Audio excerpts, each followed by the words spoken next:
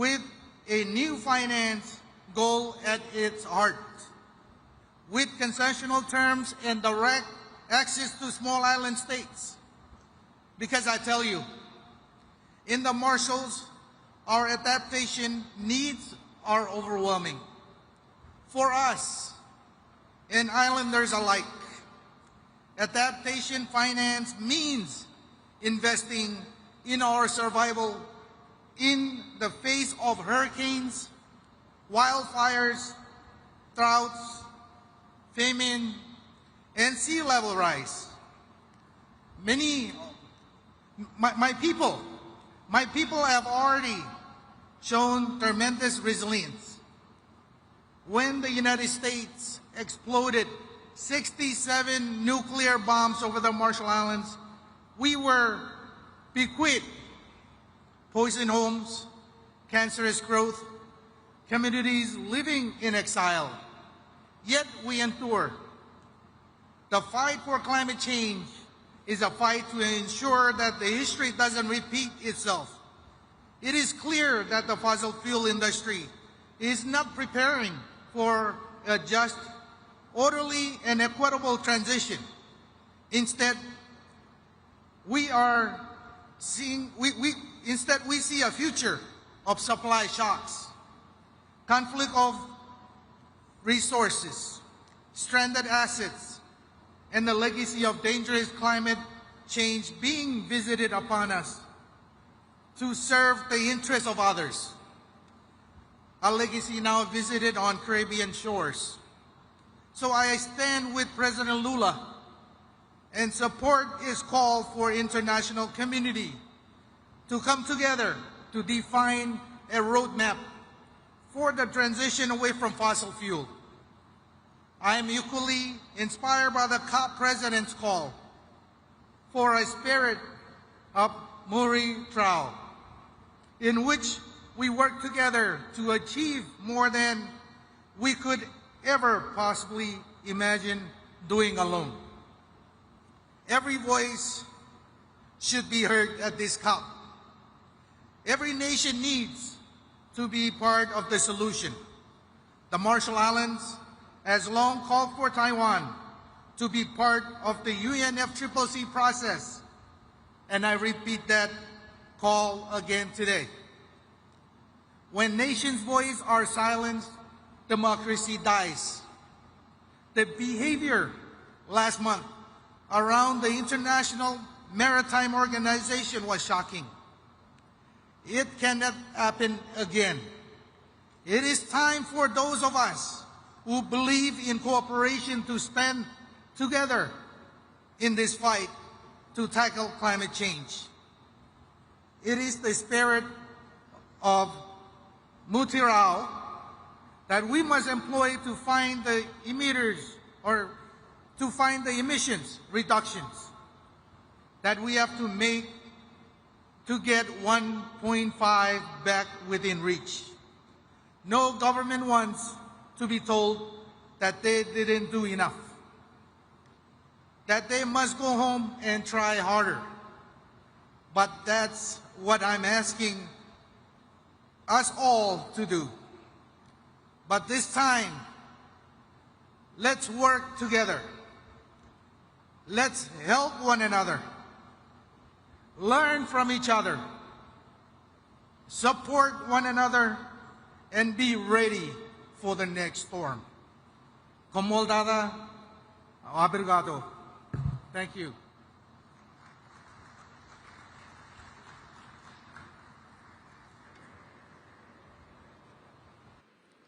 Neste momento, convidamos para a manifestação a chefe do Departamento de Meio Ambiente do Irã e vice-presidente para o Meio Ambiente, Shina Ansari.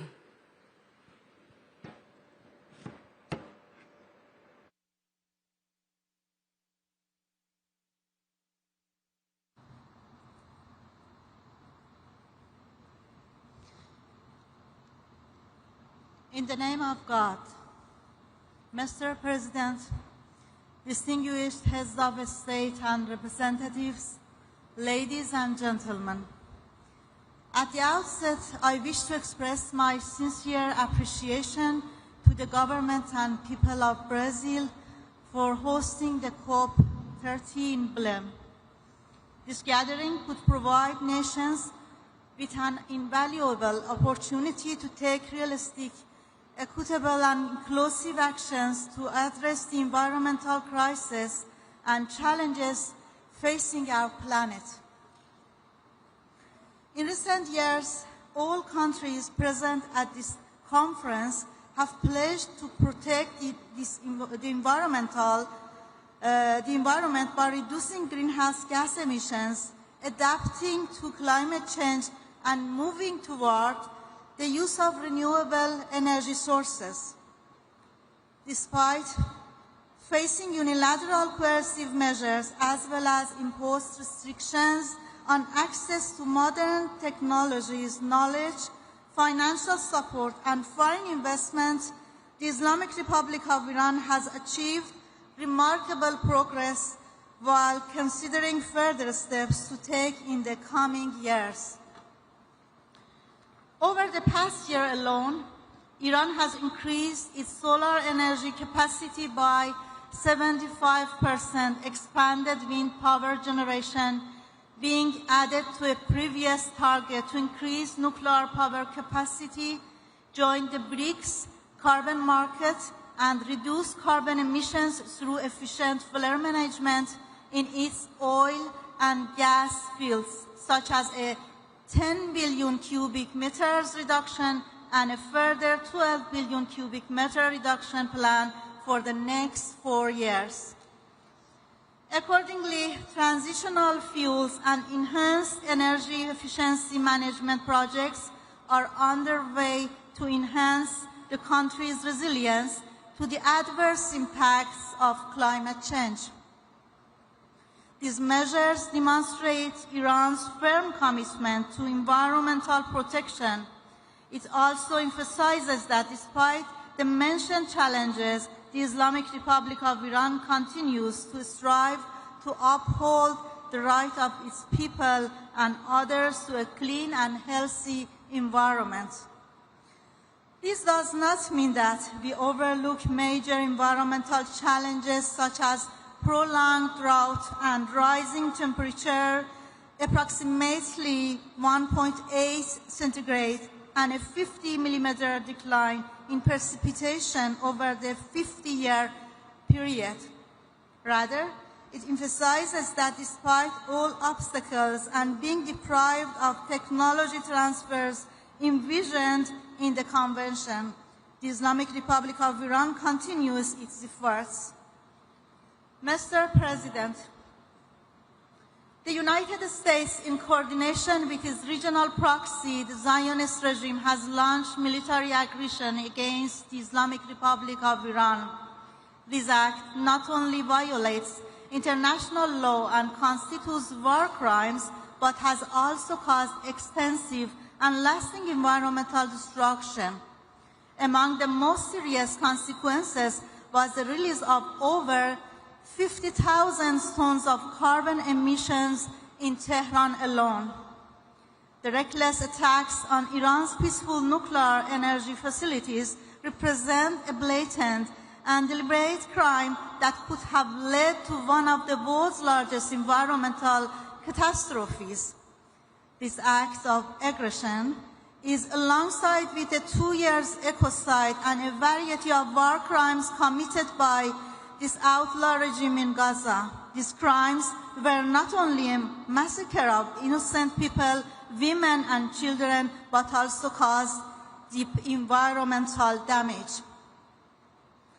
Ladies and gentlemen, the Islamic Republic of Iran, while firmly recognizing the inherent environmental and humanitarian threats, continues to believe in the power of international cooperation. Iran stands ready to share its local knowledge and experiences and to engage constructively with other nations and international institutions in advancing our common environmental goals. We are heirs to one earth and one destiny. May we act with respect and justice so that we may pass on a sustainable legacy to future generations. Thank you.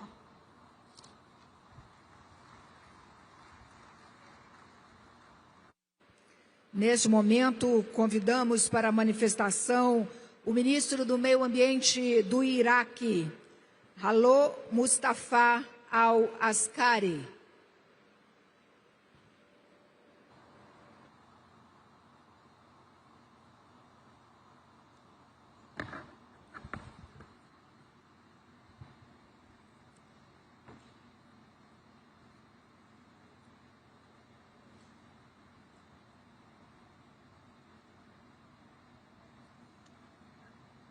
Mr. President, Your Excellencies, distinguished esteemed participants, good afternoon. From Mesopotamia, the land of Iraq, we extend our greetings to you, to Brazil, the home of the Amazon, the lung of the earth, and an active contributor to climate equilibrium throughout the Holocene epoch.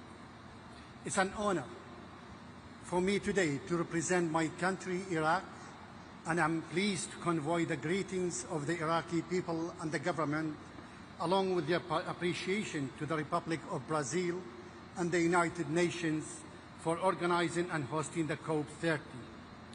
This conference is being held in amid of growing global environmental challenges and the increasing impacts of climate change, reminding us that the destinies of our water and air are one, and that the environment knows no borders. And between the Tigris and Euphrates, Iraqi marshes, mountains and deserts, and the Amazon, there is a historical and continuous solidarity.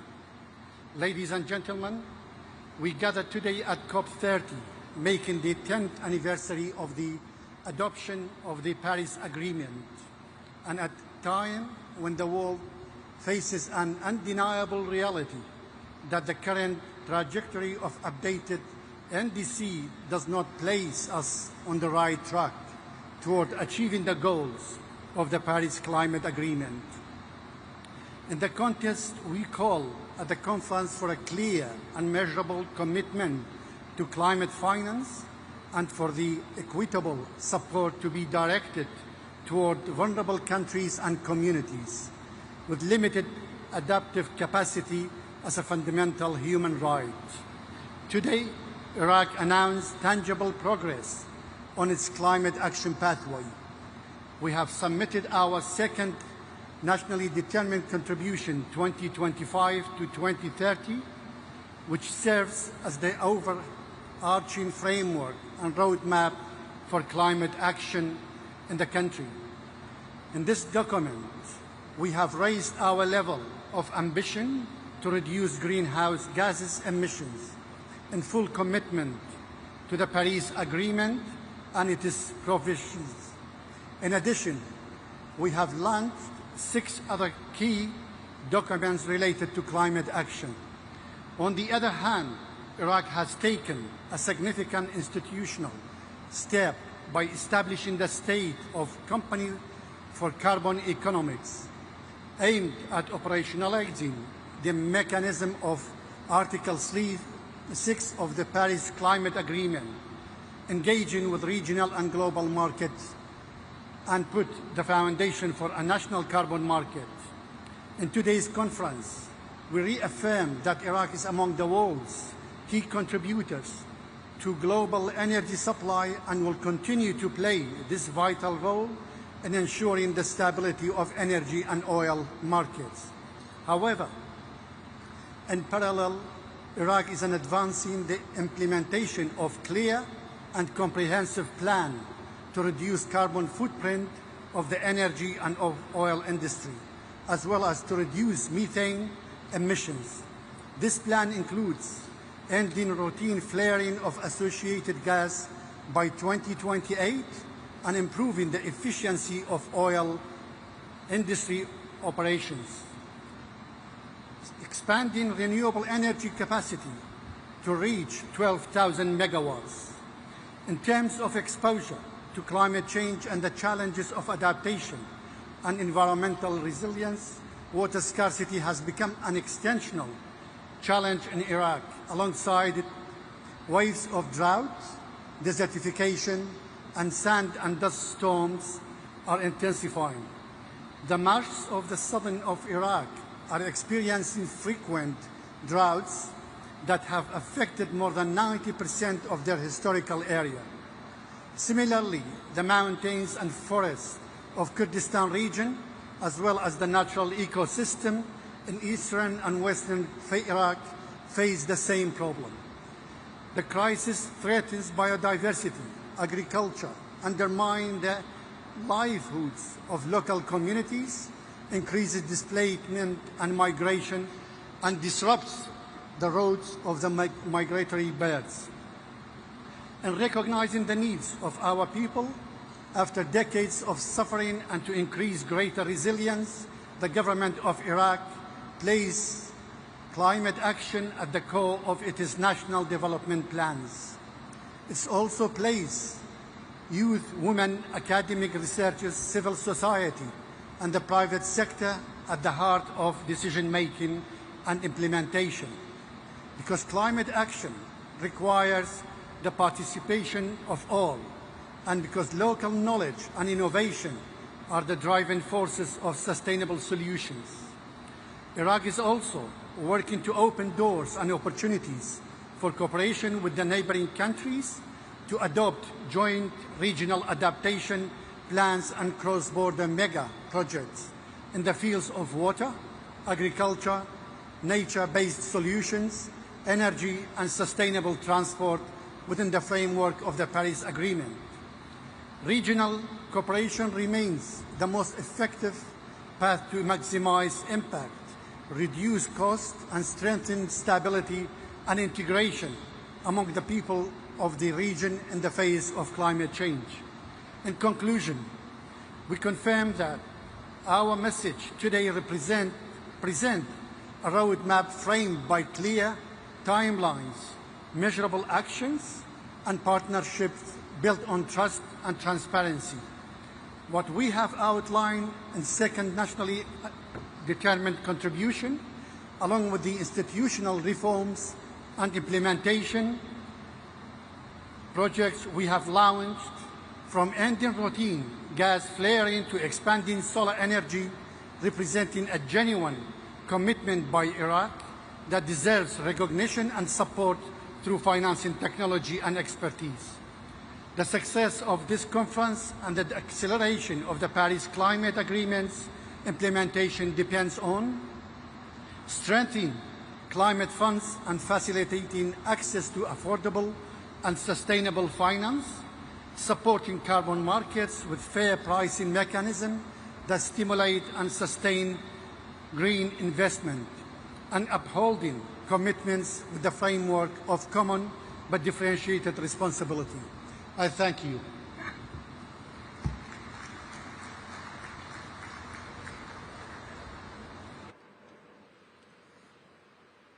Nesse momento, convidamos o ministro do Meio Ambiente da Jordânia, Ayman Suleiman.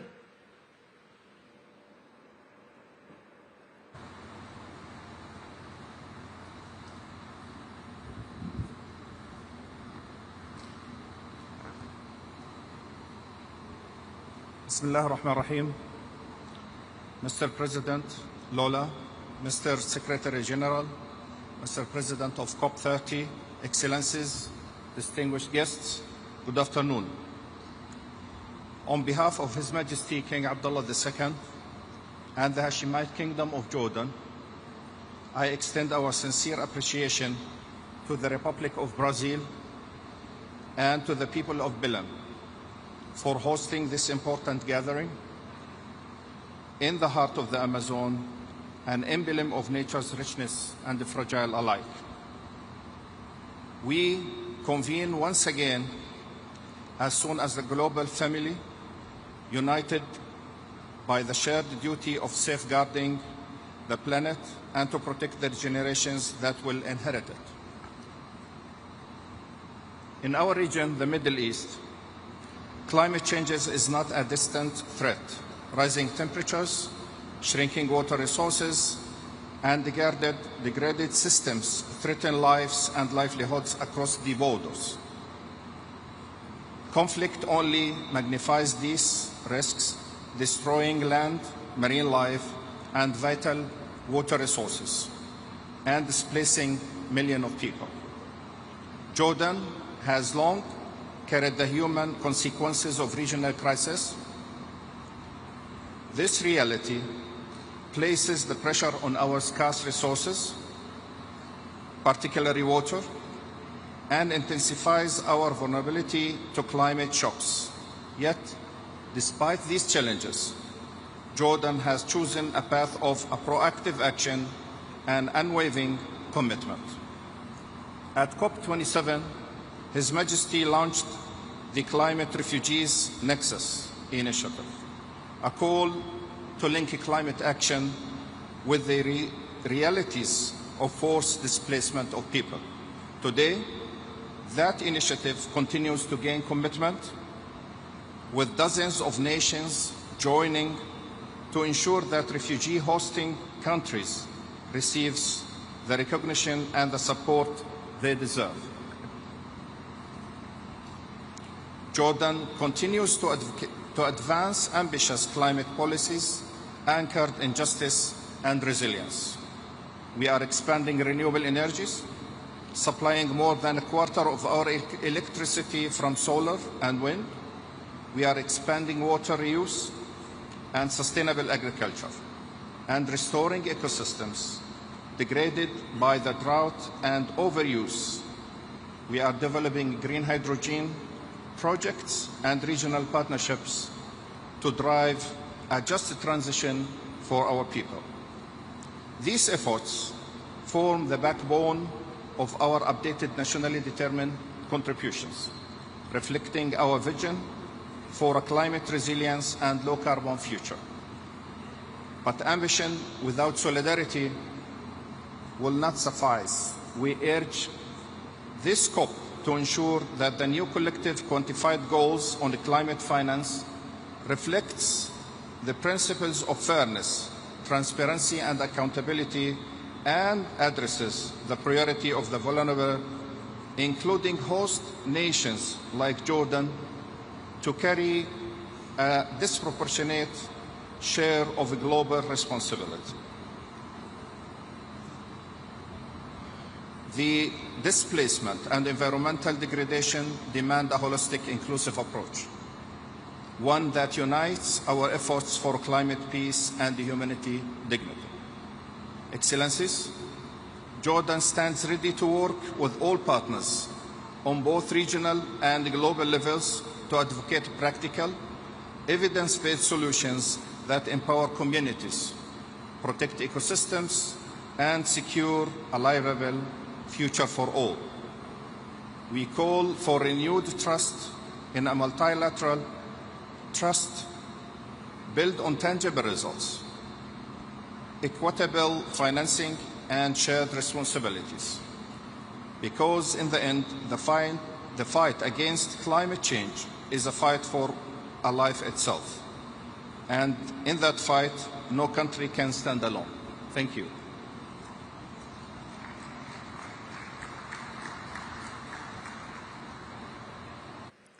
Convidamos agora o ministro do Meio Ambiente e diretor da Agência de Proteção Ambiental da Libéria, Emmanuel Kingurei Yarki Paolo.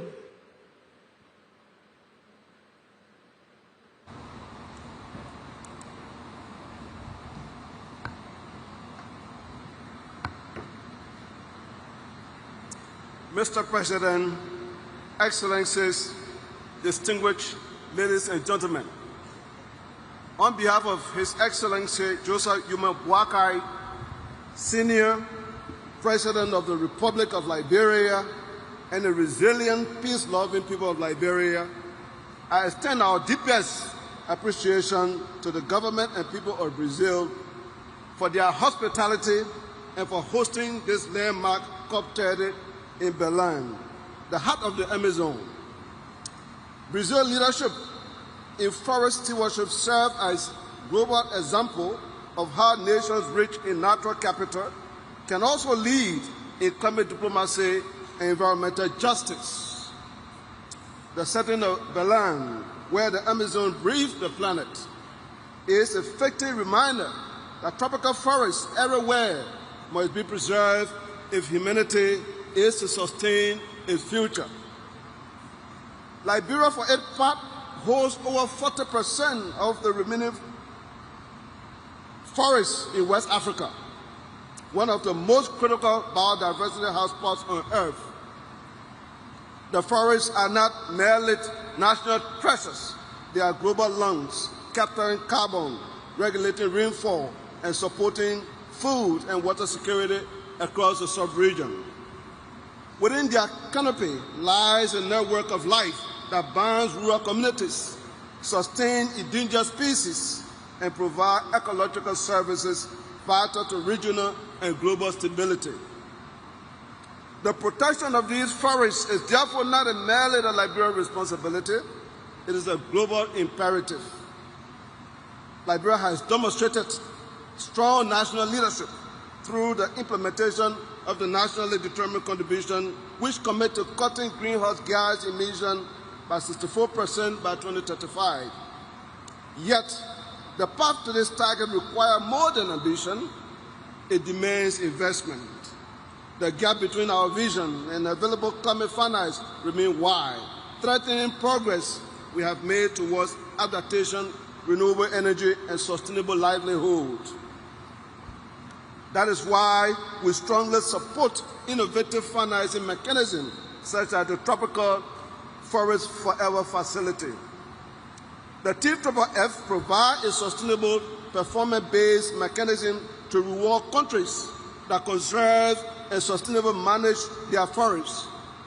For Liberia, this initiative represents hope that our commitment to conservation will be met with predictable financial support, enabling us to invest in green jobs, community development, and resilient landscapes. Through our support for the TFFF, Liberia stands ready to demonstrate that protecting nature and pursuing development can advance hand in hand when the right financial framework exists. Our national development framework, the arrest agenda for inclusive development, encompassing agriculture, rule of law, education, sanitation, and tourism, ensure that climate action contributes directly to people's lives. This is climate justice in practice.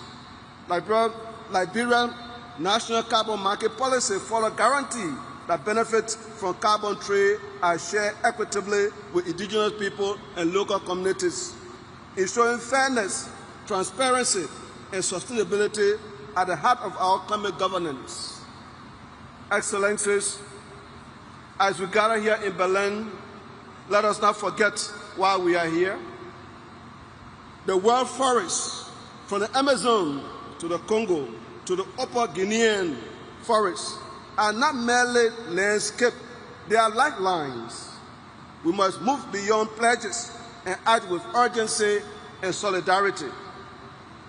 The Paris Agreement must now be fully implemented, not in spirit, but in financing, technology, and capacity support to empower countries like Liberia to meet their commitment. Let COP30 be the turning point, where promises become progress, where nations act together to ensure a climate safe for the future and for all. Liberia stands ready to lead with integrity, to protect our forests, to partner with the world in building a more just and resilient and sustainable future. Ladies and gentlemen, thank you.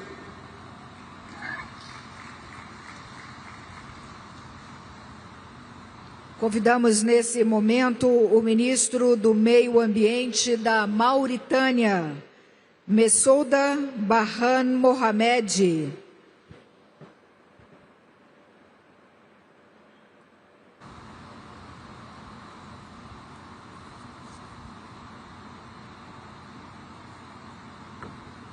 بسم الله والصلاة والسلام على رسول الله.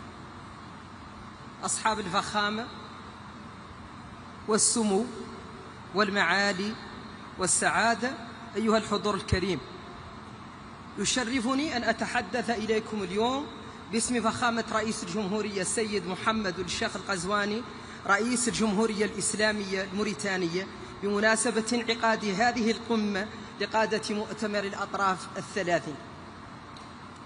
اسمحوا لي في البداية أن أعبر عن خالص امتناننا لفخامة الرئيس لولا دا سيلفا ولحكومة والشعب البرازيل الصديق على حفاوة الاستقبال وكرم الضيافة الأخوية.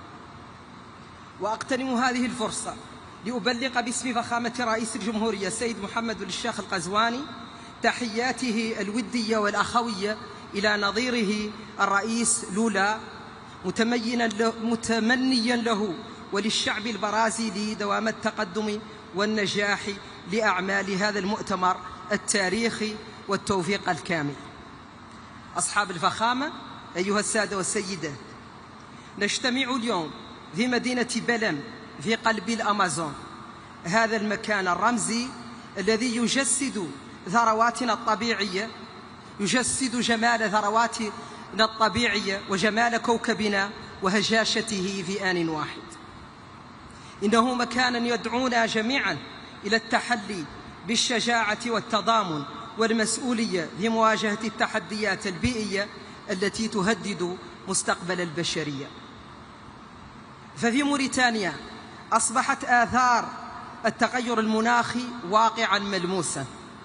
نرى زحف الرمال الصحراوية، ندرة المياه، تدهور الأراضي، وتزايد هشاشة مجتمعاتنا الريفية والشاطئية.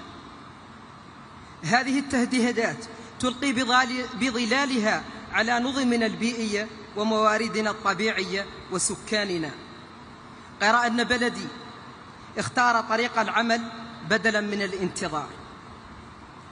تحت قيادة فخامة رئيس الجمهورية السيد محمد الشيخ القزواني نسعى إلى تحقيق انتقال نحو تنمية مستدامة عبر رؤية واضحة والتزامات ملموسة من أجل حفظ الانبعاثات وفقا لمساهمتنا المحدودة سداء 3.0 التي تم إعدادها حديثا.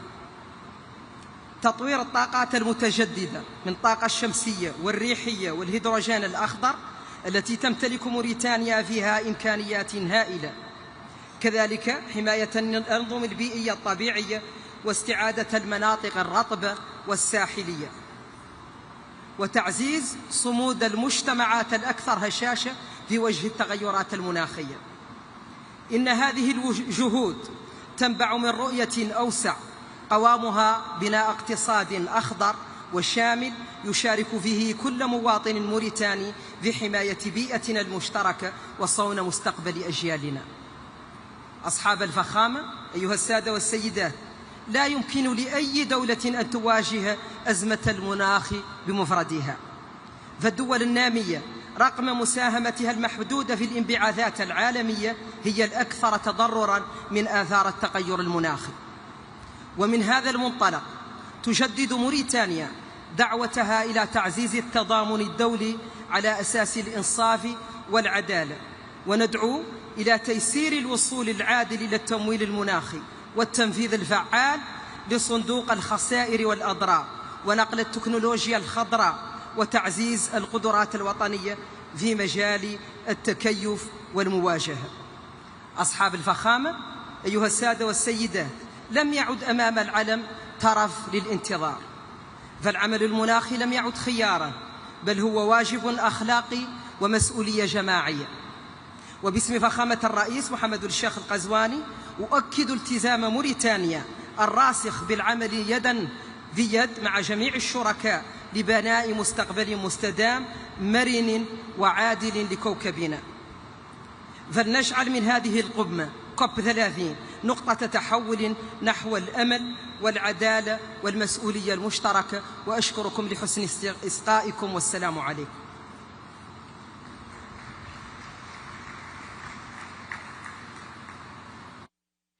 Nesse momento, convidamos a ministra do Meio Ambiente, Do México, Alicia Isabel Adriana Bárcena Ibarra.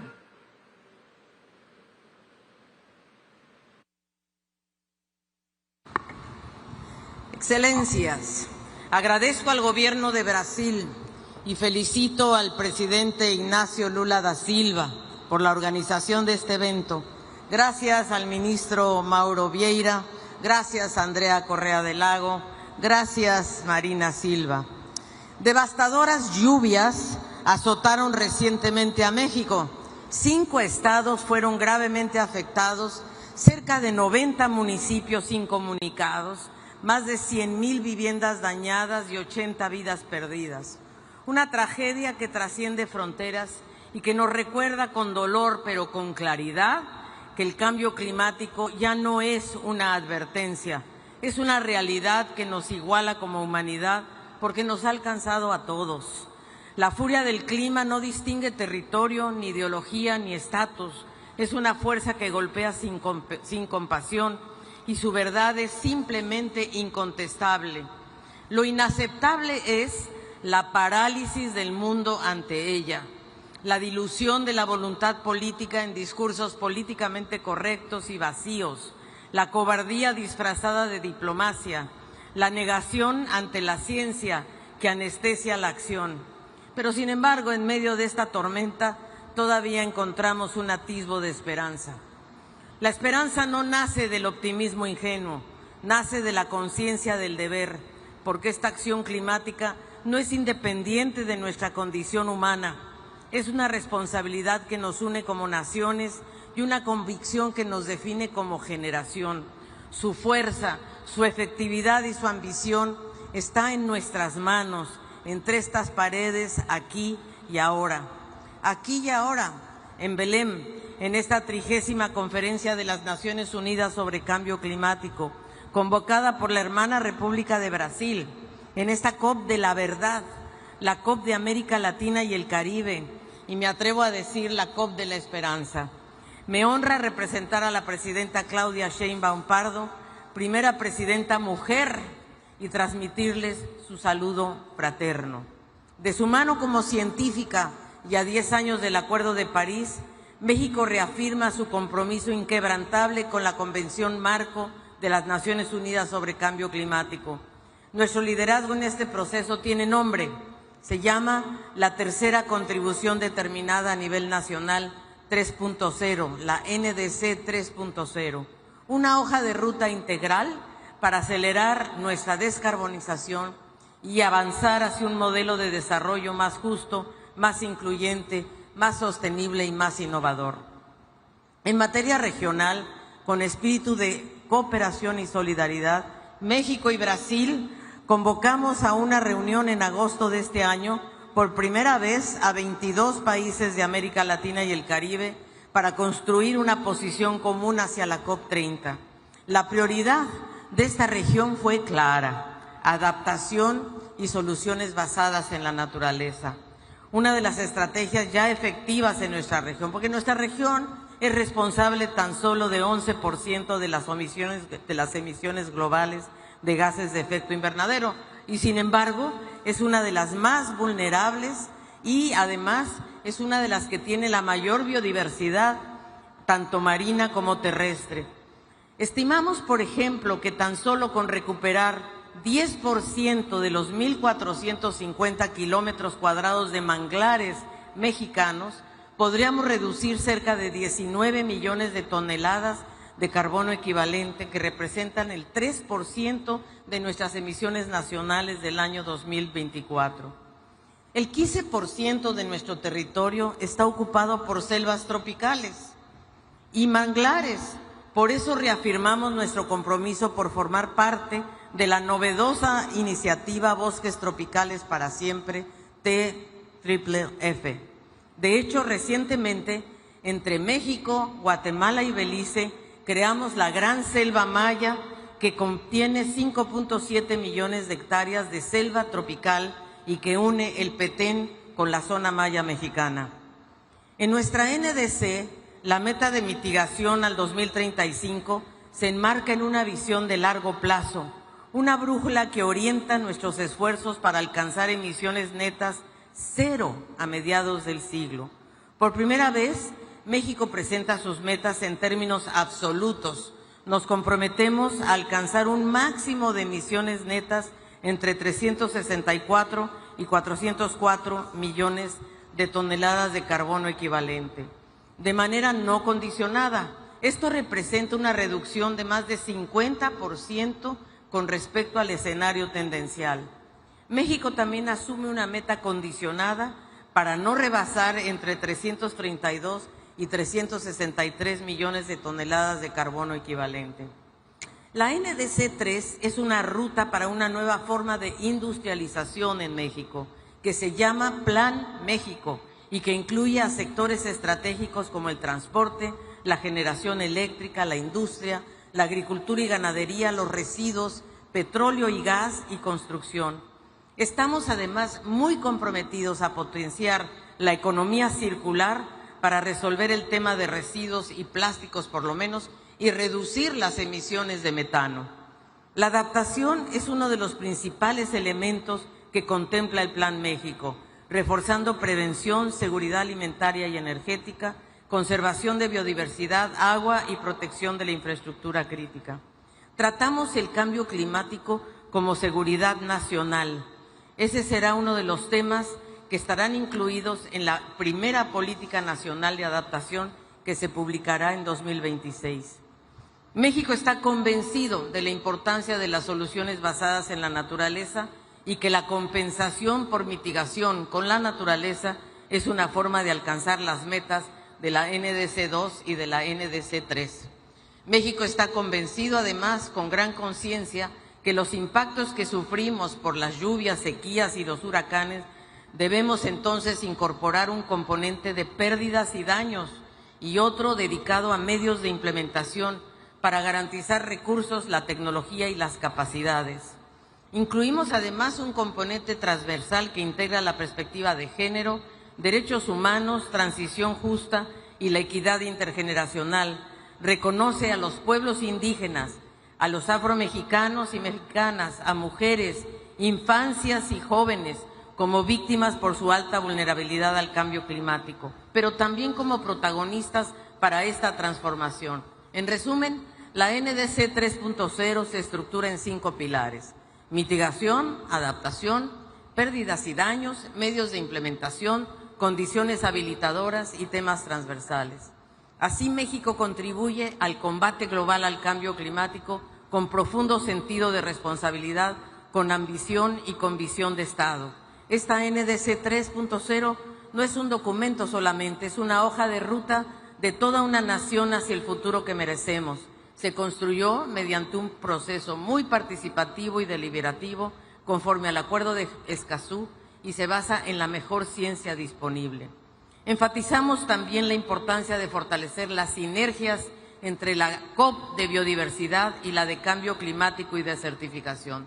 El Río Trío, ese Río Trío que se construyó en Brasil en 1992, y de medir sobre todo y reportar de manera conjunta para diseñar taxonomías que permitan reconocer las metodologías para valorar la biodiversidad y los ecosistemas marinos y terrestres como grandes sumideros de carbono y fuentes de inversión económica. Pero no medir por separado en cada convención o en cada tratado. Se trata de medir juntos y tener metodologías compatibles. Debemos avanzar en esta armonización de métodos para internacionalizar, por ejemplo, el comercio de carbono que hoy ocurre en territorios limitados o solo a nivel nacional. No hay tiempo que perder, cada décima de grado importa porque cada decisión cuenta, cada retraso se traduce en pérdidas y daños irreparables, en vidas humanas, en ecosistemas devastados, en comunidades en riesgo. Por eso nuestra nueva NDC es una prueba de nuestro compromiso hacia una acción climática ambiciosa, transformadora e integral.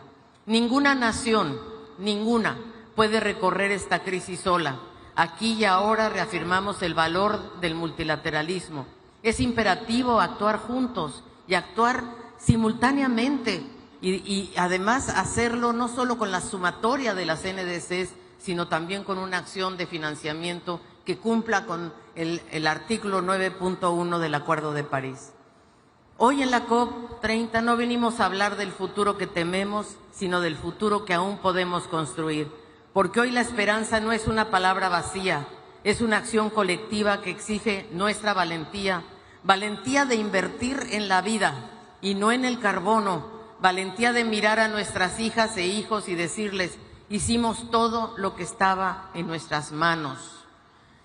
Señoras y señores, aún tenemos tiempo para llegar y salvaguardar la meta de 1.5 grados, pero la ventana de oportunidad se está cerrando.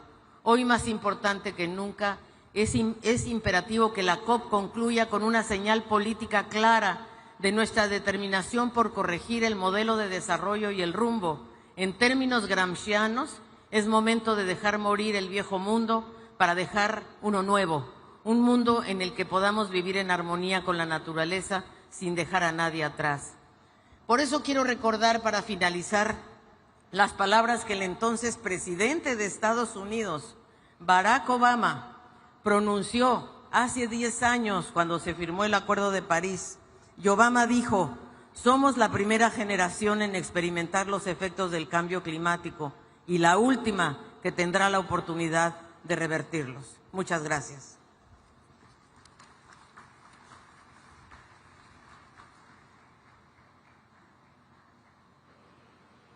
Neste momento, convidamos para a manifestação o representante de Mianmar, ministro dos Recursos Naturais e Conservação Ambiental, Kim Maung-hee.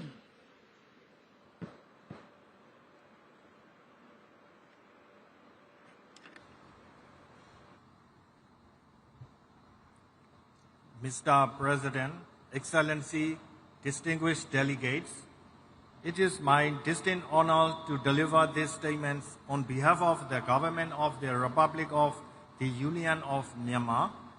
We begin by expressing our sincere appreciation to the government of Brazil for its leadership in convening this pivotal summit and for the excellent arrangements. Myanmar is a Southeast Asian nation bordered by India, Bangladesh, China, Laos, and Thailand, with a coastline along the Andaman Sea and the Bay of Bengal. Our country is a globally recognized biodiversity hotspot, endowed with a rich variety of forest ecosystems, from tropical rainforests and mangrove to high-altitude alpine forests. These invaluable natural resources are national priorities, with forests covering approximately 42.19% of our land area.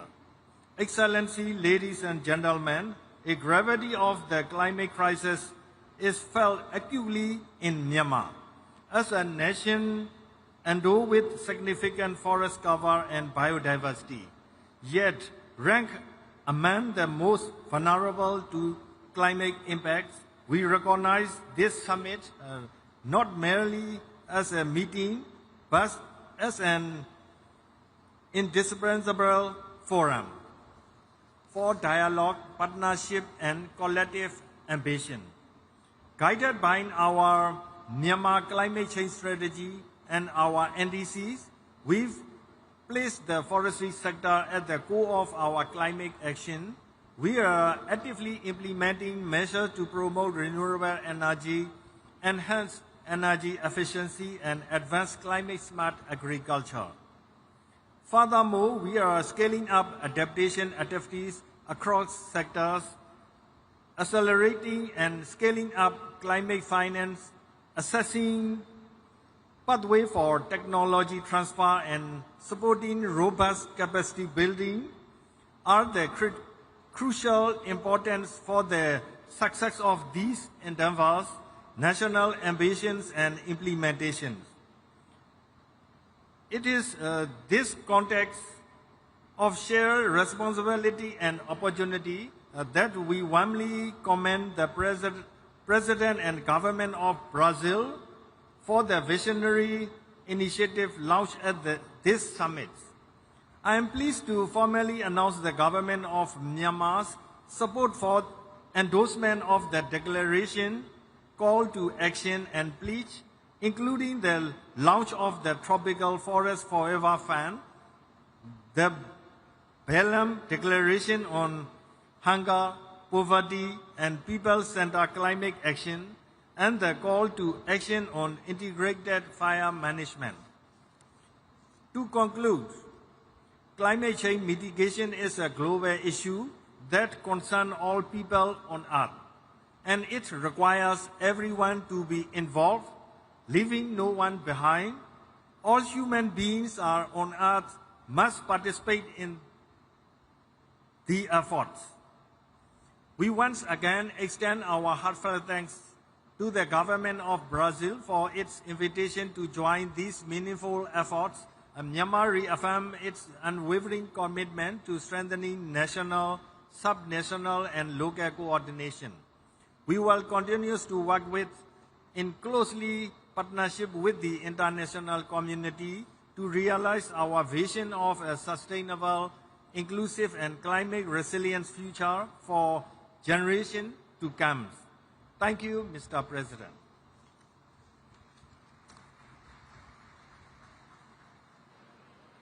Convidamos agora o ministro do Meio Ambiente de Omã, Abdullah Ali Al-Anhi.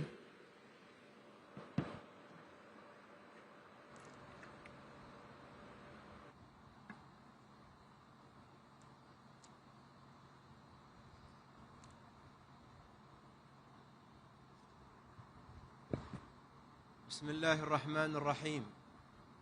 فخامة الرئيس لويس إناسيو لولا رئيس الجمهورية البرازيلية الاتحادية الصديقة، أصحاب الفخامة والسمو والمعالي الحضور الكريم، السلام عليكم ورحمة الله وبركاته. يشرفني بداية أن أنقل لكم تحايا جلالة السلطان هيثم بن طارق المعظم سلطان عمان حفظه الله ورعاه، وخالص تمنياته لأعمال هذه القمة بالتوفيق والنجاح. كما يطيب لي أن أتوجه بخالص الشكر والامتنان لجمهورية البرازيل الاتحادية الصديقة حكومة وشعبا على حسن الاستقبال ورقي التنظيم لمؤتمر الأطراف الثلاثين. كما أود التعبير عن بالغ التقدير للأمانة التنفيذية للأمم المتحدة بشأن تغير المناخ على جهودها الكبيرة في توجيه العمل المناخي العالمي نحو التنفيذ. أيها الحضور الكريم، نجتمع اليوم على ضفاف الأمازون، رئة الكوكب وشريانه. يحيطنا قلق كبير من تأثير التغير المناخي على النظام البيئي برمته، وبالنتيجة على الحضارة البشرية. وإن ما يشهده الكوكب من ظواهر ارتفاع درجات الحرارة وذوبان الجليد وفقدان التنوع الحيوي وحرائق الغابات لم تترك مجالا للشك من أن التغير المناخي حقيقة لا يمكن تجاهلها. الأمر الذي يضعنا جميعا أمام مسؤوليات وطنية وعالمية لتسريع وتيرة العمل المناخي وتضافر الجهود، خاصة بعد مخرجات التقرير التجميعي للمساهمات المحددة وطنيا الصادر بنهاية أكتوبر الماضي، والذي أظهرت نتائجه بأن العمل المناخي لا يزال دون طموح. أيها الحضور الكريم، إن وراء هذا الأداء المتواضع عدة تحديات رئيسية، أهمها الحوكمة العتيقة لمؤسسات النظام البيئي العالمية والإجراءات البطيئة والمعقدة لمنظومات التمويل، إذ أن العالم قد أصبح مشتتا بين القمم والمؤتمرات البيئية والمناخية، وأصبح منغمسا في إعداد التقارير الفنية العديدة، وكل ذلك على حساب الوقت والجهد والموارد، وبالنتيجة على حساب التنفيذ. وعلى الضفة الأخرى فإن تعهدات التمويل كثيرة جدا والمتحقق منها قليل، بل وأن المتحقق منها لا تتمكن الدول المستحقة من الوصول إليه، وإن وصلت تصل بعد جهد وعناء.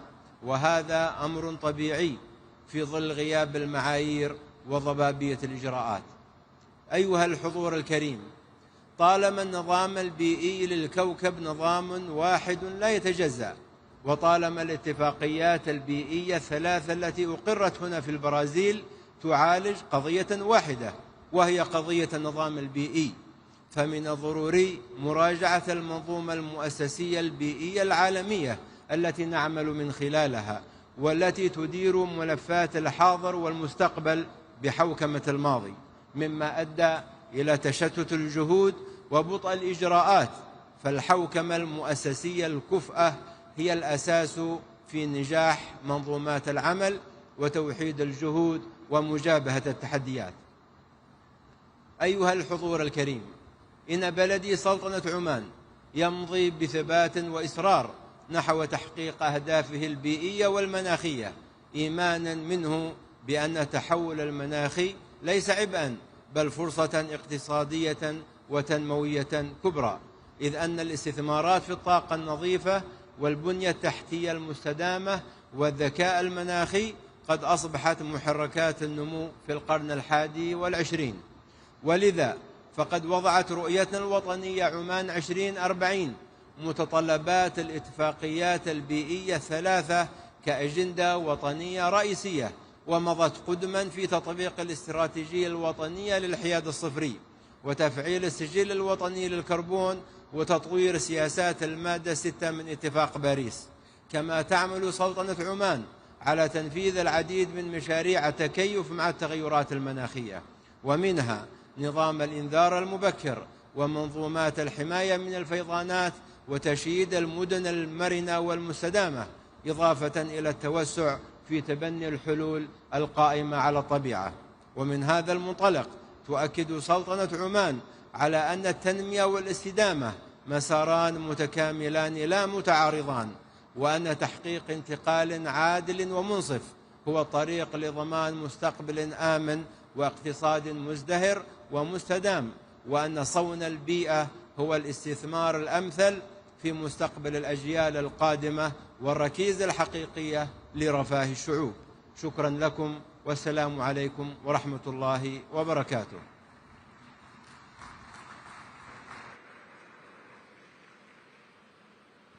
Convidamos nesse momento o ministro do Meio Ambiente do Peru, Miguel Ángel Espichan Marinas.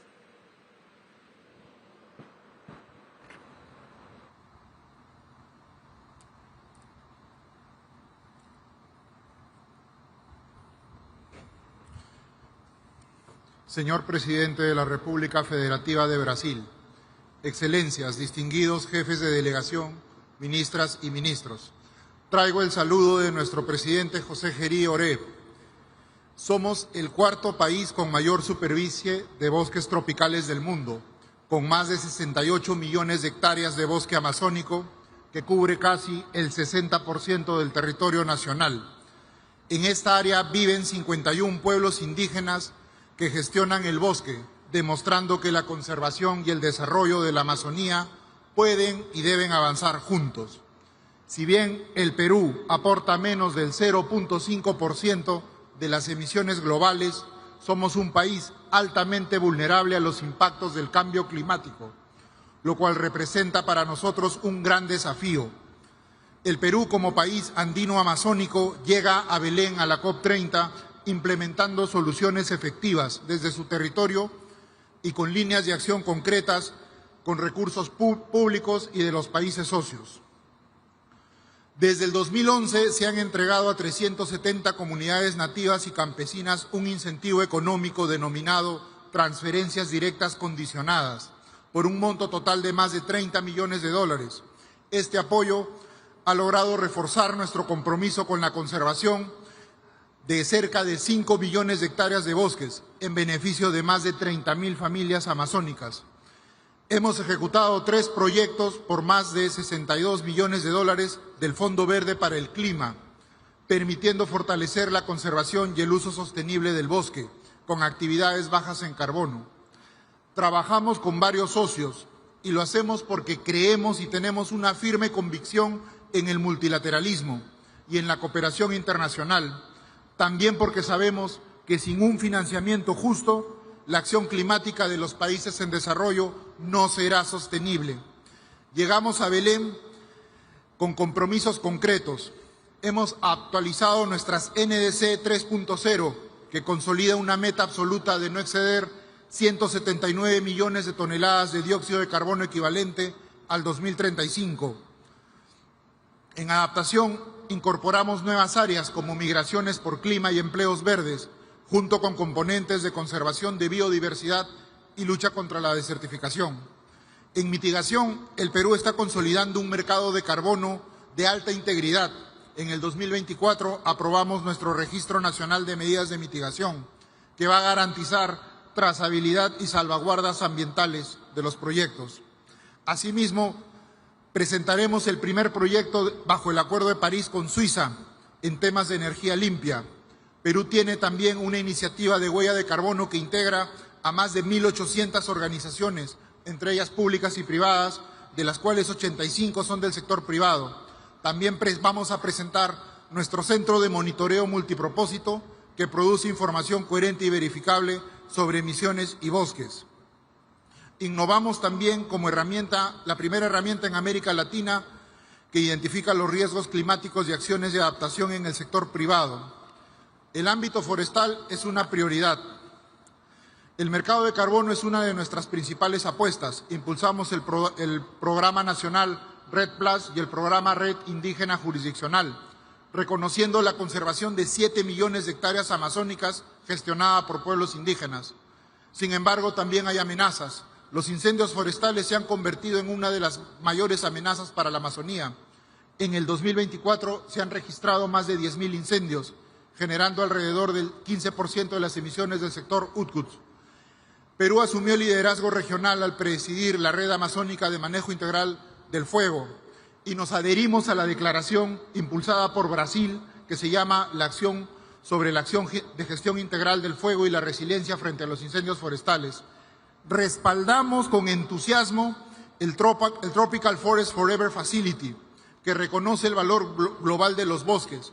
Por eso el Perú viene trabajando en sus condiciones técnicas y de transparencia para su implementación. Esta COP30 lanzaremos nuestro paquete país en el marco del FCLP, una propuesta para movilizar recursos hacia la Amazonía y que buscamos apalancar 30 millones de dólares. Lideramos con Brasil y Noruega el compromiso de la tenencia de la tierra. Todo este conjunto de acciones demuestra un mismo mensaje. La acción climática en el Perú es una política de Estado. Estamos cumpliendo, estamos invirtiendo y estamos proponiendo soluciones efectivas. Pero necesitamos socios que crean en esta visión y nos ayuden o sigan ayudando a escalarla. Invertir en el Perú es invertir en la Amazonía, en su biodiversidad de ecosistemas, de especies y de genes, y sin duda en la estabilidad climática del planeta. Muchas gracias.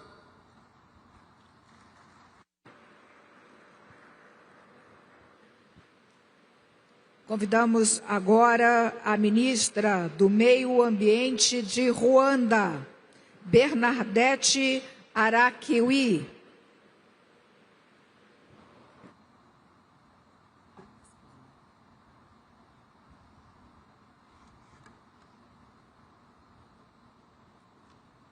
His Excellency, President Luiz Inácio Lula da Silva, distinguished heads of state and government, Your Excellencies, esteemed delegates, fellow leaders.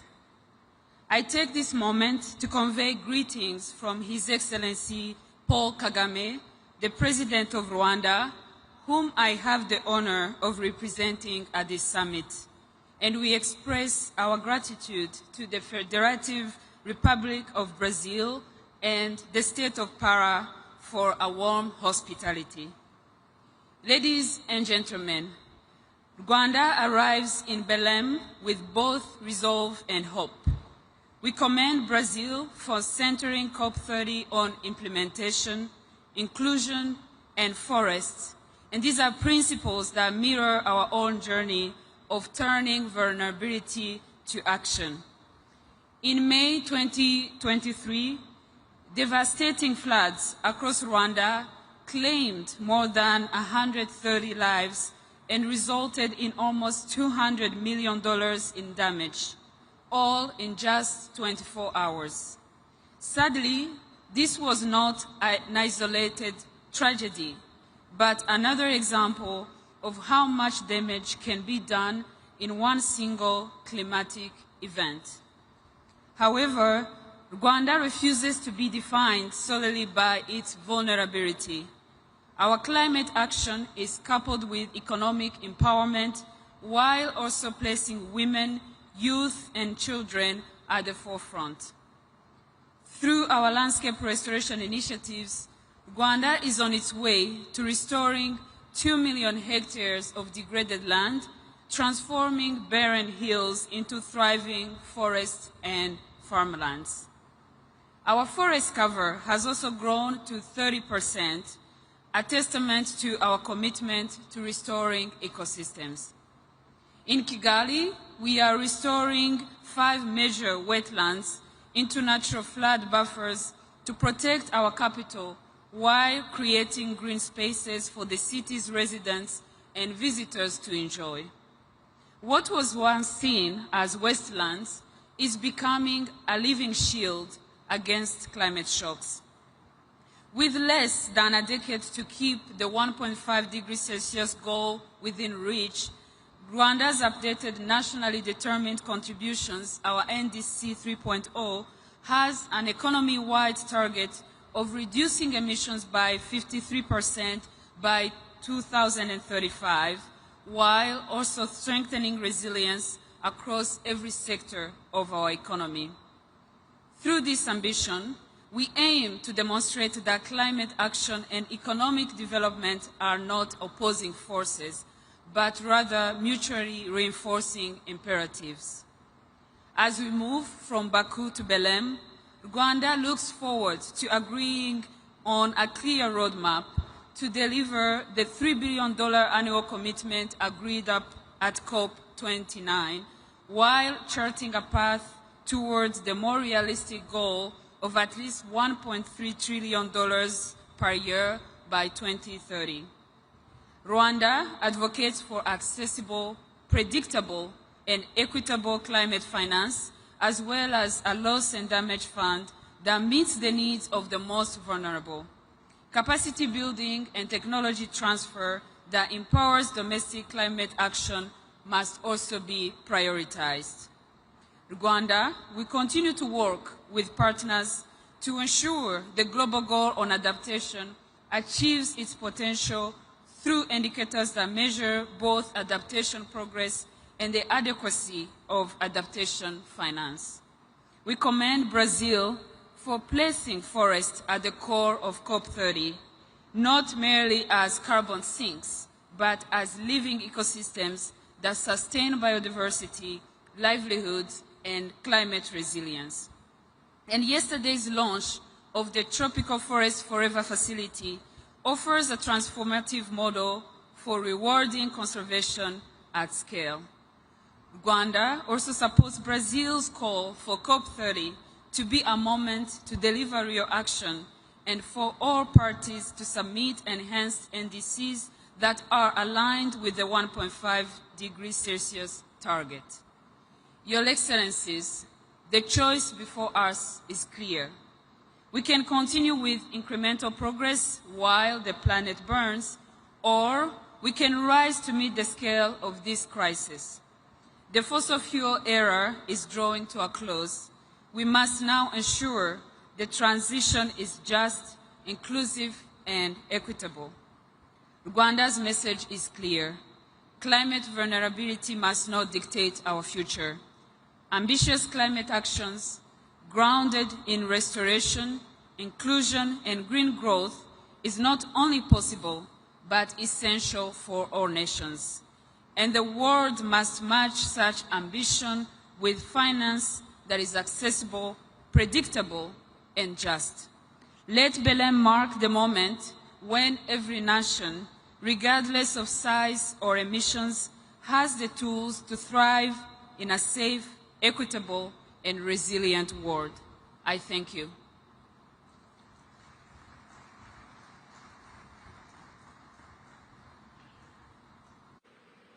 Nesse momento, convidamos para a manifestação o representante de São Tomé e Príncipe, ministra dos Negócios Estrangeiros, Cooperação e Comunidade, Ilza Maria dos Santos Amado Vaz.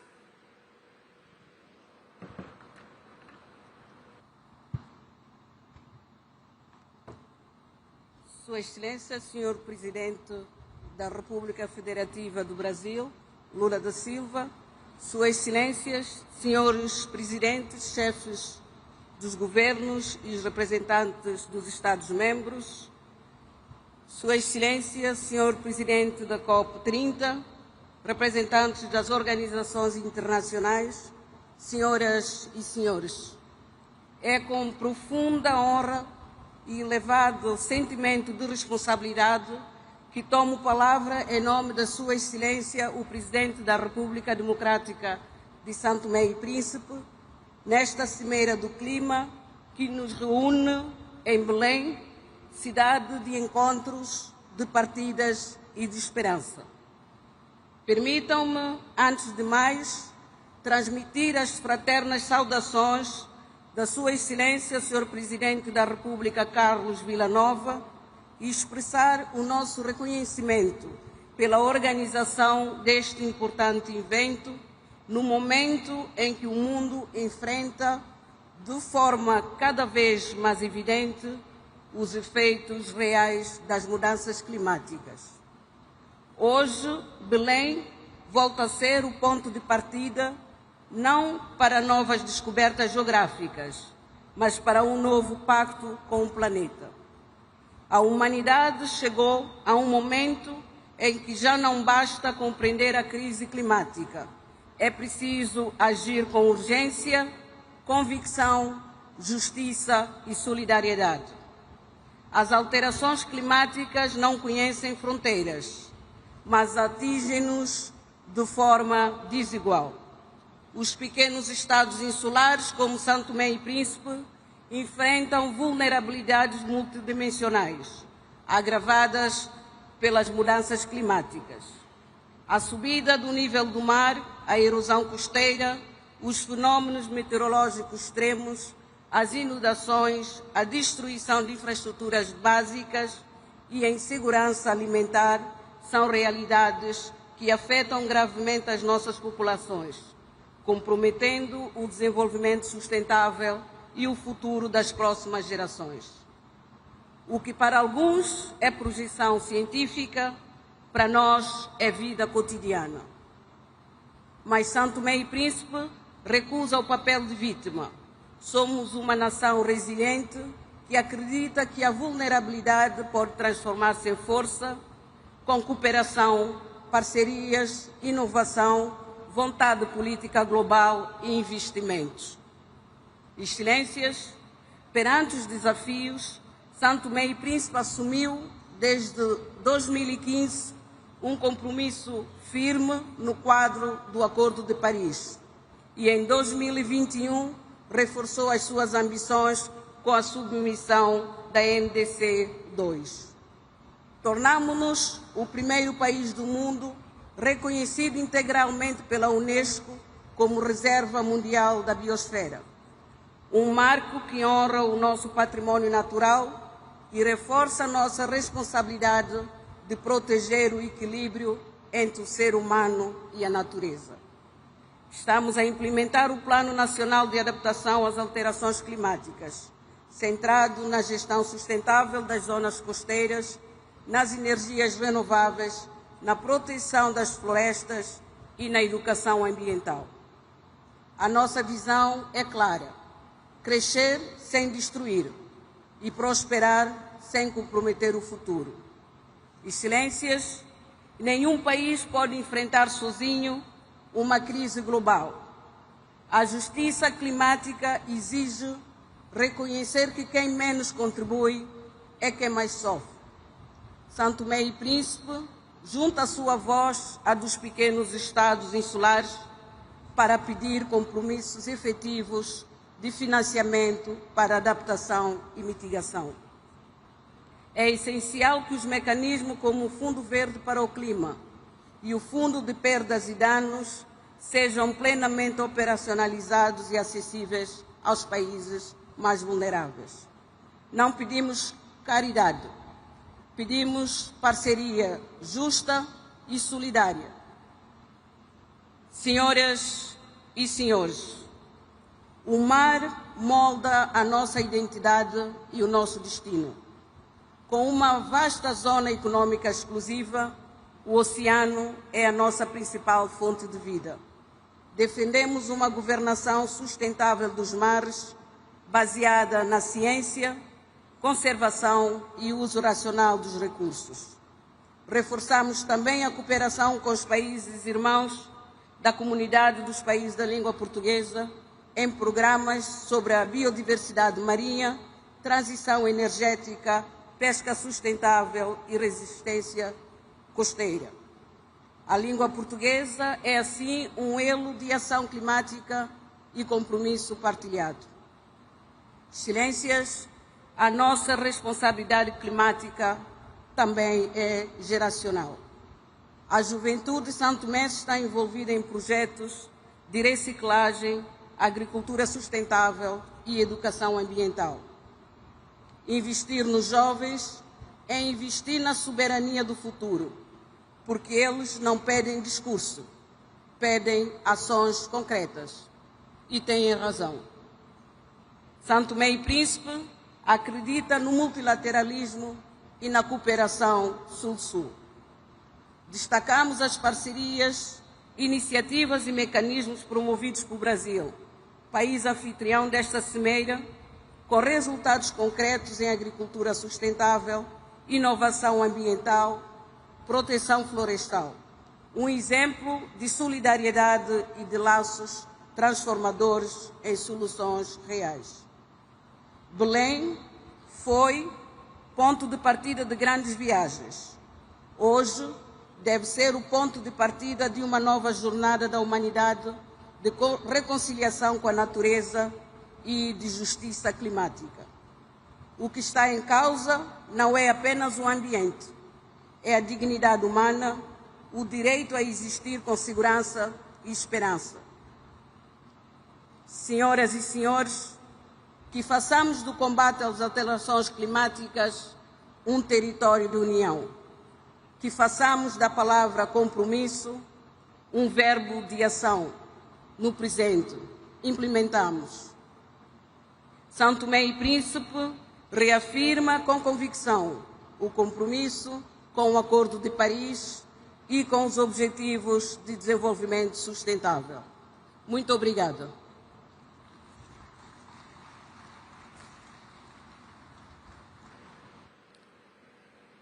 Convido nesse momento para a manifestação o ministro do Meio Ambiente e da Transição Ecológica do Senegal, El Hadj Adjidouramane Diouf.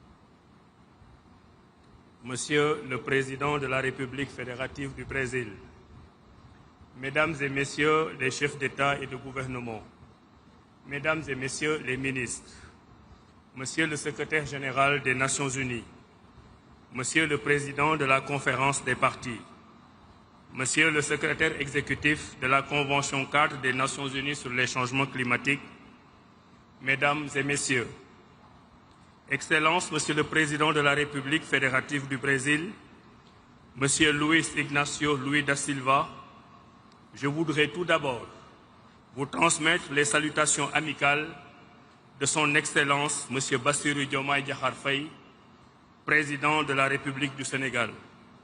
Le Président Diomaye Faye vous adresse ses vives félicitations pour la tenue de ce sommet des leaders en prélude à la 3e conférence des partis à la Convention cadre des Nations Unies sur les changements climatiques. Cette rencontre démontre, une fois de plus, l'urgence d'une action collective face à la crise écologique.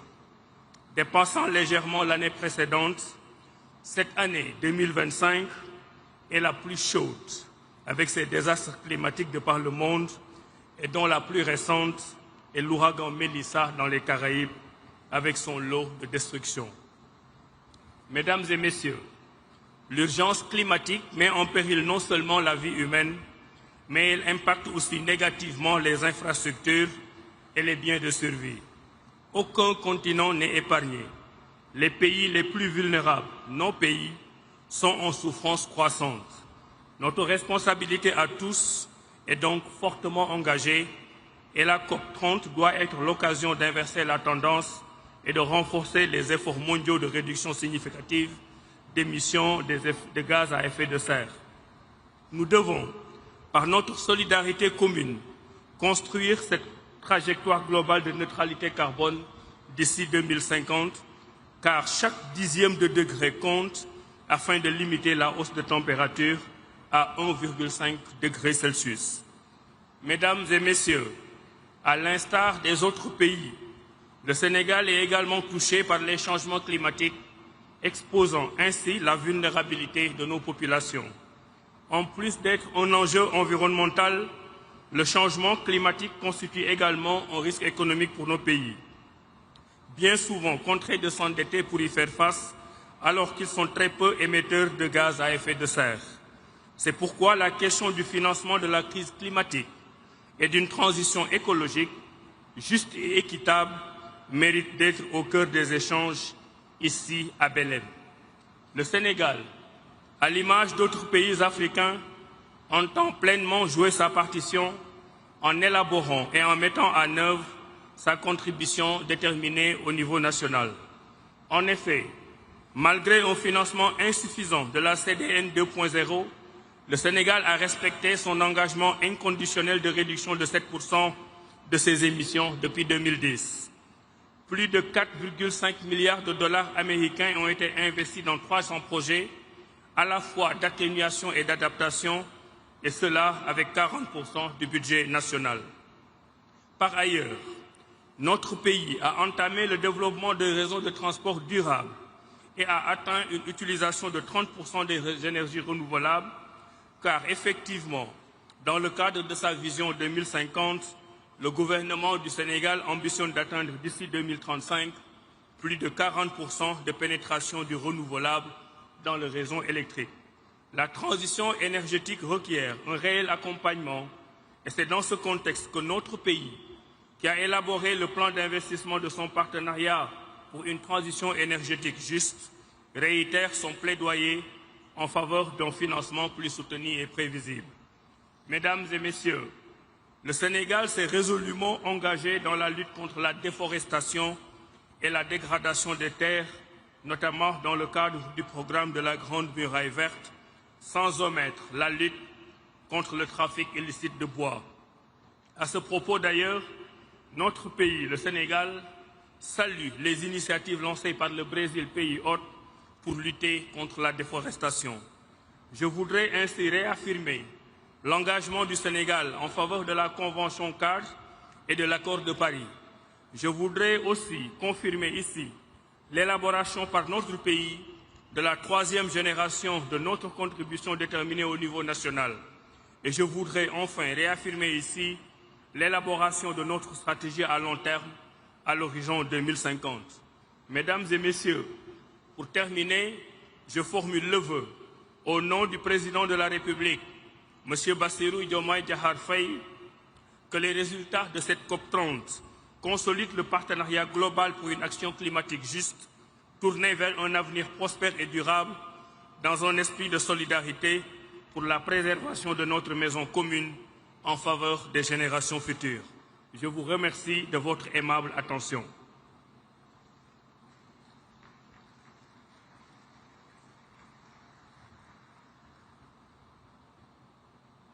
Agora chamamos para a manifestação o representante de Serra Leoa, ministro do Meio Ambiente e Mudança do Clima, João Emanuel Abdullahi.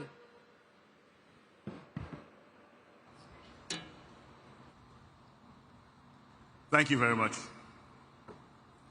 Excellencies, distinguished leaders and delegates, ladies and gentlemen. I bring you warm greetings from President Julius Maada Bio, the government and people of the Republic of Sierra Leone, a small but determined nation in the Upper Guinean forests of West Africa, committed to confronting the global climate crisis. We gather here in Belém not merely to deliberate, but to decide the future of our planet. For many of our people, climate change is not an abstract concept. It is an everyday reality that threatens lives, livelihoods, and our path to sustainable development. In Sierra Leone, we have witnessed the destructive power of climate change. Severe floods and landslides have taken lives and displaced families. Rising seas continue to consume our islands and erode our coastlines, while extreme heat endangers lives and unpredictable rainfall disrupts our agriculture, which is the foundation of our rural economy. Nature reminds us that the climate crisis is not about tomorrow, but it's already here upon us. In the face of these challenges, our government has acted with urgency and resolve. We have strengthened our national disaster management systems and improved early warning capabilities. Beyond immediate response, we are building long-term resilience by restoring degraded ecosystems, investing in climate-smart agriculture, and empowering local economies to adapt and thrive in a changing climate. Sierra Leone has also made significant progress in advancing our climate governance framework, and we aim to enact a new climate legislation in the first quarter of 2026. Our third-generation national determined contribution articulates our ambition to reduce emissions, strengthen adaptation, and protect our people from the worst impacts of climate change.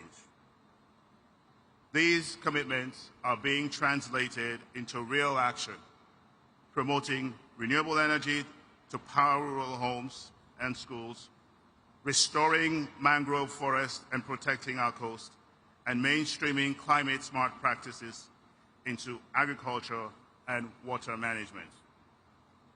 By 2030, we aim to cut our socioeconomic vulnerability index by half. This is a measurable target, supported by actions across agriculture, water, coastal protection, health, and disaster management. We have designed this effort to be inclusive. Gender equality, youth leadership, and community participation are built into every step. We are showing that adaptation is not separate from development, but essential to it. That every farm restored, every coastline protected, and every child kept in schools strengthens our resilience and advances our shared prosperity. We recognize that climate change affects every sector of our society. That is why we have taken deliberate steps to mainstream climate action into our national planning and budgeting systems.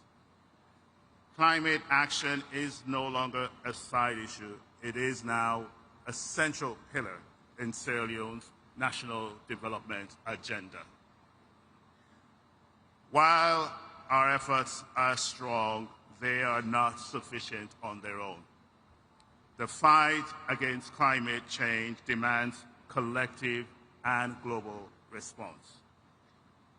Science tells us that to keep the planet safe, we must limit global warming to 1.5 degrees Celsius. Achieving this goal requires decisive action, not only by countries like Sierra Leone, who suffer the most, but also by those who emit the most.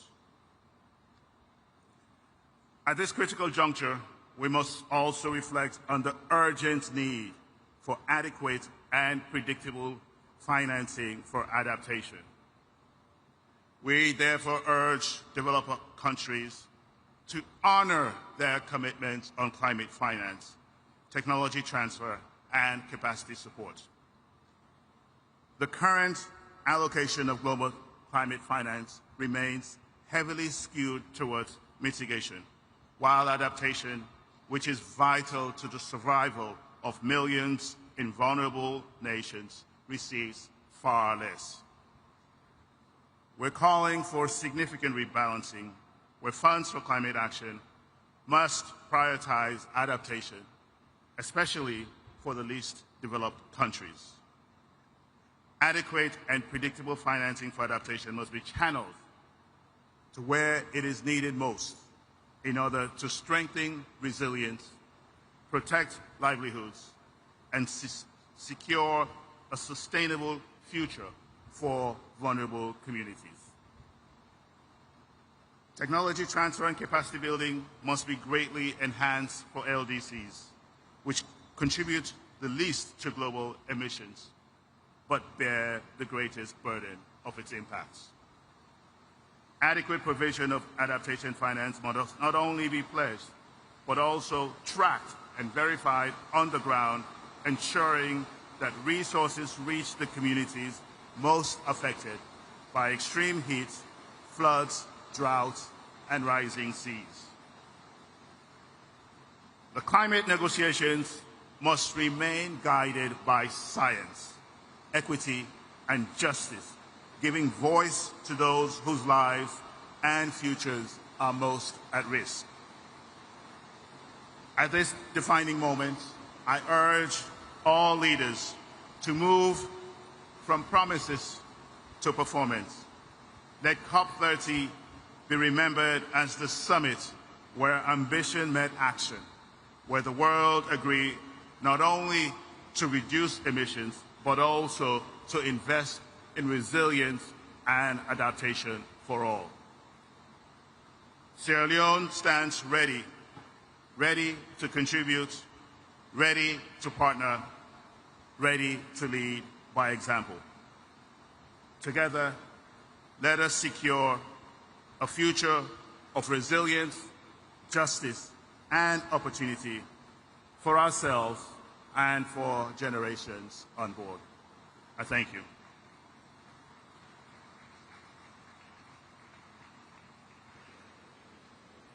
Convidamos nesse momento o ministro de Meio Ambiente e Florestas do Sudão do Sul, Josephine Napuon Cosmos.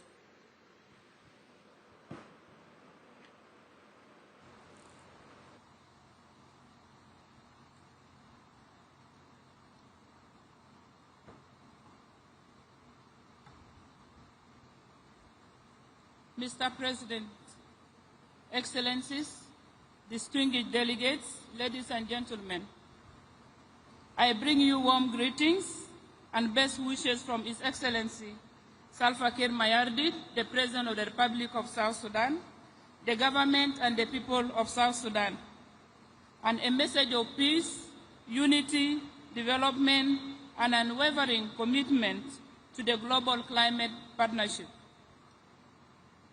Once again, I convey our gratitude to the government and the people of Brazil for hosting COP30 in this beautiful city of Belém and for the warm hospitality accorded to my delegation.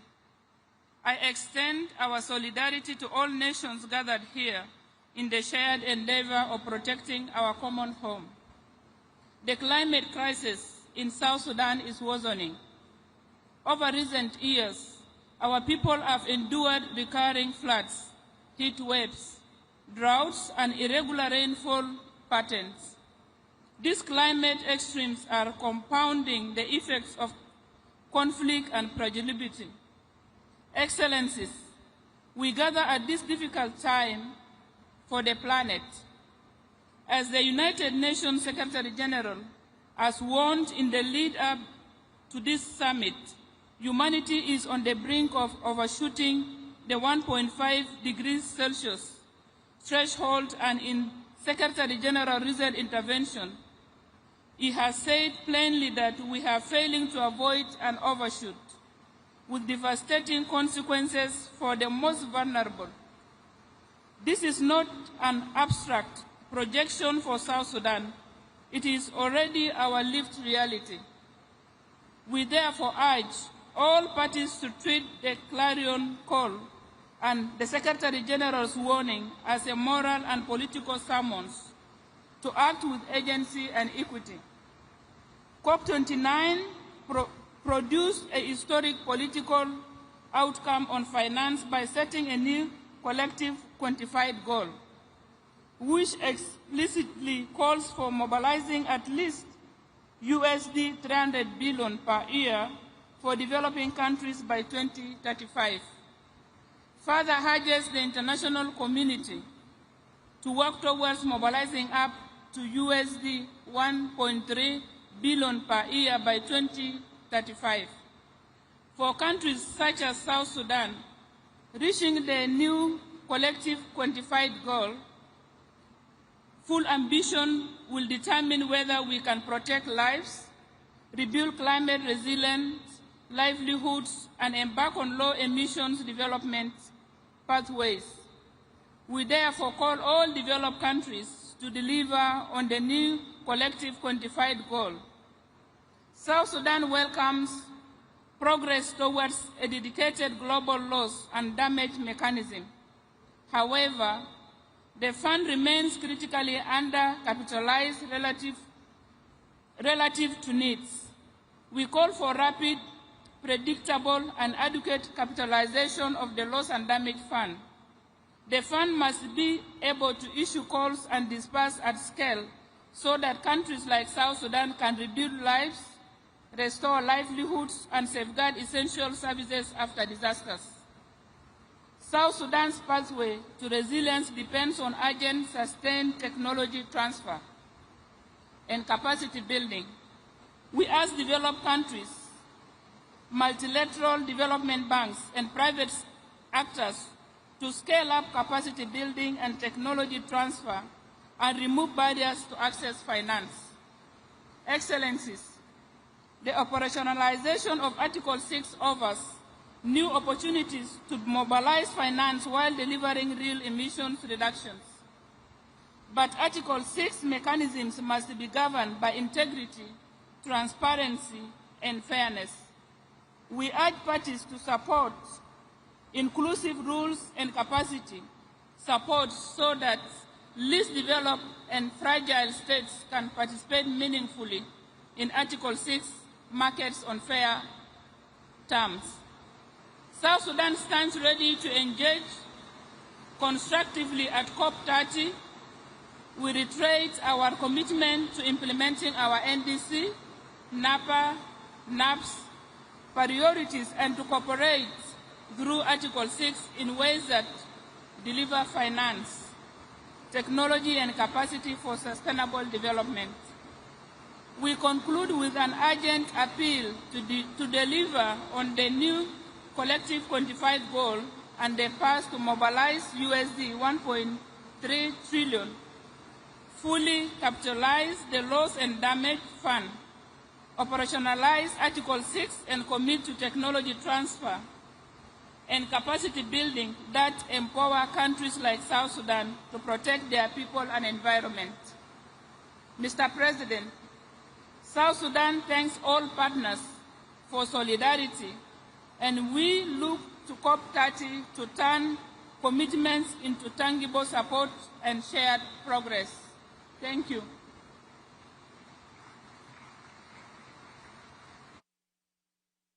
Convidamos agora representante do Tajiquistão, o senhor ministro do Meio Ambiente, Bahdur Sheralizouda.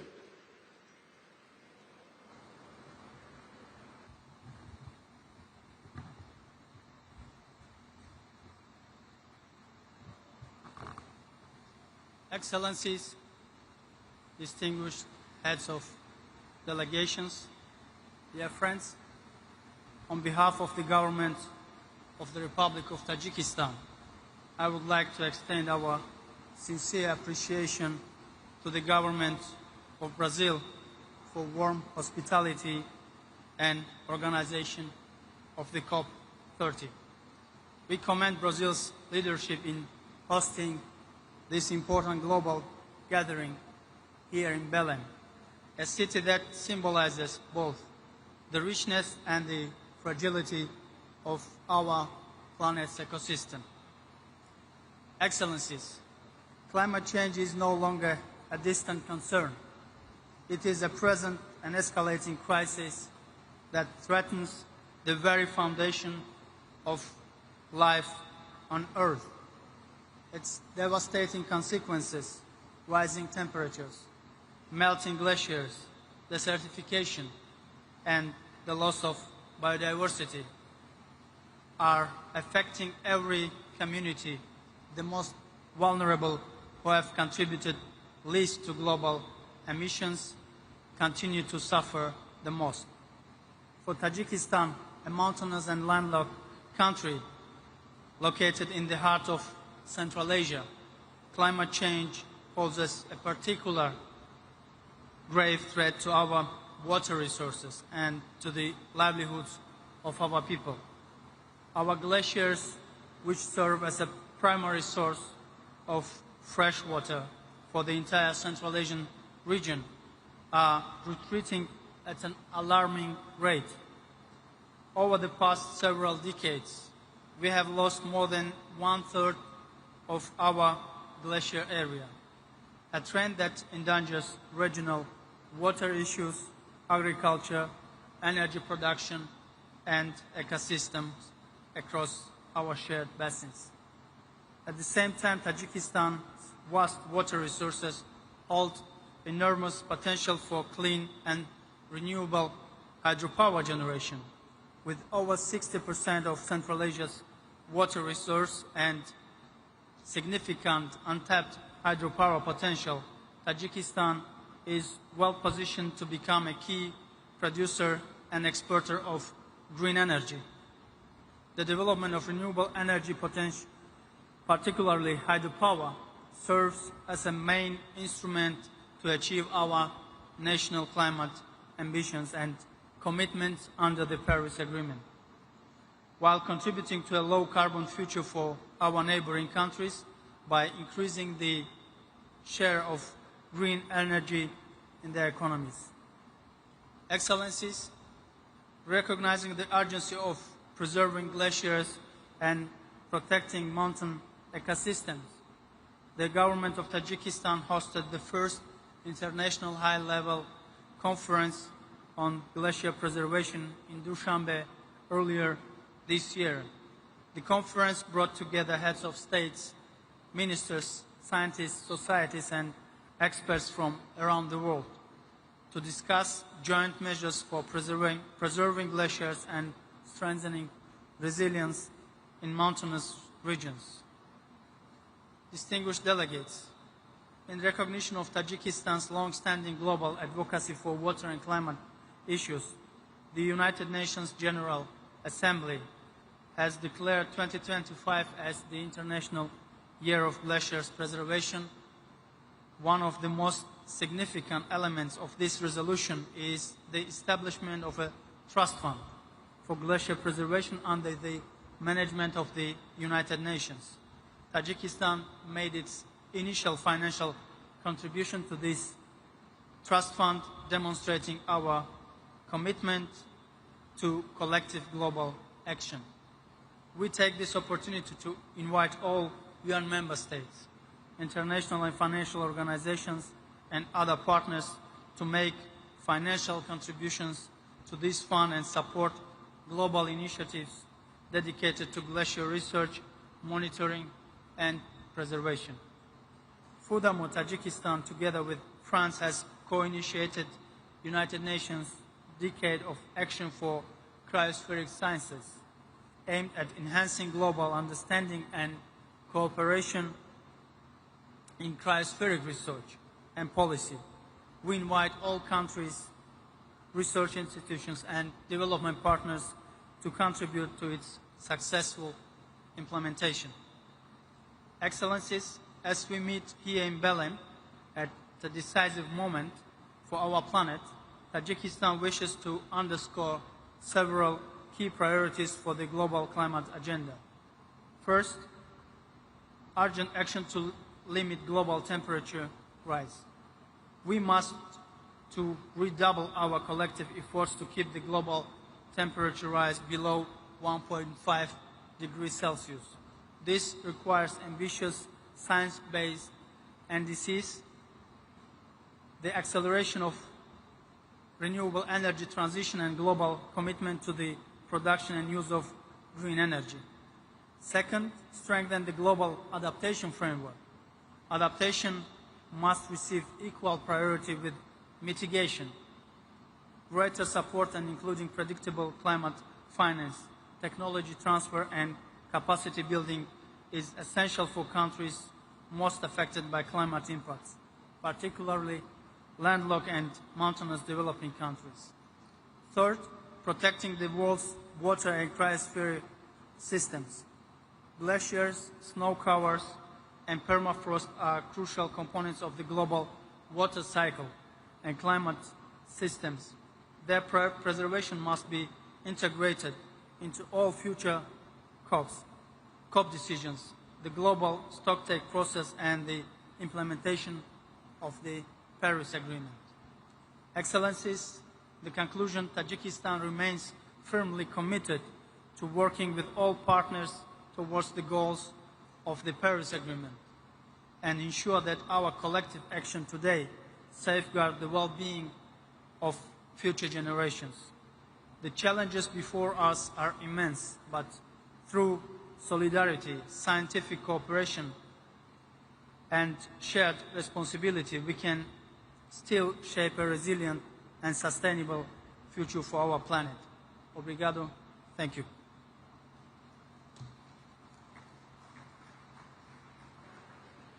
Convidamos agora representante de Tuvalu, o senhor ministro do Interior, Mudanças Climáticas e Meio Ambiente, Maina Vakafua Talha.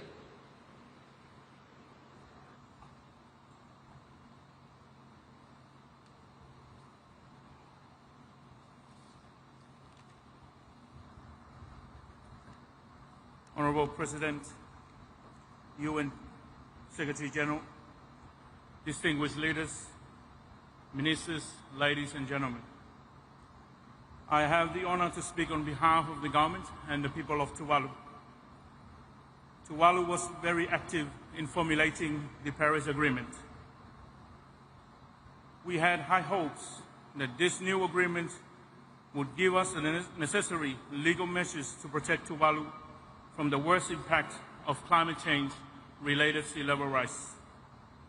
10 years on from Paris, we have greatly and gravely concerned about the slow progress in delivering significant emissions reductions to ensure our survival. The recent released UNEP Emission Gap Report 2025 off target informs us that about a third of the parties to the Paris Agreement have submitted newly their nationally determined contributions. Based on current projections, we are heading towards 2.3, 2.5 global average temperature by the end of the century.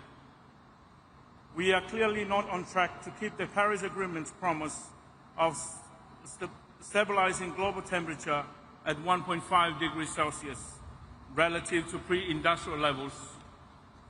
Tragically, the world's largest historical emitter of greenhouse gas emission has withdrawn from the Paris Agreement.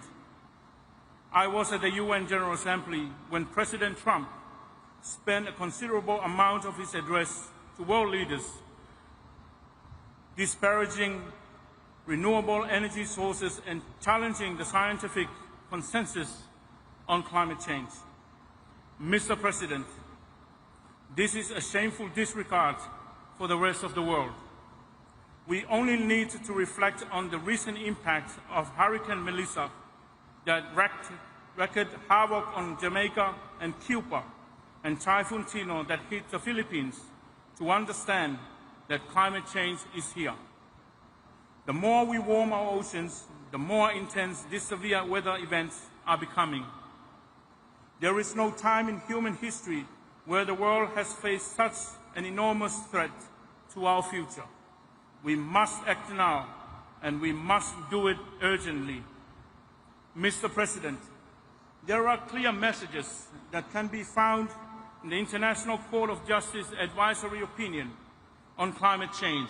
It says, every state has an obligation to act with stringent due diligence and to use all the means at disposal to prevent harm to the climate system. All states, even those not party to one or more of the climate agreements, are bound to take actions and have a duty to prevent significant harm to the environment and a duty to cooperate for the protection of the environment in line with the principle of good faith and due diligence. When states breach one or more of their international obligations, they have a duty to cease the wrongful conduct, provide guarantees of non-repetition, and provide full reparations for any resulting harm in the form of restitution, compensation, and/or satisfaction. These are strong words which we must take heed of. Mr. President, my country and my people and the future generation cannot continue to suffer the impact of climate change while the world's major emitters believe that they can continue to pollute the atmosphere with total immunity. This is immoral and unacceptable. I do not need to reiterate that we must seize the concept of multilateralism and work together to find a necessary solution to addressing climate change as a matter of urgency. That is why we need Taiwan in the equation and have COP30 come to the Pacific. We must provide the countries who have suffered loss and damage from the impact of climate change with the necessary support to rebuild. The recent amount of money held in the fund for responding to loss and damage is tiny compared to actual costs countries around the world. We need new and innovative sources of finance to provide the necessary funding for loss and damage. To do this, we need to establish a group of finance experts who can think outside the box and develop new and innovative sources of finance for loss and damage. There are many ideas out there. We need these experts to find innovative solutions for us. Finally, I want to reflect on the fact that the Paris Agreement delivered a promise to ensure vulnerable countries like Tuvalu do not disappear. Mr. President, we believe in that promise. We believe that Tuvalu has a future, but we need the necessary support to ensure that we will survive, and we will survive. I thank you.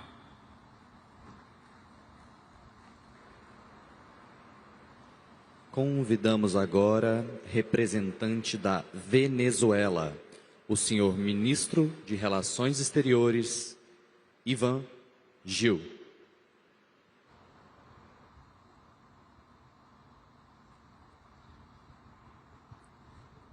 En primer lugar, quiero expresar nuestro agradecimiento al Gobierno de la República Federativa de Brasil y al presidente Luis Ignacio Lula da Silva por su hospitalidad y por el esfuerzo de hacer de Belém do Pará la cumbre de la verdad.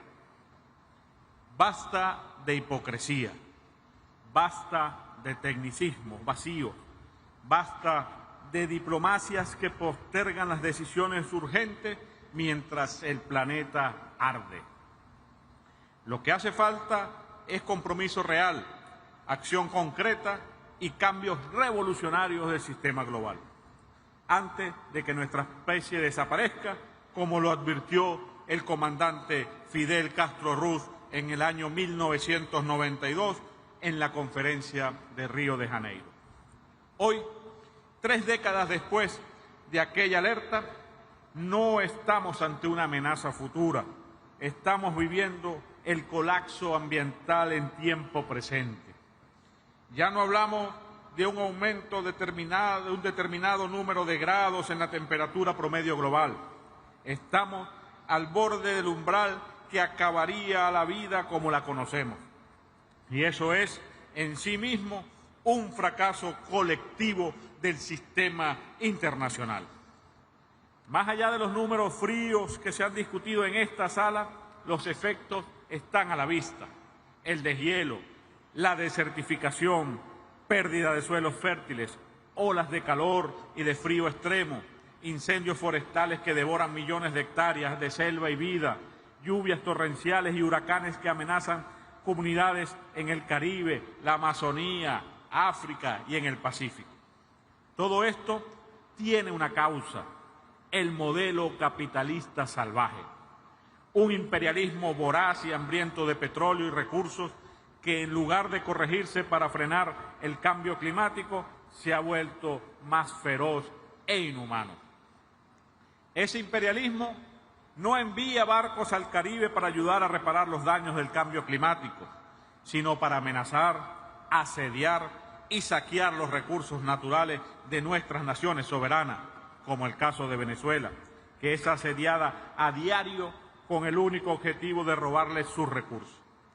La potencia más mortífera del planeta ha amenazado la zona de paz de nuestra América Latina con el único objetivo de saquear nuestro petróleo. Las grandes corporaciones transnacionales actúan hoy como potencias paralelas que violan el derecho internacional y ocupan territorios soberanos con total impunidad. Ahí está el caso de la ExxonMobil, que opera de manera ilegal en un mar que no ha sido delimitado, explotando recursos que no le pertenecen, sin respeto alguno por la soberanía ni por la justicia internacional. Eso no es inversión ni desarrollo, eso es saqueo y violación del derecho internacional, amenazando con incrementar el caos político, social y climático en la región, con la complicidad de un Estado miembro de esta conferencia. Señor presidente, el discurso de la transición energética promovido por las potencias occidentales es una farsa.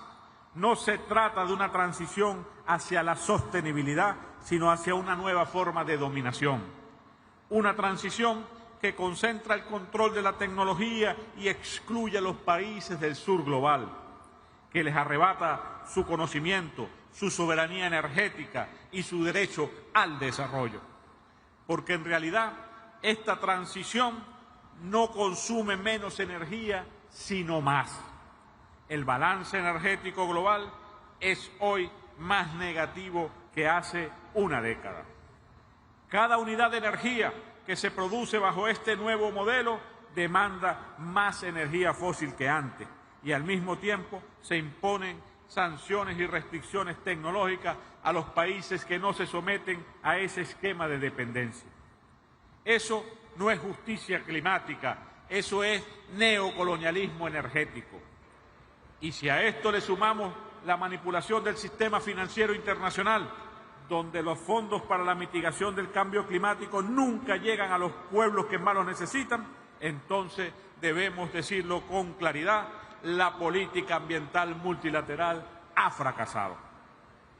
Desde la Conferencia de Estocolmo en 1972, pasando por Kioto, Río, por París, se han acumulado decenas de declaraciones, alertas tempranas, promesas y compromisos. Pero mientras los documentos se multiplican, los compromisos se incumplen. Hoy tenemos un mundo con más pobreza, más desigualdad, más guerra y más concentración de poder. Y todas esas guerras, desde Oriente Medio hasta las amenazas a nuestro Caribe, tienen un denominador común: los recursos naturales. Porque el petróleo sigue siendo la fuente vital del capitalismo y por eso lo defienden con armas, sanciones y bloqueo. Venezuela ha resistido el asedio, pero no ha renunciado a la solidaridad. Cuando los pueblos del Caribe, como Jamaica y Cuba, fueron golpeados recientemente por huracanes, allí estuvo Venezuela, junto al resto de los países del ALBA, ofreciendo ayuda humanitaria y reconstrucción. Así lo hicimos a través de Petrocaribe, una iniciativa de integración y justicia energética que fue atacada por las sanciones imperiales precisamente porque representaba un modelo alternativo, solidario y soberano. Venezuela defiende un modelo social, inclusivo, ecológico y solidario, donde el ser humano sea el centro de acción y no la mercancía.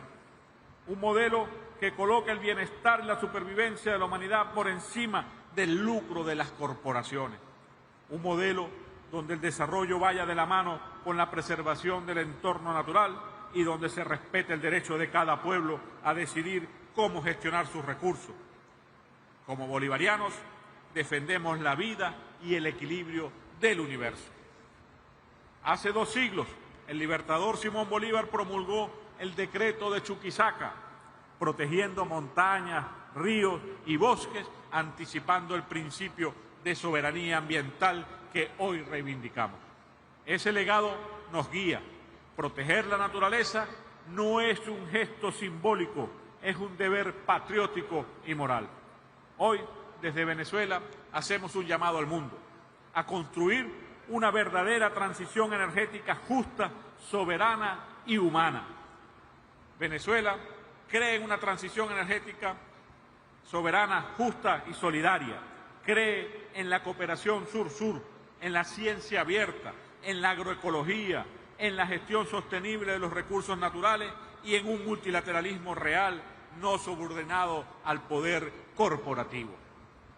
Vamos a unir esfuerzos para descolonizar la economía, la tecnología y la energía, a reemplazar el capitalismo depredador por un nuevo sistema basado en la cooperación, la solidaridad y la justicia climática. Quiero cerrar esta intervención citando a nuestro comandante Hugo Chávez Frías, cuando en la cumbre de Copenhague en el año 2009 nos señaló, abro comillas, seamos capaces de hacer de esta tierra no la tumba de la humanidad, hagamos de esta tierra un cielo de vida, de paz y de paz de hermandad para toda la humanidad, para la especie humana. Muchas gracias.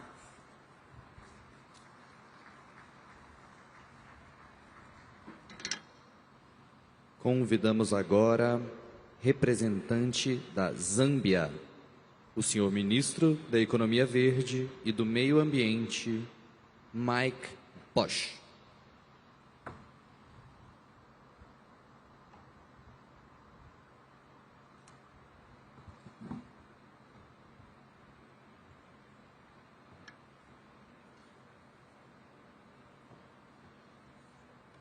Thank you. Allow me to start by recognizing the presence of the representative of His Excellency, the President of the Federal Republic of Brazil, Your Excellency, the COP30 President-designate, Your Excellencies, Head of State and Government, here present, and those being represented, the representative of the Secretary General of the United Nations, the representative of the Executive Secretary of the UNFCCC Secretariat, members of the press, distinguished ladies and gentlemen, boa tarde. Your Excellencies, allow me to convey warm greetings from Mr. Hakainde Hichilema, the President of the Republic of Zambia, who sends his best wishes to this conference. Further, I wish to convey my deep gratitude and appreciation to the government and the people of Brazil for the warm hospitality accorded to me and my delegation since our arrival in this beautiful city of Belém. Allow me to also congratulate you, Your Excellency Ambassador Andrea Correa do Lago, on your appointment as President and Chair of COP30.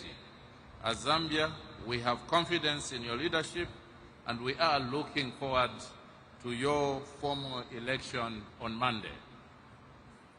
Your Excellencies, we are gathered here once again, as we have done each year in the last 3 decades, to apply our collective efforts and wisdom to address the existing threat of climate change. But let me remind all of you that for the least developed countries, most of which are in Africa, including Zambia, climate change is no longer a threat, but our daily lived reality as we grapple with its multiple impacts. Therefore, for us, these gatherings are not to be seen or taken as routine annual rituals, but we regard them as essential platforms to forge common solutions to this global challenge. Therefore, failure should not be an option. We also expect that all partners come with this sincerity of engagement, as this is not a game where we outdo each other with negotiating skills and trickery, but remembering that we share this planet as our home and that there is no winner or loser. It's either we all win or we all lose. Your Excellencies, ladies and gentlemen, Zambia wishes to underscore the urgency of climate crisis as we are facing daunting challenges which threaten not only our economic development, but our very existence as a people. Despite our paltry contribution to global greenhouse gas emissions, notwithstanding these daunting challenges, Zambia has proactively taken significant actions to adapt and continue to mitigate against climate change.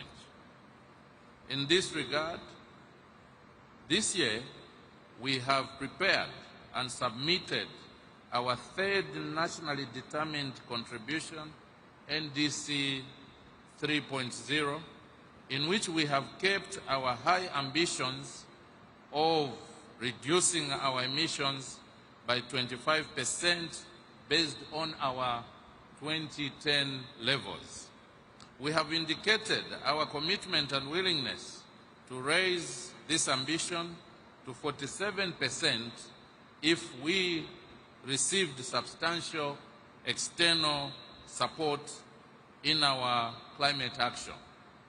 As a country, we have progressively demonstrated our commitment by adding more sectors in our NDCs, moving from 3 sectors in our first NDC in the year 2016 to 6 sectors in our second NDC in the year 2021, and now 10 sectors in our NDC 3.0.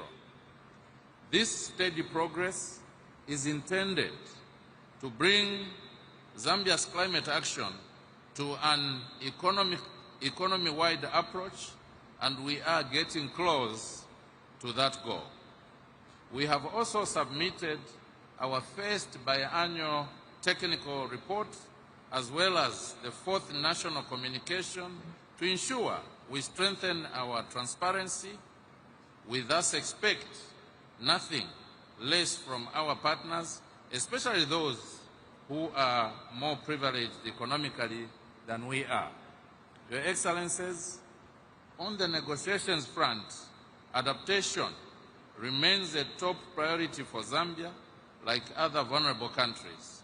The country places significant importance and priority on adaptation, actions to address the effects of climate change in order to enhance the resilience of its population, ecosystems, infrastructure, productive and health systems. Regrettably, there has been very little progress made on adaptation-related agenda items in the last few years, and it is important that these matters are taken seriously, as adaptation provides the only lifeline to the most vulnerable countries and peoples.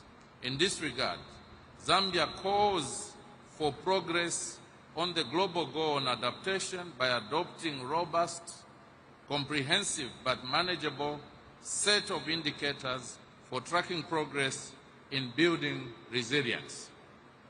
I am delighted to share with you, Your Excellencies, that Zambia was privileged to host the 2025 Global NAP Expo in Lusaka in August this year, and it was very clear to us from the experiences shared by multiple countries that there is a gap for resources for the implementation of NAPs, and this gap needs to be addressed as a matter of urgency. Your Excellencies, on finance, it was and still remains Zambia's view that the new collective quantified goal we adopted in Baku was modest, and therefore the delivery of these funds must be expedited and not beleaguered by bottlenecks. The just transition must recognize the importance of differentiated pathways and different national circumstances and starting points for countries to transition towards net zero. In this view, the pace of transformation must consider the economic context of individual countries, allowing those countries with development deficits to meet their developmental needs, such as growing their economies, creating decent green jobs, and reducing poverty. As a tropical forest country, Zambia commends the launch of the Tropical Forest Forever facility by the host country Brazil, and wishes to express its full support for this important initiative, which we had already conveyed in writing prior to our arrival here. As I conclude, I wish to call for collective sincerity in addressing global challenges like climate change. We need a common resolve, commitment, and shared responsibility to save our common home, planet Earth. This country, Brazil, where we are gathered today, gave us the Rio Conventions in 1992, which includes the Climate Change Convention itself. It is therefore a perfect platform to reset our resolve to work jointly as a global community and reverse climate change. Finally, I wish to thank the government and the good people of Brazil for a well-organized COP30 and wish you all the best deliberations and best outcomes. Muito obrigado. Thank you very much.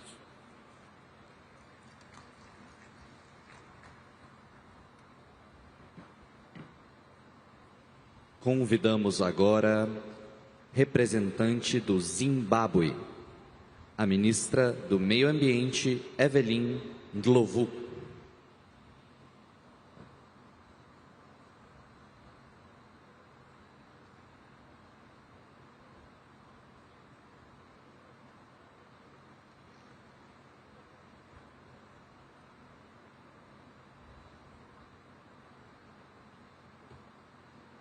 Your Excellencies, the President of the Federal Republic of Brazil,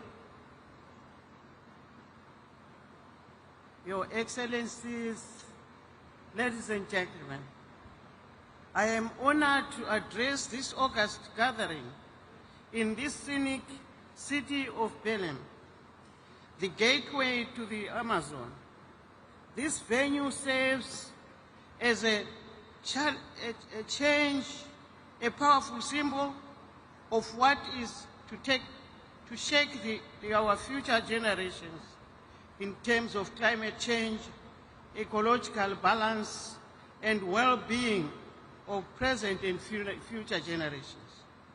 At the onset, I wish to express my profound gratitude to the government and people of the Federal Republic of Brazil for their warm hospitality and the excellent facilities of this landmark COP30. Due to other pressing national commitments, my President, His Excellency Dr. E.D. Mnangagwa, regretfully could not be here and appointed me to represent him. Therefore, in this regard, I will read his statement to the summit as follows. Your Excellencies and distinguished delegates, Zimbabwe commends the government of Brazil for its exemplary leadership on the global climate agenda. As a country endowed with vast initiatives such as the Tropical Forest Forever facility, Zimbabwe welcomes this effort and looks forward to its operationalization as a significant contribution to the global forest conservation. The climate crisis has already reached alarming levels, with 2024 recording as the hottest year in history, and projections indicating that 2025 may follow this same dangerous pattern. Developing countries continue to endure the heaviest impacts despite bearing the least responsibility.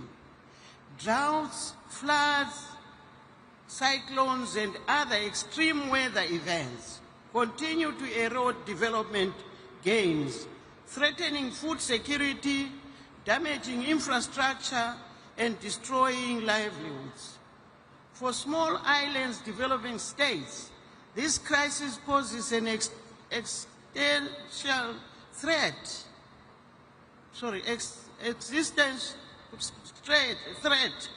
It is abundantly clear that climate change is not solely an environmental change. It is a developmental emergency. Your Excellencies, in this regard, our collective responsibility to this crisis must be held and be science-based. The science is unequivocal. We must keep the 1.5 degrees goal within reach or face irreversible and catastrophic consequences. On its part, Zimbabwe has demonstrated its unwavering commitment to the Paris Agreement. We submitted our third generation nationally determined contribution, NDC 3.0, country statement within the stipulated deadline.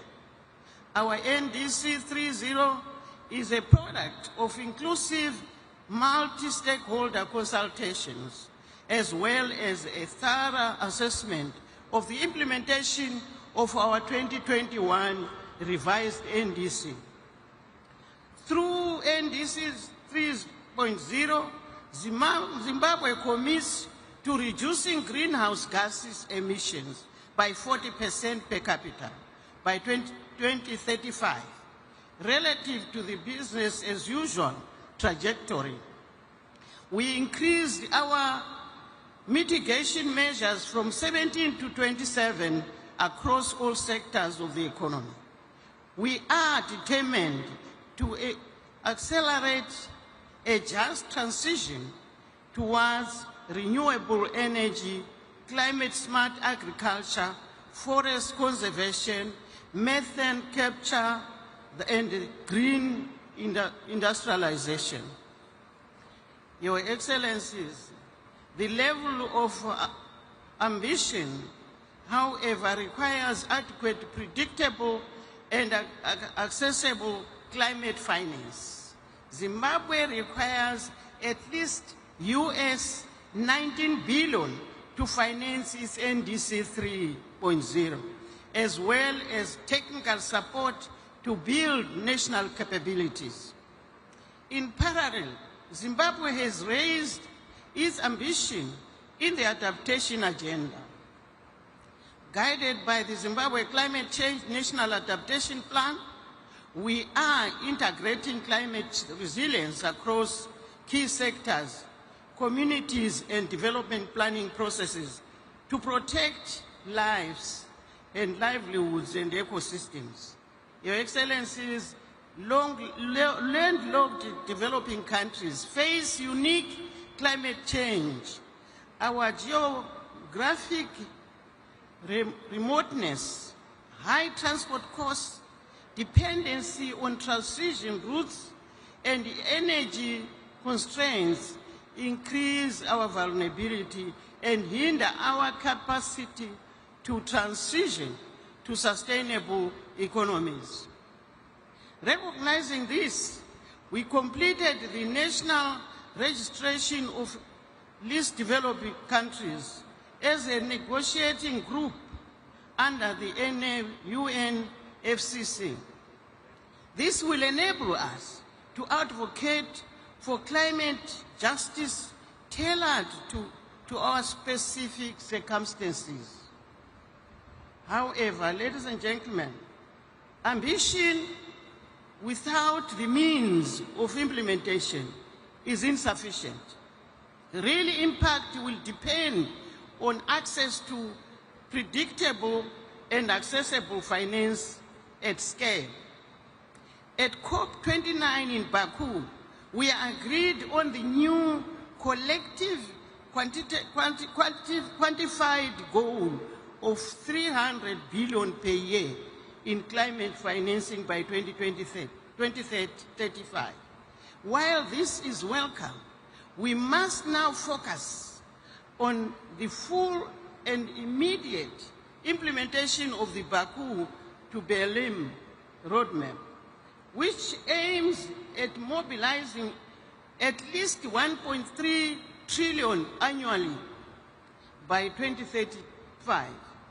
Delays will only deepen inequalities and amplify the human cost of inaction.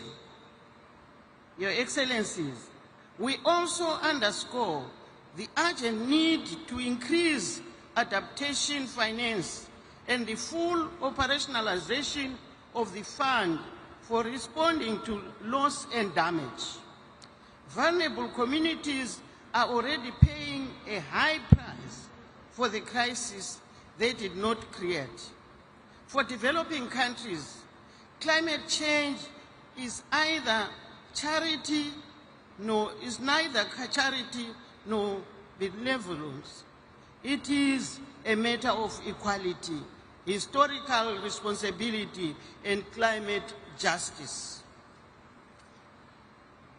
Your Excellencies, as we enter the negotiations, Zimbabwe wishes to highlight the following priorities.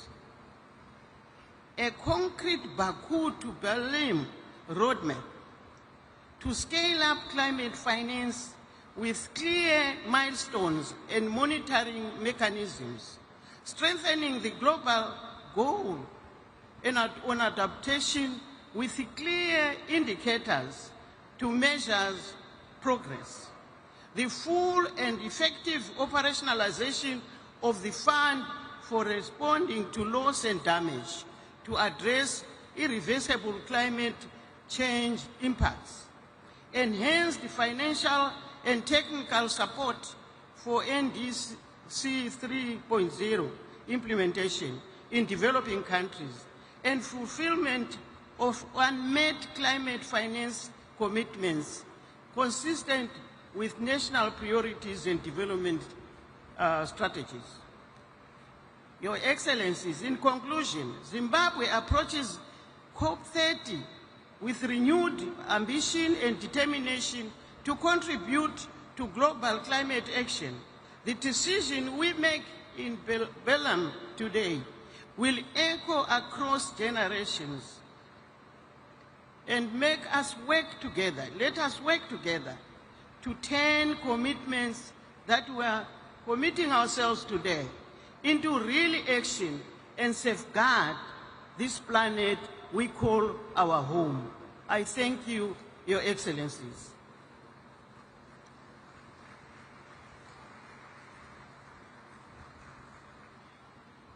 Convidamos agora representante da Palestina, o senhor embaixador do Estado da Palestina no Brasil, Ibrahim Al-Zeben.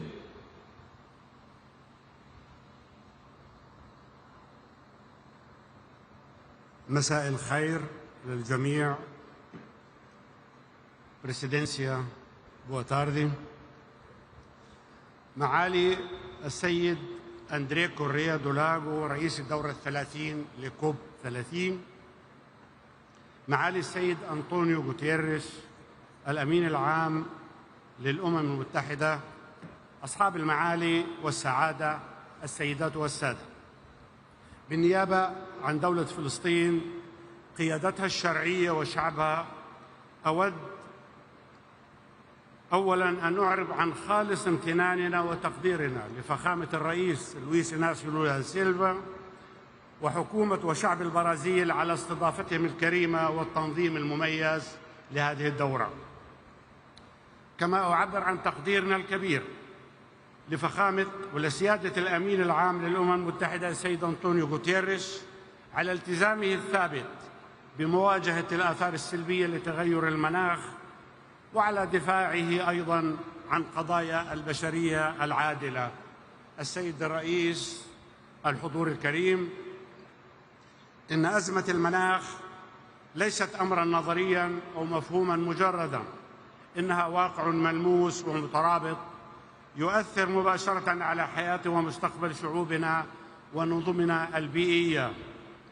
وفي ظل هذا الواقع نجد أنفسنا في لحظة حاسمة تتطلب تعبئة عاجلة لمسؤولياتنا المشتركة والعمل الجماعي لتخفيض ثم وقف انبعاثات الغازات الدفيئة وتأمين التمويل المناخي وتعزيز التضامن العالمي، لا سيما اتجاه الدول ذات الأوضاع الخاصة بمن فيها دولة فلسطين، حيث يزيد تغير المناخ من وطأة واقع كارثي فرضه علينا الاحتلال العسكري الاستيطاني الإسرائيلي منذ 58 عاماً.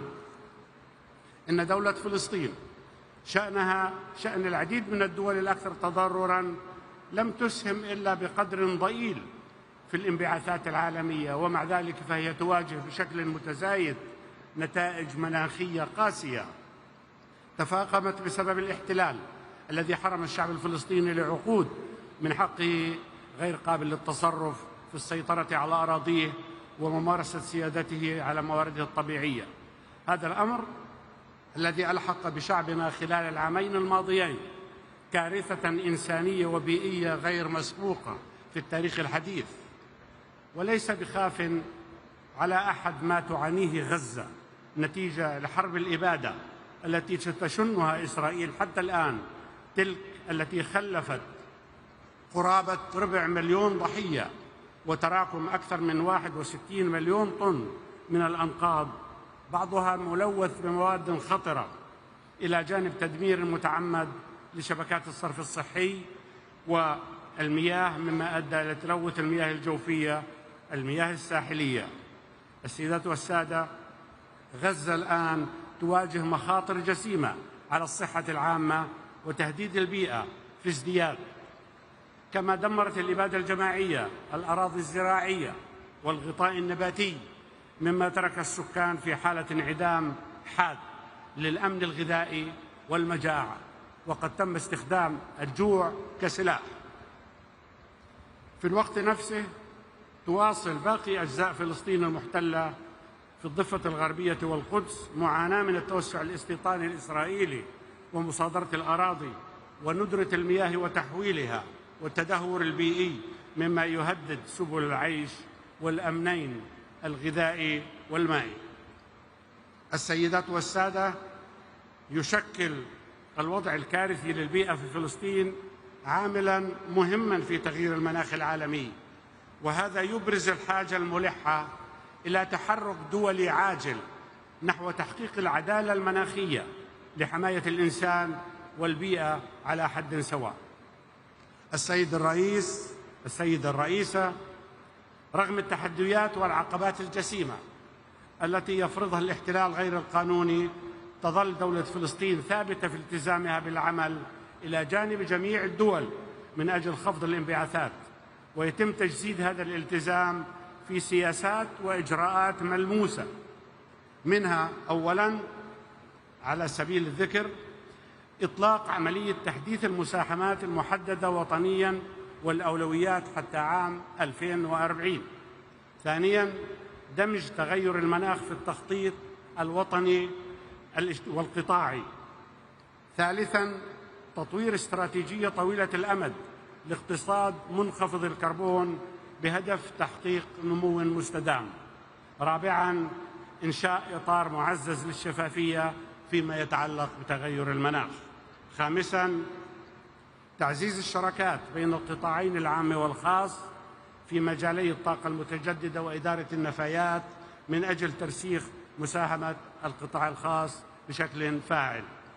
سادساً تعزيز الزراعة الذكية مناخياً وتوسيع الموارد المائية عبر إعادة استخدام ومعالجة المياه العادمة. السيد الرئيس، لابد من تلبية شروط أساسية حتى تتمكن فلسطين تحت الاحتلال بالتزاماتها المناخية، وهي أولاً وقبل كل شيء انتهاء الاحتلال الإسرائيلي لأرضه، الاعتراف بالضغوط الإنسانية من قبل المجتمع الدولي، من قبل الإنسانية والمادية والبيئية الشديدة الناجمة عن العدوان والتدمير المستمرين مما يعقد الإغاثة الإنسانية وإعادة الإعمار. ثانياً الالتزام بمبادئ العدالة المناخية. ثالثاً تيسير نقل التقنيات المناسبة والميسورة التكلفة خصوصاً في مجالات الطاقة المتجددة. رابعاً تقديم المساعدة التقنية ودعم بناء القدرات وتعزيز أنظمة الرصد والإبلاغ والتحقق. السيد الرئيس، السادة الحضور، عندما تتوفر هذه الشروط يمكن لفلسطين التي ترزح تحت الاحتلال الآن أن تنفذ التزاماتها المناخية بفعالية وتحمي شعبها وأرضها من أجل تحقيق المصير والاستقلال والسيادة على أراضينا، وبذلك تستعيد فلسطين دورها ونستعيد دورنا كأمناء شرعيين عليها ملتزمين برعايتها وفقاً لتراثنا وتقاليدنا ووفقاً أيضاً للقانون الدولي. السيد الرئيس، السادة الحضور، لقد اختارت دولة فلسطين وشعبها الثبات في وجه الاحتلال، والثبات في مواجهة تغير المناخ، والثبات على أرضنا رغم كل التحديات. ومن ثم فإن رسالتنا إلى العالم ونداءنا أيضاً من خلال هذا المنبر هي رسالة أمل وصمود وعزم على الإسهام في مستقبل عادل ومستدام وسلمي وحر، ليس لشعبنا بل لشعوبنا، لكوكبنا، لأجيالنا القادمة. أتمنى لمؤتمرنا النجاح وتحقيق أهدافه السامية، وشكراً.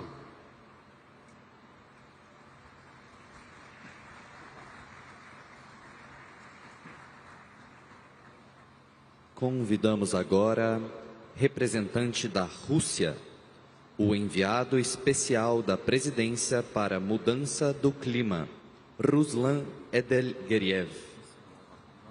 Уважаемый председатель, уважаемые дамы и коллеги, последствия изменения климата уже ощущаются во всем мире, но особенно остро в развивающихся странах.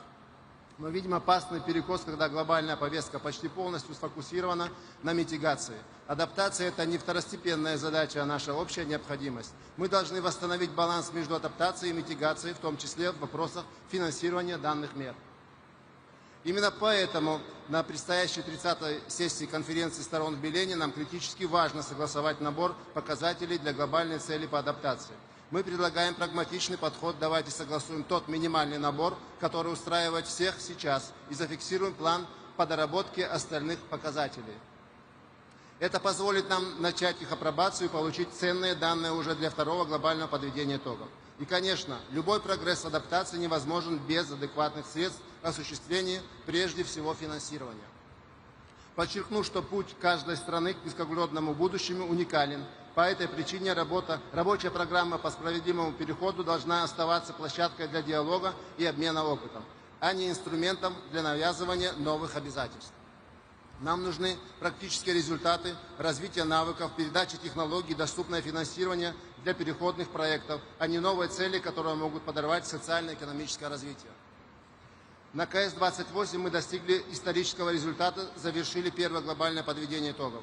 Его выводы должны стать основой для обновления наших национальных вкладов и развития международного сотрудничества. Они должны служить ориентиром, а не директивой. Мы считаем недопустимым выборочный подход по итогам ГПИ и попытки навязать странам конкретные технологии или виды топлива. Право выбирать свой путь декарбонизации должно оставаться незыблемым. Нам необходимо как можно скорее, уже на КС-30, запустить диалог ОАЭ по имплементации итогов ГПИ.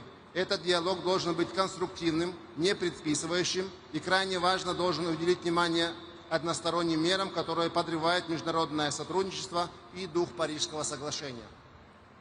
В этом контексте особенно символично, что предстоящая КС пройдет в городе Белене, в самом сердце Амазонии. Само место проведения конференции задает тон нашей работе, напоминая фундаментальную роль лесных экосистем в стабилизации глобального климата. Леса Амазонии не просто национальное достояние Бразилии, а важнейший компонент планетарной климатической системы, регулирующий водные циклы и поглощающий колоссальные объемы углерода. Тема сохранения лесов близка и понятна Российской Федерации. Наши леса простираются от субтропиков до арктических пустынь и занимают свыше 1 миллиарда гектаров, что составляет более 20% от глобальной площади лесных экосистем.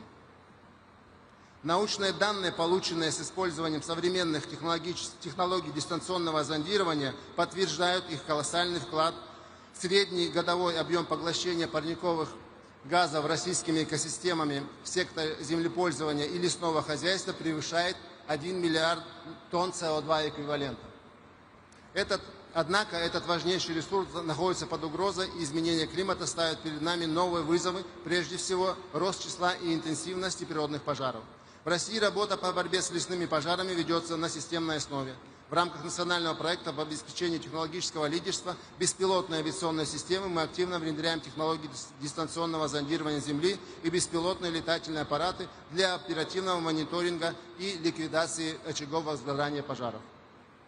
Таким образом, в Российской Федерации задача охраны лесов от пожаров является одним из национальных приоритетов развития. Именно поэтому, исходя из собственного опыта, мы полностью поддерживаем призыв к действиям в отношении комплексного управления огнем и наращивания устойчивости к природным пожарам. Мы с удовлетворением отмечаем, что предложенная концепция является логичным продолжением решений, принятых в ходе межправительственных процессов форума ООН по лесам, ФАО и ЮНЕП, в которых Россия также принимает активное участие. Благодарим бразильское председательство за акцентирование внимания на этой глобальной задаче и выражаем надежду, что призыв будет способствовать укреплению международного сотрудничества для защиты людей, биоразнообразия и природных экосистем в целом. Добавлю, что комплексный подход к охране лесов от пожаров невозможен без восстановления пострадавших экосистем. Сохранение и приумножение поглотительной способности лесов является приоритетом нашей национальной климатической доктрины. Политики. В России налажена система, при которой площадь восстановления лесов устойчиво превышает площадь их выбытия, а также создана основа для реализации лесоклиматических проектов с общим потенциалом поглощения до 100 миллионов тонн СО2 эквивалента в год. Без достаточных и доступных финансовых ресурсов все наши цели останутся на бумаге. Мы поддерживаем широкий подход к климатическому финансированию, которое должно направляться на весь спектр решений от возобновляемых источников до ядерной энергетики и технологий улавливания. Так называемое переходное финансирование является ключевым инструментом для быстрого снижения выбросов в краткосрочной перспективе без ущерба для энергобезопасности и экономического роста. Путь от Баку до Белема должен стать дорогой к укреплению доверия и мобилизации ресурсов, а не к созданию новых барьеров. Уважаемые коллеги, только через сбалансированный, справедливый и уважительный диалог мы можем выстроить устойчивое и безопасное будущее для всех. Благодарю за внимание.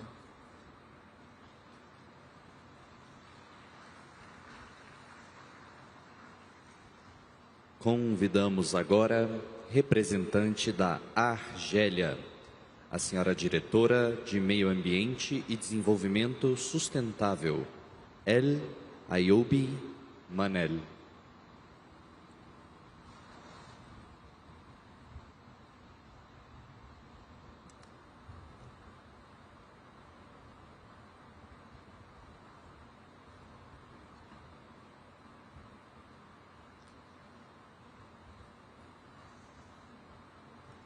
بسم الله الرحمن الرحيم. السلام عليكم ورحمة الله. Boa tarde. Excellencies, ladies and gentlemen, Excellency Ambassador André Correa do Lago, President of the COP30.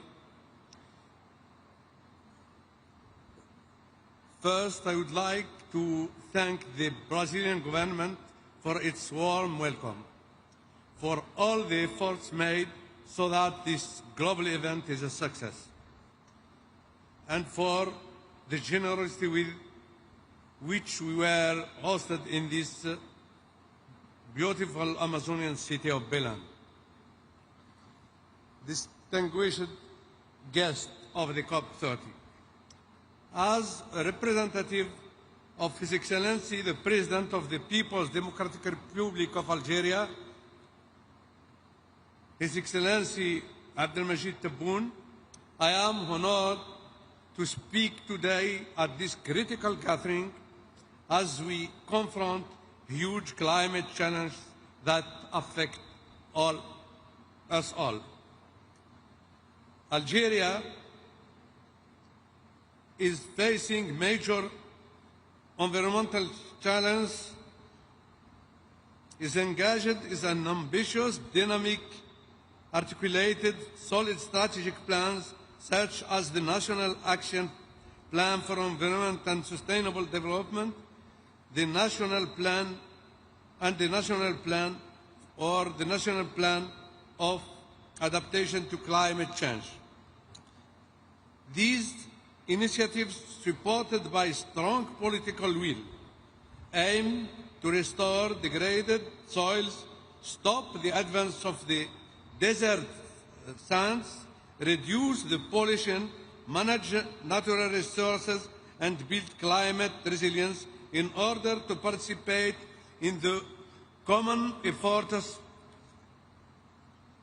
aimed at preserving our planet, which is threatened by ruthless pursuit of gain and by our own restlessness.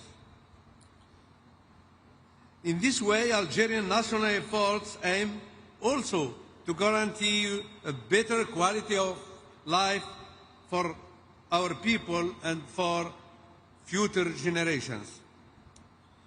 Ladies and gentlemen, desertification is a particularly alarming problem. In the case of our country, my country, Algeria, desertification is being addressed with the Green Dam project covering 5 million hectares, mobilizing a budget of about $600 million for 2023 to 2030.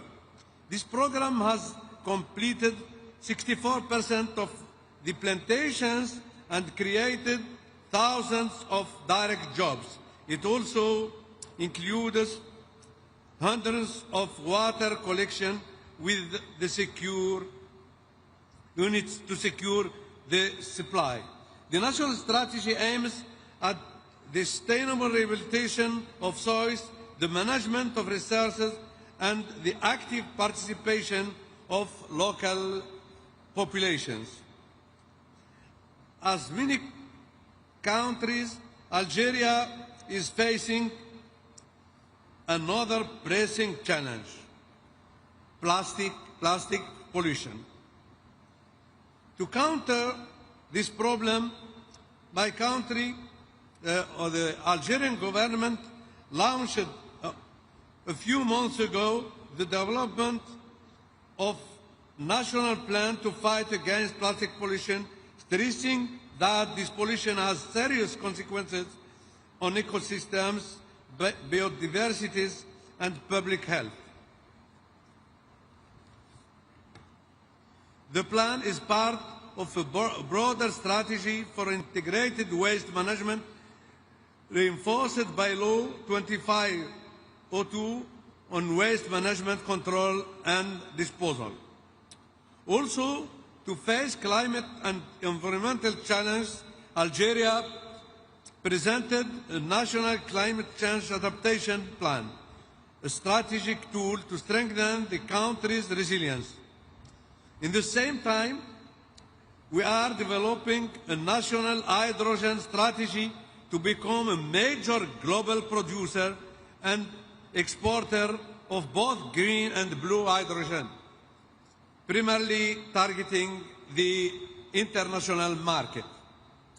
The plan includes producing 40 terawatt-hours of hydrogen by 2040, leveraging its existing gas export infrastructure and developing new pipelines and derivatives like ammonia and methanol.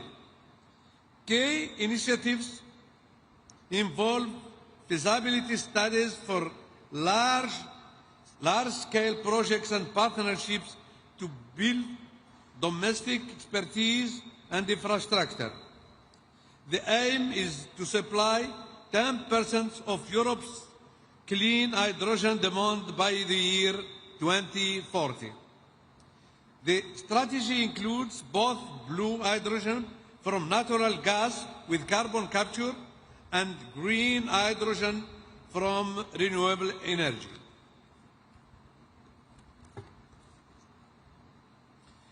Several feasibility studies for large-scale green hydrogen exports are underway. We envision an Algeria that harnesses its formidable renewable energy potential, especially solar, to drive a diversified green economy, protects its land, combating desertification, rehabilitating degraded ecosystems, strengthening the great green dams legacy, empowers rural youth and women in climate-smart agriculture, water-efficient systems, and sustainable livelihoods, contributed constructively to global climate governance, sharing our experience, learning from others, building partnerships. Let us then ensure that this conference marks a turning point not only in negotiations text, but in real-world transformation. Excellencies, ladies and gentlemen, Algeria stands ready to partner and to examine with required care and due diligence the various initiatives related to the protection of the environment and climate and sustainable development. In this vein, my country has already acted and formalized its adherence to some of them. Thank you very much. Assalamu alaikum wa rahmatullah.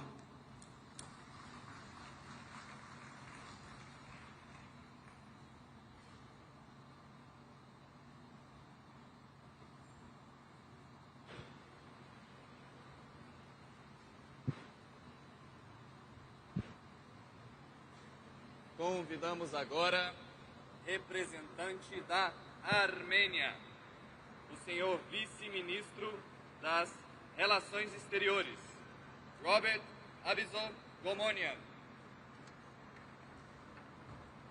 Excellencies, ladies and gentlemen, at the outset I would like to extend my appreciations to His Excellency Luiz Inácio Lula da Silva, President of the Federative Republic of Brazil, as well as to the government and people of Brazil for their outstanding hospitality, and wish every success to our deliberations. We are meeting here in Belém at the heart of Amazonia on the 10th anniversary of the adoption of the Paris Agreement, with a renewed sense of hope and optimism that we can turn the dangerous tide of climate change and achieve the agreement's objectives. As we enter the critical decade of implementation following the first global stocktake, the decisions we take here in Belém must chart a credible path towards climate resilience and climate justice. The biannual transparency report, the synthesis report on NDCs, and the synthesis report on NAPs released by the UNFCCC Secretariat provide encouraging evidence of positive changes. They validate the effectiveness of the Paris Agreement in decreasing global emissions and strengthening adaptation mechanisms. However, the same reports point to the need for urgent and enhanced action, reminding us that we are still far from the levels we strive to achieve. If we are to keep the goals of the Paris Agreement within reach, we must redouble our collective efforts to accelerate the progress.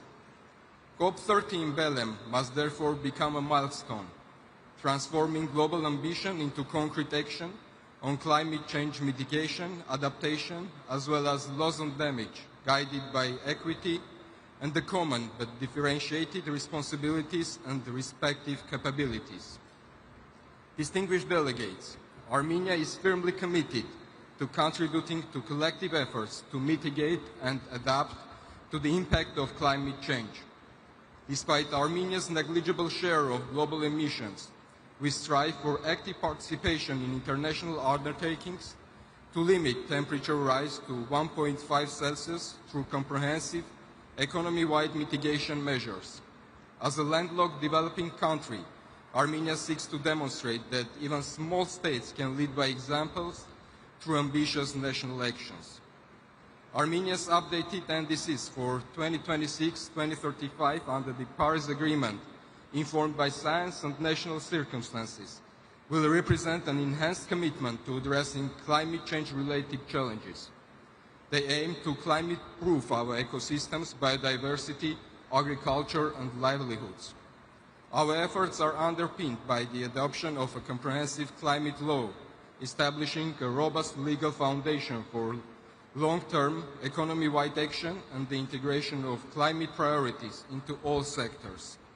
Our long-term low-emission development strategy, in turn, provides clear pathway towards a resilient, low-carbon economy in line with the Paris Agreement.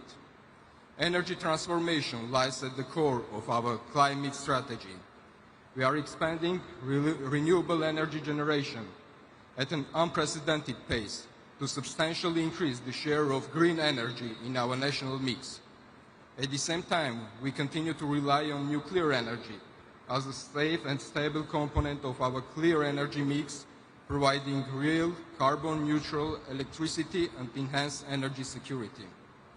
Excellencies, there is a growing recognition that nature, climate, and land are parts of our one indivisible system, while fragmented approaches are no longer sufficient. Responding to the scale of the crisis requires coherence, partnership, and trust. For Armenia, this is not an abstract concept. Our country lies at the crossroads of the Caucasus, one of the world's biodiversity hotspots, where fragile mountain ecosystems are facing the combined pressure of climate change, land degradation, and biodiversity loss. We have learned that adaptation and restoration must go hand in hand, that no biodiversity policy can succeed without integrating climate and land considerations. To move the needle further and achieve transformative changes, we must recognize that environmental challenges are interconnected and affect us all, whether high in the mountains, deep in the forests, or on the high seas. We must rethink our relationship with nature. Recognizing the urgency of these interconnected challenges, Armenia, as the host of Biodiversity COP17, is taking active steps, together with other partners, to reinforce international collaboration and promote integrated approaches to climate change mitigation and biodiversity preservation, with a view to achieving a result-oriented outcome at COP30 in Belém on synergies that could be leveraged towards successful global review of the collective progress in implementing the Kunming-Montreal Global Biodiversity Framework at CBD COP17 in Yerevan next year. Armenia looks forward to welcoming you all to Yerevan next October for Biodiversity COP17 to review our progress, strengthen the bridges among the Rio Conventions, and reaffirm that multilateral cooperation is indispensable to restoring and protecting the living fabric of the planet for present and future generations. I thank you.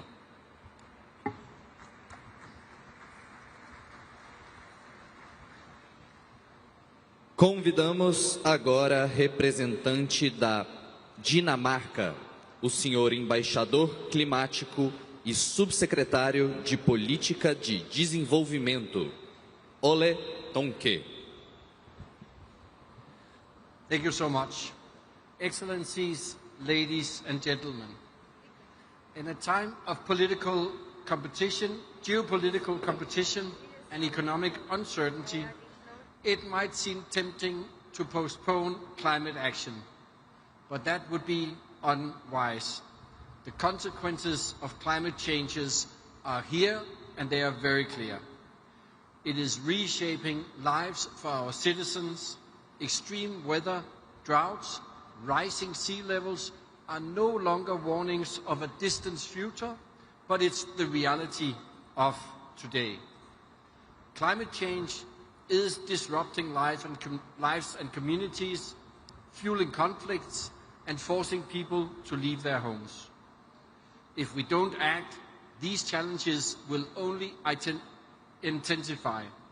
The complexity of the challenges underscores the urgent need for strengthened collective action. And the urgency is real.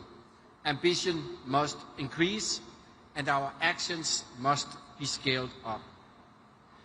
Recently, EU member states have called. We have agreed on an ambitious new NDC, sending strong and united signal to the rest of the world. We have committed to reducing emissions between 65.25 and 72.5% by 2035. And more importantly, we agreed to a 90% net emission reduction by 2040, leading the way towards EU climate neutrality by 2050.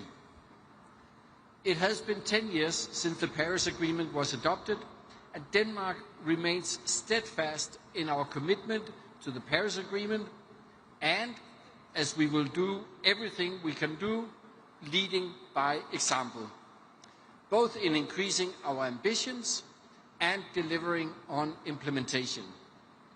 A key element is moving from fossil fuels into renewable energy. Over the last 10 years, a remarkable technological transformation has happened. Renewable energy and technologies have become the fastest growing source of electricity in history. Switching to clean energy is not essential not only for green transition, but also for our security, and at a lower price than fossil fuel electricity generation. Step by step, we are moving forward, creating jobs and new opportunities, and reducing dependencies. Climate change affects everyone. A strong global agreement on adaptation is essential for all countries and a priority for Denmark. Strengthen resilience by protecting critical infrastructure and essential services will not only safeguard societies, but also promote economic growth and create jobs. Finally, we need financing to support our global ambitions. Denmark remains committed to providing 0.7% of our GDP in development assistance, and with 30% earmarked for climate action, and out of that 60% for climate adaptation, we are sending a strong signal. But development assistance will not be enough to cover the financial gaps.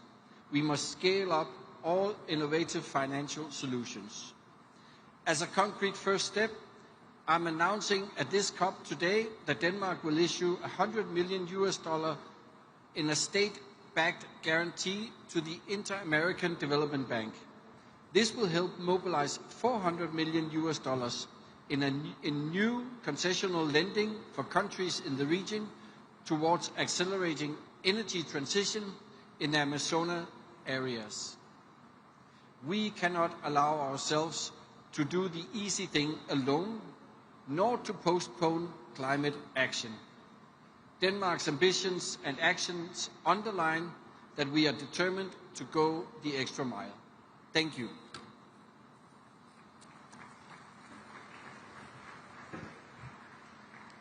Neste momento, convidamos a embaixadora para a mudança do clima e vice-ministra assistente do Japão, Misako Takahashi.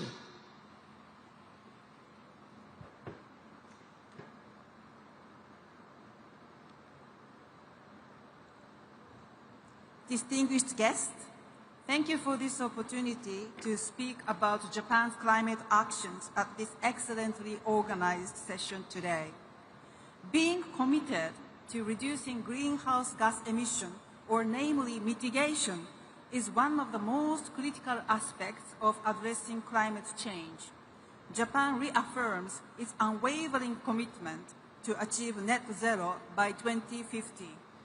To achieve the 1.5-degree goal under the Paris Agreement, which marks its 10th anniversary this year, international community, including not only developed countries, but also major emitting countries, must be united in our efforts.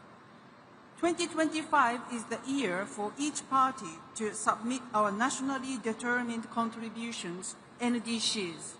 NDCs, together with the global stocktake and the biennial transparency report, are three critical elements for the ambition ratchet-up cycle under the Paris Agreement.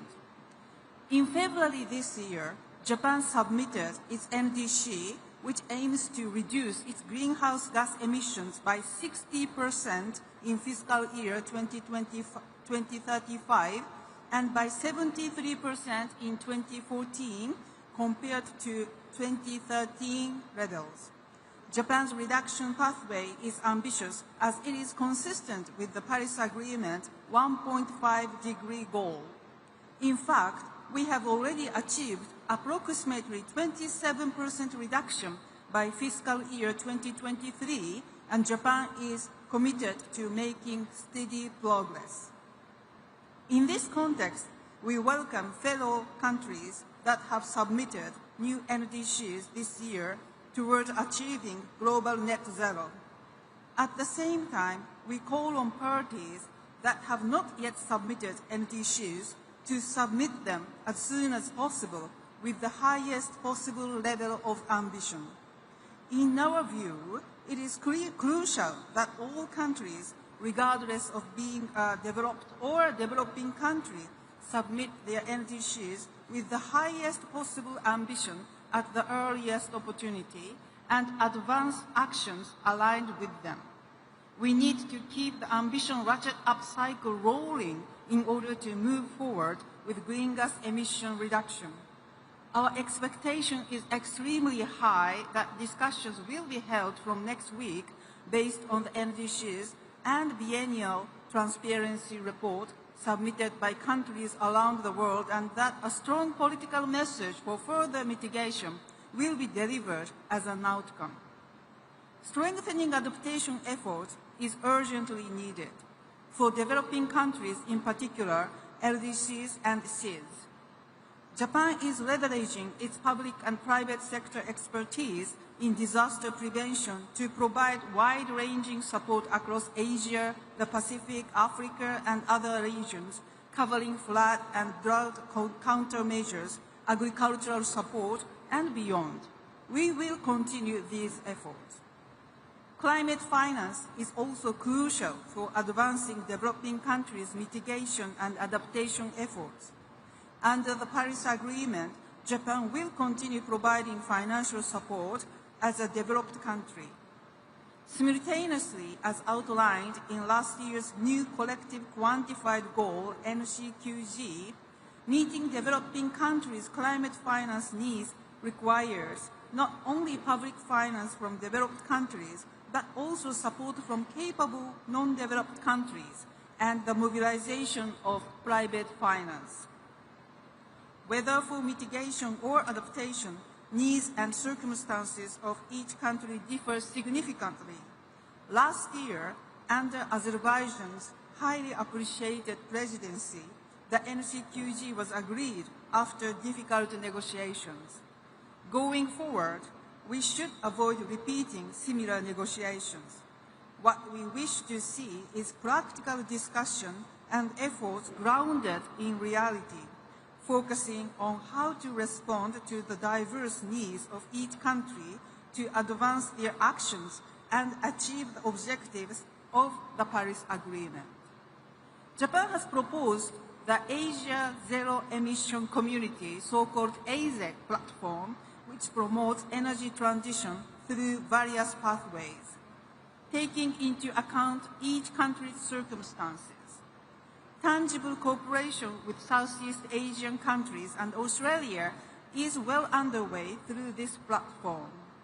Furthermore, we will actively contribute to reducing emissions in other countries, including working with Brazil to decarbonize the automotive sector by leveraging both nations' strength in biofuels and high-performance mobility. Japan supports the Belém 4X pledge on sustainable fuels launched in this COP and will continue to commit in expansion of sustainable fuels, including in the road transport sector. In addition, in order to promote private investment in the field of climate change and the environment in Latin America, which has the abundant Amazon rainforest and renewable energy, we will provide support through ODA loans and private sector investment finance by JICA. These are just a few examples of Japan's international efforts. We will continue to vigorously promote initiatives both domestically and internationally. Let me conclude that Japan will continue to be an engaged partner in the international community for the success of COP30 and for the implementation of climate actions.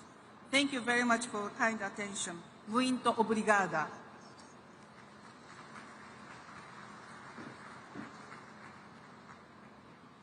Chamamos agora o representante da Maldivas, Amiad Abdullah, negociador-chefe e diretor-geral para mudanças climáticas.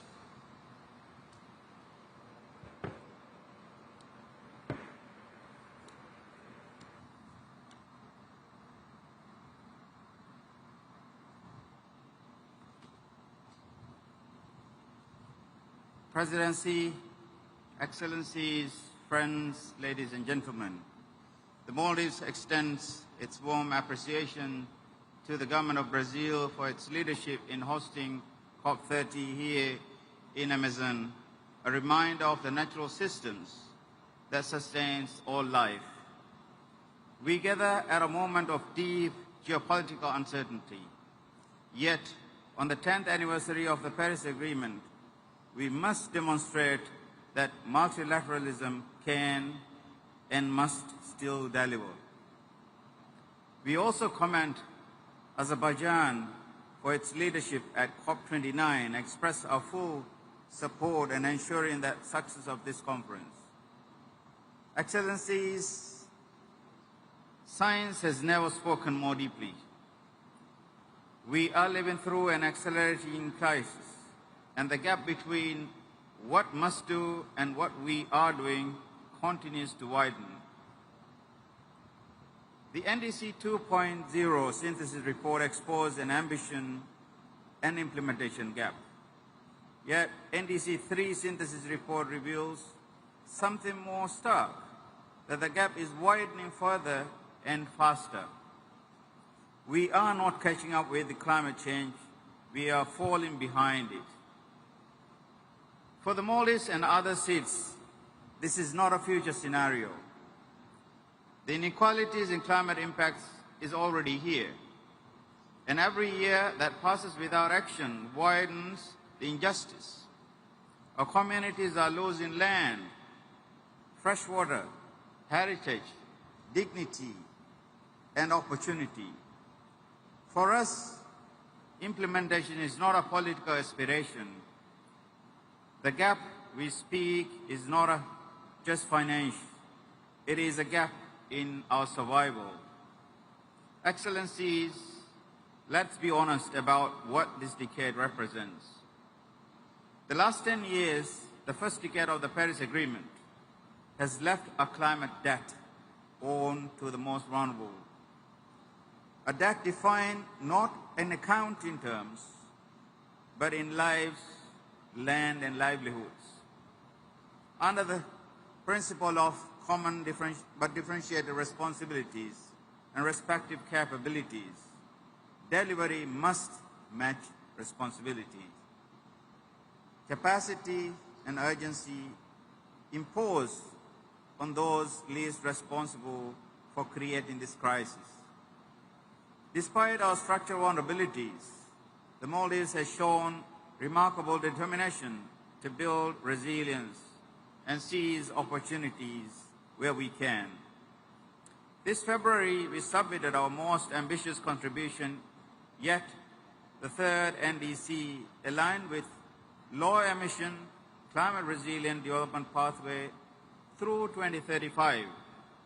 We aim to reduce emissions, strengthen energy independence and energy security, modernize mobility and waste systems, and protect our most climate-exposed sectors.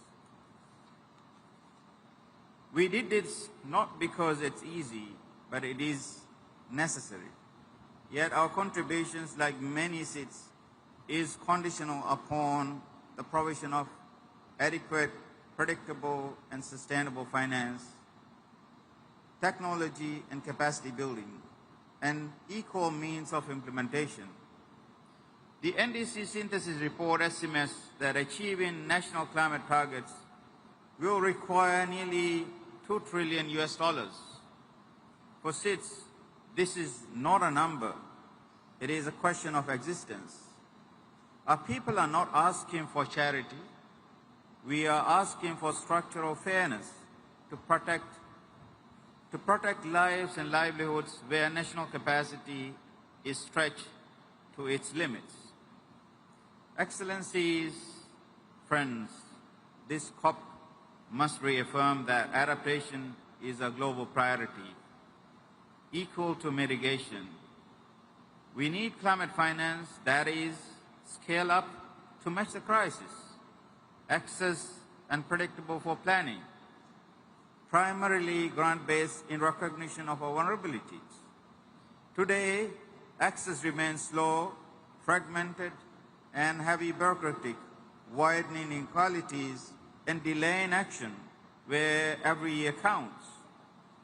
This must change urgently. Fast-track and simplified access to seats must become the norm, not an exception.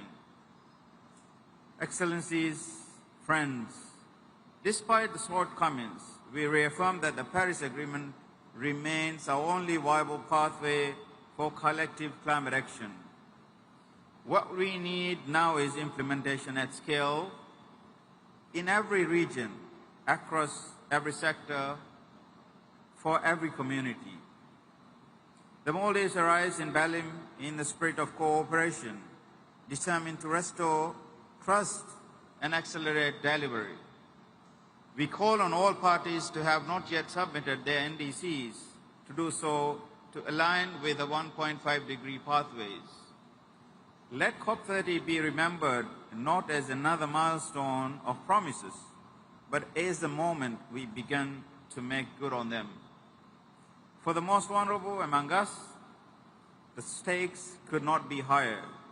We are not negotiating for a political wins. We are negotiating for our survival. The Maldives stands ready to do our part. We ask our partners to do so. Thank you.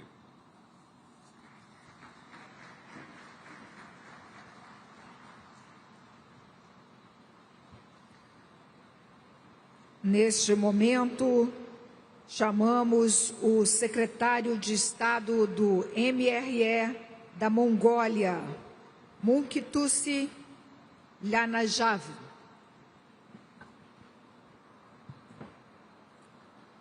Distinguished delegates, ladies and gentlemen, I wish to extend my sincere gratitude to the government of Brazil for gathering us here in Belém and hosting the COP30 in the spirit of global mutirao. The Amazon forests surround us as a living testament to nature's resilience and a reminder of its fragility. This year marks the 10th anniversary of the Paris Agreement, opening the third nationally determined contributions committed period. These milestones remind us to transform the promises of Paris and the ambitions of Glasgow into tangible results. We must move from pledge to progress, from rhetoric to regeneration. Now is the time for action, unity, and accountability. Mongolia was among the first countries to ratify the Paris Agreement in 2016 and pledged to be part of the global solution. Today, we reaffirm and elevate the commitment through our new NDC 3.0.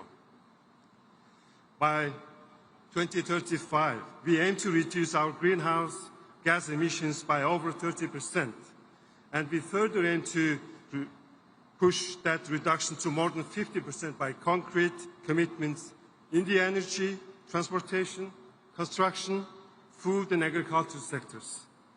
We have integrated land restoration, sustainable herding practices, and climate-resilient infrastructure. Today, developing countries face serious challenges like high debt levels, budget constraints, and limited financial resources which hinder their ability to meet climate commitments. We must also be mindful that adaptation is not a secondary concern, but a development imperative, especially for landlocked and climate-vulnerable nations. As such, Mongolia calls on all countries to embed nature-positive approaches in their national development plans and to recognize land restoration as a dual solution for both mitigation and adaptation. This includes scaling up finance for adaptation, protecting biodiversity, and ensuring that indigenous and rural communities are central to decision-making in a true spirit of global mutirao. For Mongolia, achieving our Paris Agreement goals will require financing equivalent to about 50% of our total GDP. To mobilize these resources, we are pursuing legal and economic reforms to create a favorable environment for investment in renewable energy, green agriculture, and forestry. Within the framework of our Billions of Trees national movement, Mongolia has expanded international cooperation and established the permanent financing mechanism for nature conservation called Eternal Mongolia. According to UN Women, failure to meet global climate targets by 2050 could push 160 million more women and girls into poverty, while 240 million could face food insecurity. In response, Mongolia hosted the World Women Entrepreneurs Forum Towards Green Future in August this year and adopted Ulaanbaatar Declaration Towards a Sustainable Future, calling for greater participation and leadership of women in climate action. distinguished delegates, ladies and gentlemen, in 2026, Mongolia will host the 17th session of the Conference of the Parties to the UN Convention to Combat Desertification, as well as observe the International Year of Rangelands and Pastoralists. I cordially invite you all to participate at the highest level with broader representation in the 17th session of the Conference of the Parties to the UN Convention to Combat Desertification, scheduled on 17th to 18th of August 2016 in Mongolia. This conference seeks comprehensive solutions to adapt to climate change, protect and enhance water resources, and combat desertification and land degradation. As a country deeply shaped by vast rangelands and nomadic heritage, Mongolia recognizes that land is not only a source of livelihood, but also frontline in the fight against climate change. At the COP17, in partnership with the United Nations, we are preparing to launch the Rangeland Flagship Initiative.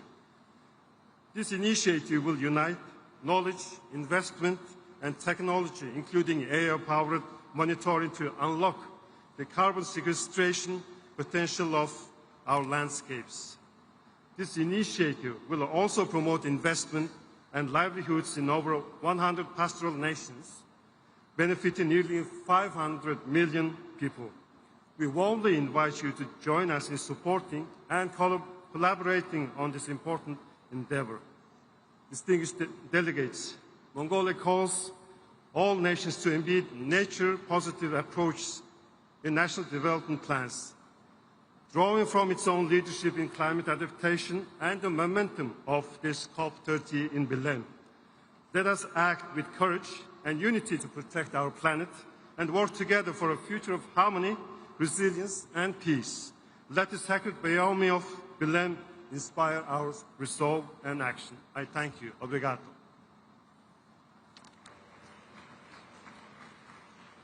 Nesse momento, convido o representante do Nepal, o secretário do Ministério de Florestas e Meio Ambiente, Rajendra Prasad Mishra.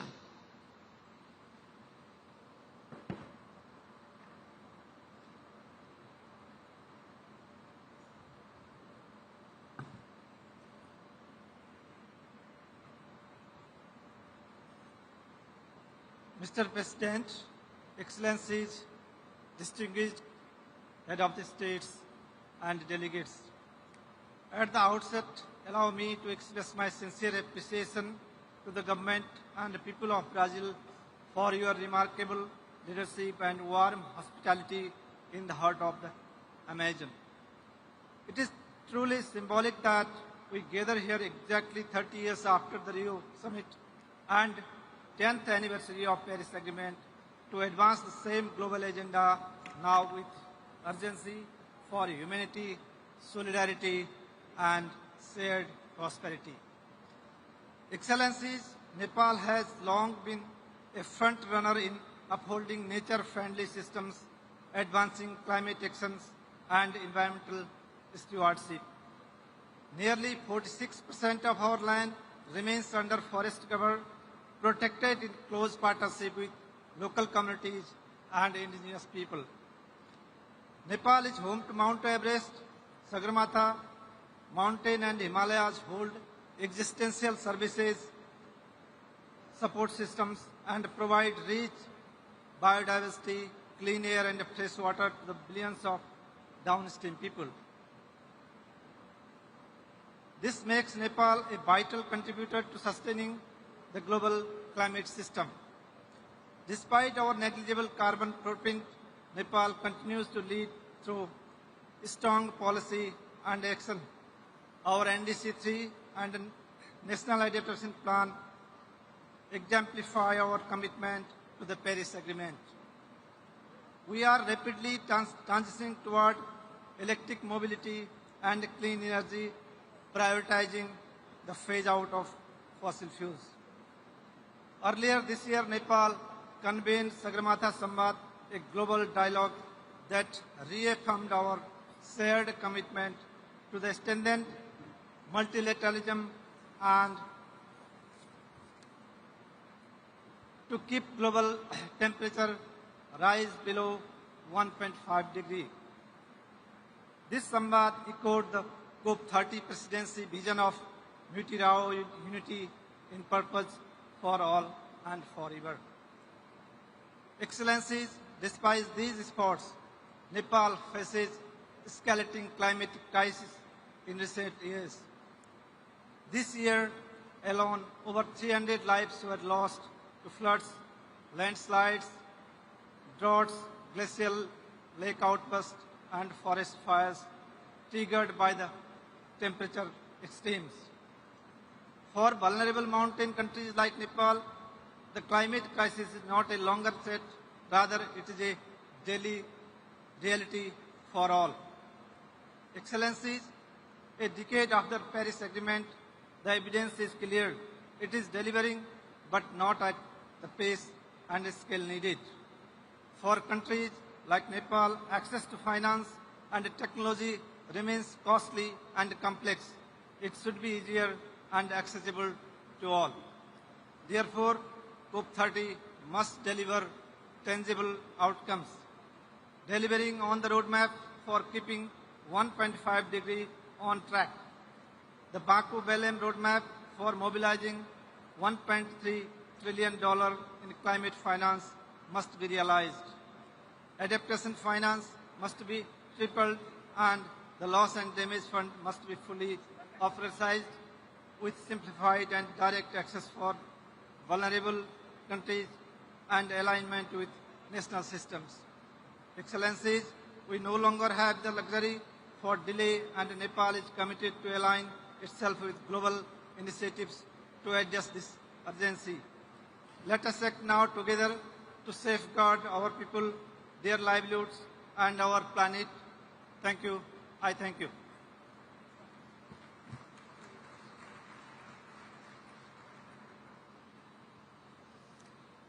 Convidamos para a manifestação a secretária federal do Ministério da Mudança de Clima e do Meio Ambiente do Paquistão, Aisha Umera Moriani.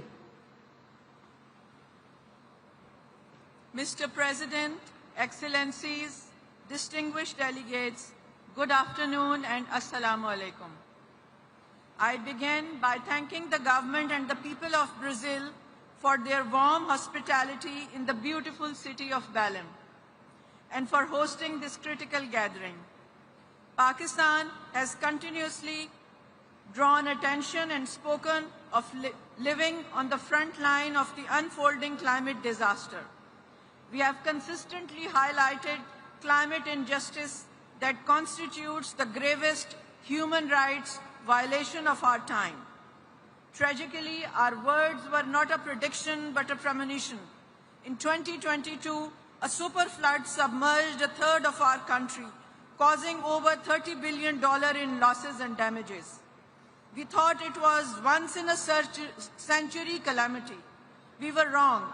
Just 3 years later, in 2025, we have again faced floods of catastrophic magnitude, washing away lives, livelihoods, and the hard-earned progress of the people.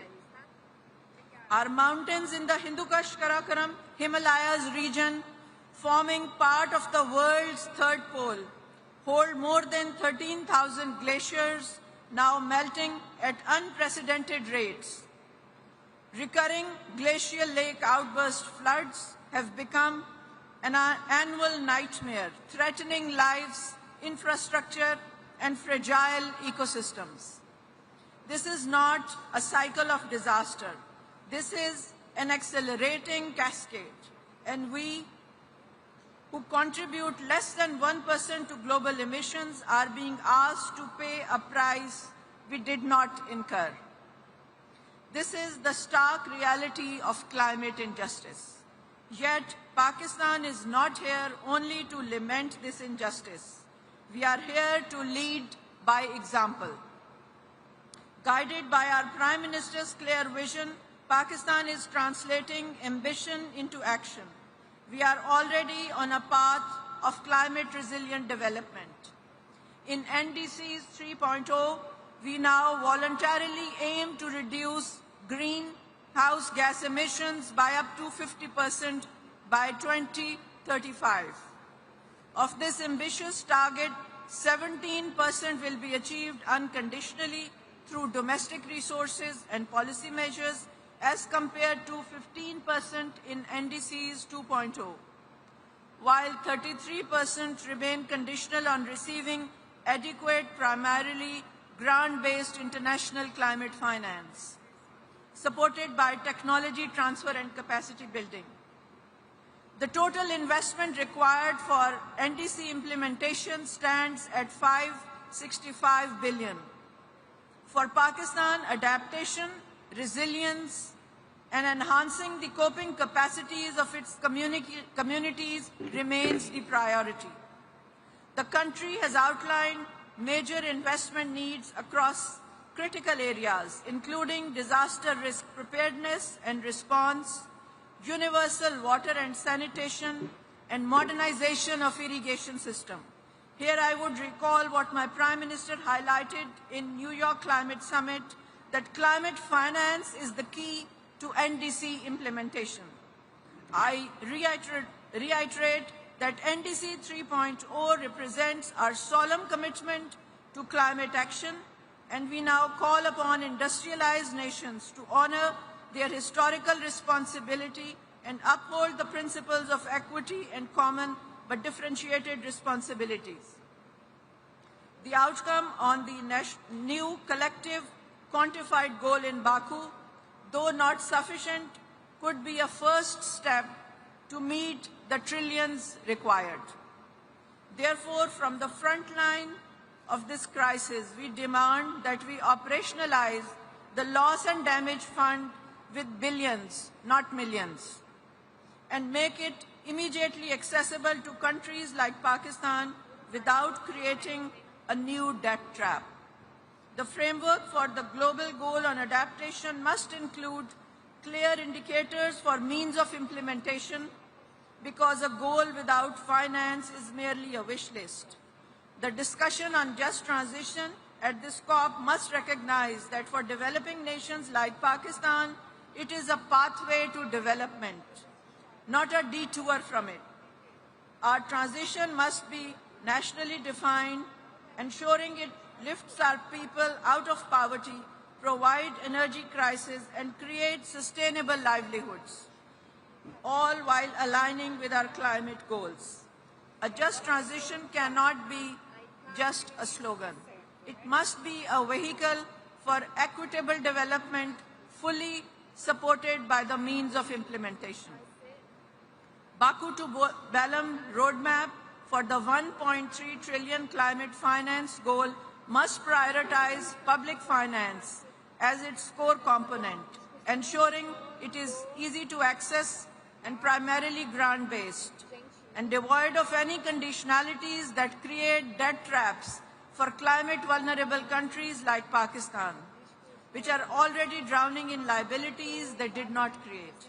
Mr. President, as we gather here to discuss the threat being faced as a result of climate change, we must not forget the suffering of the people from Palestine. The root cause of the ongoing situation in the Middle East is Israel's prolonged illegal occupation of Palestinian territory.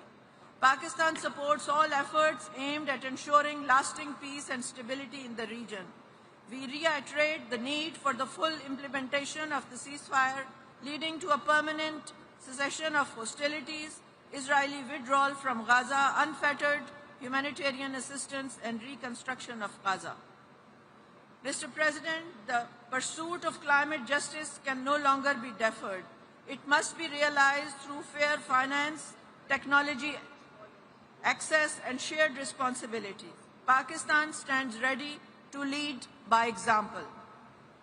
But our resolve must be met with global responsibility. Let Belém be the COP where we move from excuses to execution, from empty rhetoric to accountable action, guided by the equity and the principles of common but differentiated responsibility. Let us not be remembered as the generation that watched the planet burn, but as the one that had the courage to save it. Thank you.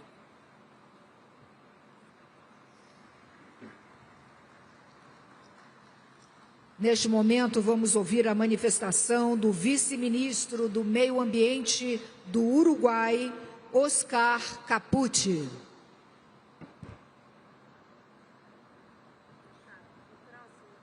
Excelentísimos señores jefes de Estado, honorables ministros, distinguidas autoridades, representantes de organismos internacionales, señoras y señores.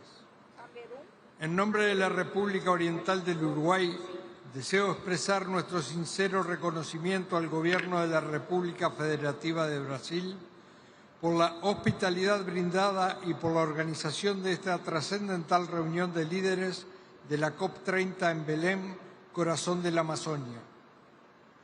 Este encuentro nos convoca con una responsabilidad histórica, reafirmar nuestro compromiso colectivo con la acción climática, la justicia ambiental y la solidaridad entre los pueblos. Uruguay reitera su pleno compromiso con la Convención Marco de las Naciones Unidas sobre el Cambio Climático y con el Acuerdo de París, como los instrumentos multilaterales legítimos y esenciales para enfrentar la crisis climática de forma colectiva, inclusiva y basada en la ciencia. En esta instancia decisiva, Uruguay hace un llamado a renovar los compromisos en materia de financiamiento climático, con especial énfasis en la adaptación, incluyendo la definición de una nueva meta colectiva y cuantificada que permita fortalecer la resiliencia de los países más vulnerables.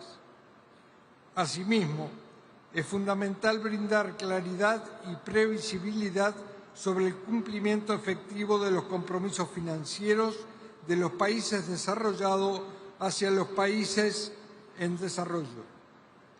Las brechas que aún existen en los montos y que en las condiciones preferenciales del financiamiento deben ser abordadas con determinación y sentido de justicia.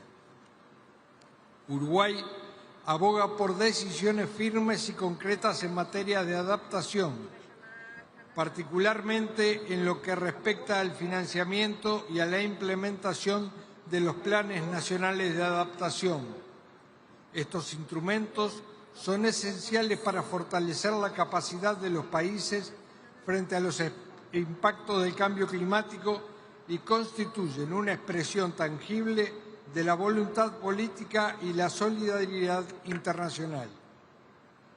Asimismo, creemos indispensable que la COP30 emita un mensaje claro sobre la centralidad de la justicia climática en la toma de decisiones. La transición hacia economía bajas en carbono debe ser justa, equitativa e inclusiva sin dejar a nadie atrás. La acción climática debe avanzar de la mano de la justicia social, la equidad intergeneracional y la participación plena de las comunidades locales, las juventudes y las mujeres. Excelencias, Uruguay se ha posicionado como un país pionero en la integración de la sostenibilidad ambiental con el desarrollo económico productivo.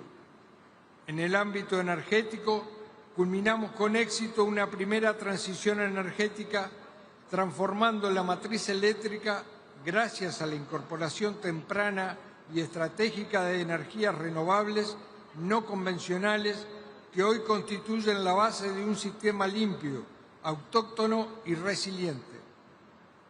Esta transformación fue posible gracias a una política de Estado de largo plazo, sostenida por distintos partidos políticos y acompañada por un clima favorable de la inversión y la innovación. En diciembre del 2024, Uruguay presentó su tercera contribución determinada a nivel nacional, en la que, por primera vez, establece límites absolutos de emisiones de gases de efecto invernadero, consolidando así el compromiso de desacoplar el crecimiento económico, del aumento de las emisiones. Estos compromisos están alineados con la estrategia climática de largo plazo al 2050, que define la ruta hacia la neutralidad de carbono mediante el impulso de las renovables, el almacenamiento energético, el hidrógeno verde y la reconversión de procesos industriales hacia fuentes limpias. Junto con la mitigación, la adaptación y la resiliencia son ejes centrales de nuestra política climática. Uruguay desarrolla planes nacionales de adaptación sectoriales con un enfoque participativo y territorial que fortalece nuestras capacidades institucionales y sectoriales. Nuestro país cuenta con una sólida arquitectura de gobernanza ambiental mediante la coordinación interinstitucional, continuidad de las políticas de Estado y participación ciudadana, en consonancia con el Acuerdo de Escazú, articulada por el Sistema Nacional de Respuesta al Cambio Climático. En línea con el llamado de la presidencia de la COP30, Uruguay impulsa la red de gobiernos subnacionales frente al cambio climático, convencido de que la adaptación debe ser soberana, local y profundamente anclada en los territorios. Excelencias, la COP30 debe ser recordada como una COP de decisiones firmes y resultados equilibrados. Uruguay aspira a que en Belén surja un marco integral del Objetivo Mundial de Adaptación con indicadores claros y medios de implementación definidos. Un compromiso renovado de financiamiento para la adaptación que honre y amplíe las promesas de Glasgow. Una decisión robusta sobre el programa de trabajo conjunto de transición justa con un enfoque integral que abarque empleo, juventudes, equidad social y comunidades locales. Y la aprobación de un nuevo plan de género y cambio climático que fortalezca capacidades, promueva la participación de las mujeres y reconozca los impactos diferenciados del cambio climático. El camino hacia una economía carbono neutral y resiliente está trazado y lo recorreremos con justicia climática, justicia social y compromiso con las generaciones futuras. Muchas gracias.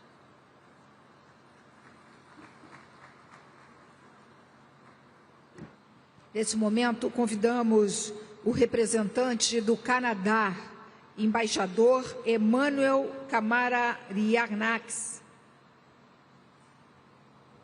Boa tarde, good afternoon, bon après-midi tout le monde.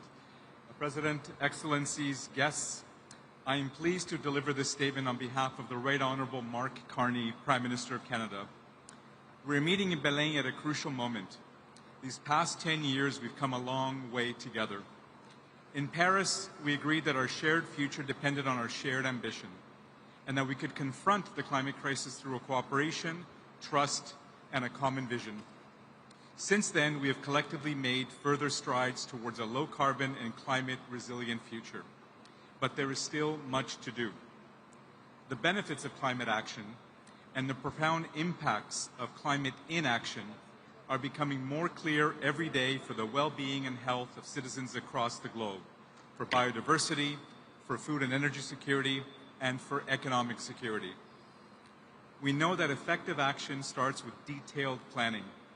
We encourage all countries to come forward with ambitious climate action and to come to COP ready for candid discussions on the progress made so far and what more we can do collectively to reach net zero.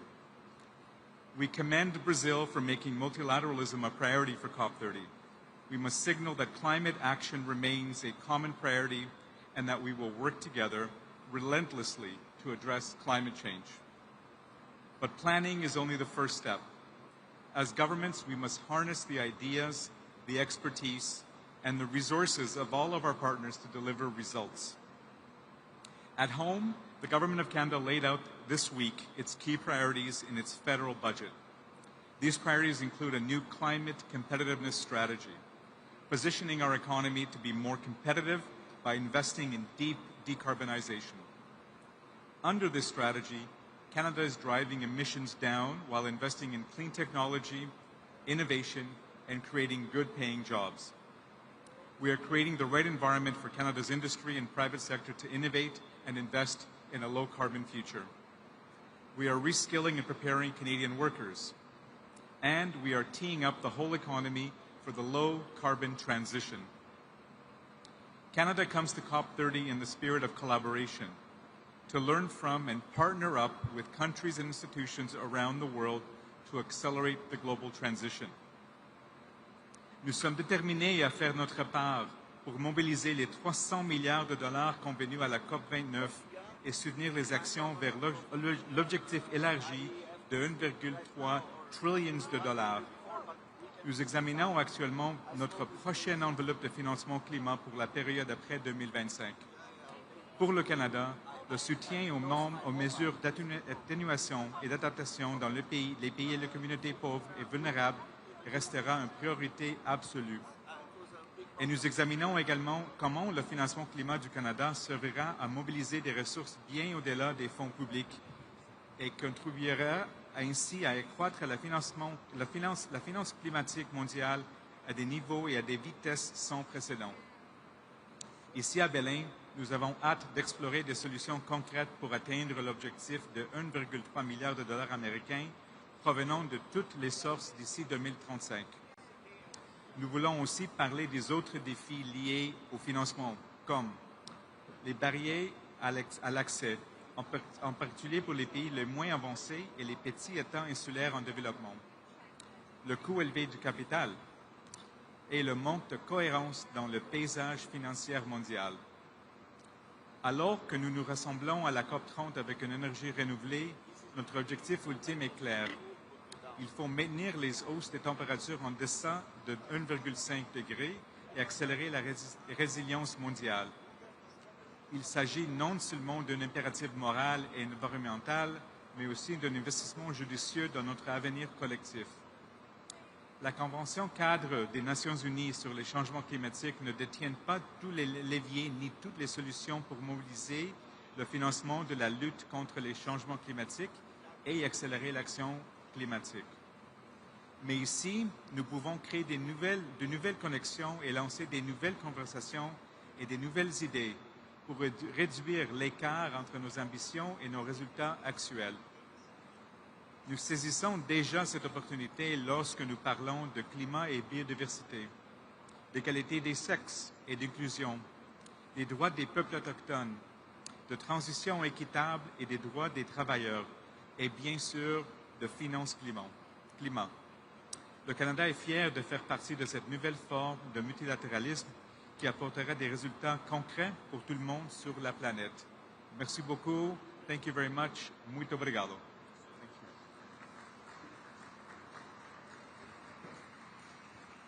Neste momento, convidamos a embaixadora da Eslováquia, Katarina Tonková.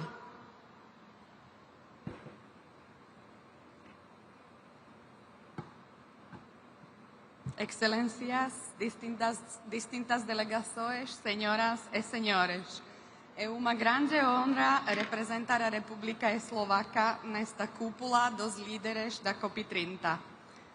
Permítanme transmitir as saudações e os melhores votos do primeiro-ministro Robert Fico, bem como nossa gratidão ao presidente Lula da Silva e ao governo do Brasil pela liderança e hospitalidade nessa conferência tão importante para o nosso futuro.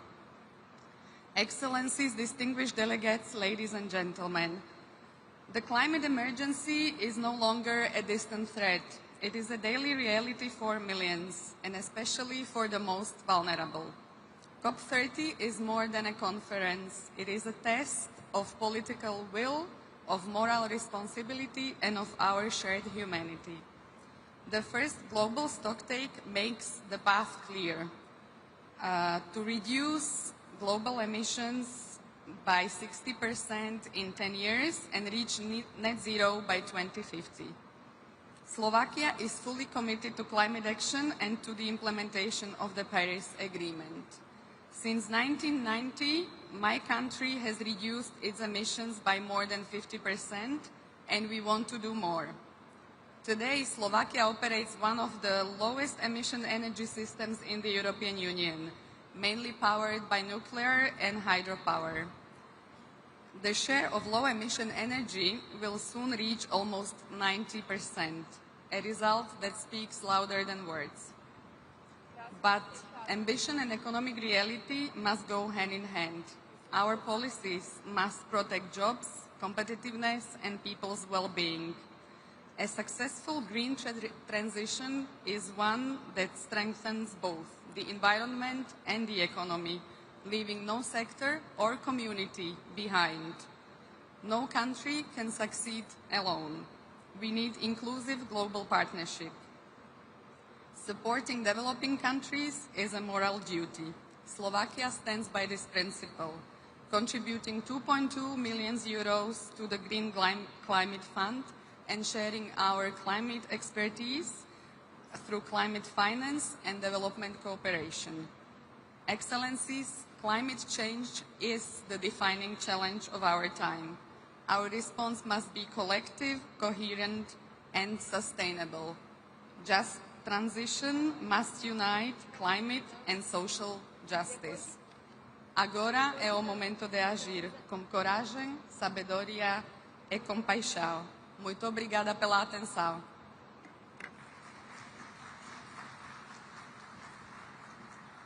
Agora, neste momento, convidamos o embaixador da Etiópia, Leuceged Tadez Abeb.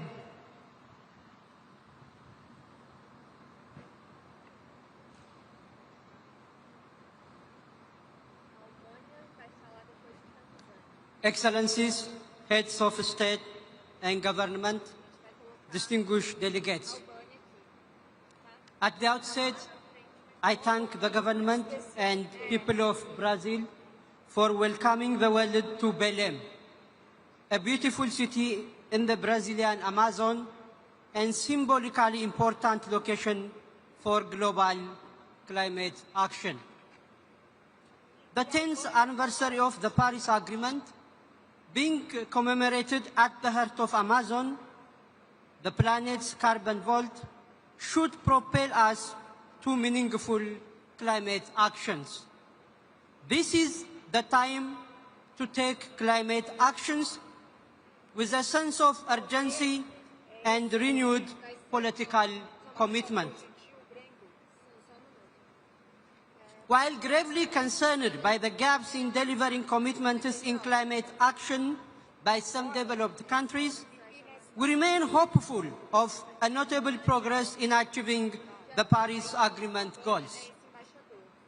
In this regard, we commend Brazil and fully support its theme Global Mercurio that calls for a shift from pledges to concrete and collective implementation. We also thank Brazil for introducing impactful initiatives during this COP. We are also encouraged to see the submission of 64 new NDCs, despite a deepening climate crisis that continues to disproportionately impact vulnerable communities in developing countries. At this juncture, I am delighted to announce that Ethiopia has submitted an ambitious NDC that aims to reduce emissions by 70%. Excellencies, COP30 must deliver ambitious and balanced outcomes grounded in principles of justice and solidarity to put the world on the right course to effectively address climate change in all areas, including adaptation, loss and damage, climate finance, and mitigation. Equally important, it's time to forge genuine partnerships and take concrete climate actions and solutions. Ethiopia has long pursued forward-looking policy on building a climate-resilient economy. Africa has also assumed leadership by advancing climate solutions. Such was exhibited at the Second Africa Climate Summit, where the continent outlined its leadership through actionable commitments in innovation, finance, energy transition, critical mineral development, restoration of nature, and emergency preparedness. The Addis Ababa Declaration is a bold testament to Africa's resolve and a clear message that Africa stands as a committed partner and a driving force in our shared mission to address the continued impacts of climate change. Excellencies, allow me to outline key imperatives for COP30. First, the most important climate action originates at home. Ethiopia's Green Legacy Initiative, pioneered by His Excellency Prime Minister Abiy Ahmed, has achieved concrete results by planting 48 billion, yes, 48 billion tree seedlings over 7 years period. The multitude of similar initiatives across Africa are prime examples for tangible climate actions and solutions. Ethiopia's bold move to greening its transportation sector is reducing dependence on fossil fuels, resulting in massive reduction in emissions. That's why we say Ethiopia is leading by example. We therefore encourage all developing countries to start from home by taking climate actions that center on community mobilization and the use of domestic resources. Second, the devastating impacts of climate change cannot be addressed unless there is a breakthrough in delivering means of implementation for all pillars of the Paris Agreement. All financing commitments should be delivered in grant-based and non-debt generating concessional finance. The Loss and Damage Fund also needs to be urgently capitalized. We also call for the operationalization of the Baku to Belém roadmap to mobilize 1.3 trillion USD to close the financing gap, while ensuring a balanced allocation between mitigation and adaptation finance. Third, on energy transition, we should honor the COP28 commitments by tripling renewable energy investment for Africa's share of the global 60 billion USD energy investment from just 2% to 20% by 2030. Furthermore, we wish to underscore the urgent need to ensure fair, sustainable and just supply of chains of critical minerals that are key for the development of zero and low emission energy technologies. Excellencies, it is my great honor and pleasure to announce to this August Assembly Ethiopia's bid to host COP32 in 2027 in Addis Ababa, the diplomatic capital of Africa.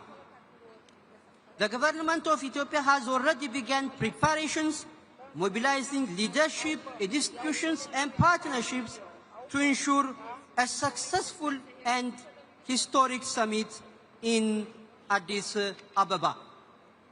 Addis Ababa, home to the African Union, the UN Economic Commission for Africa, and over 160 diplomatic missions, avails seamless air connectivity and excellent track record of hosting major conferences. I therefore humbly request your support to bring COP to Africa once again. Finally, Excellencies, allow me to close by joining His Excellency President Lula da Silva in his declaration that is, COP30 shall be a conference for truth.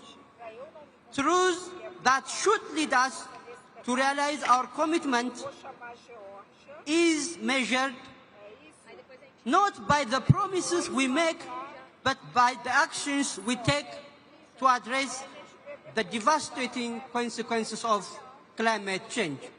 The time to act is now. I thank you, Excellencies.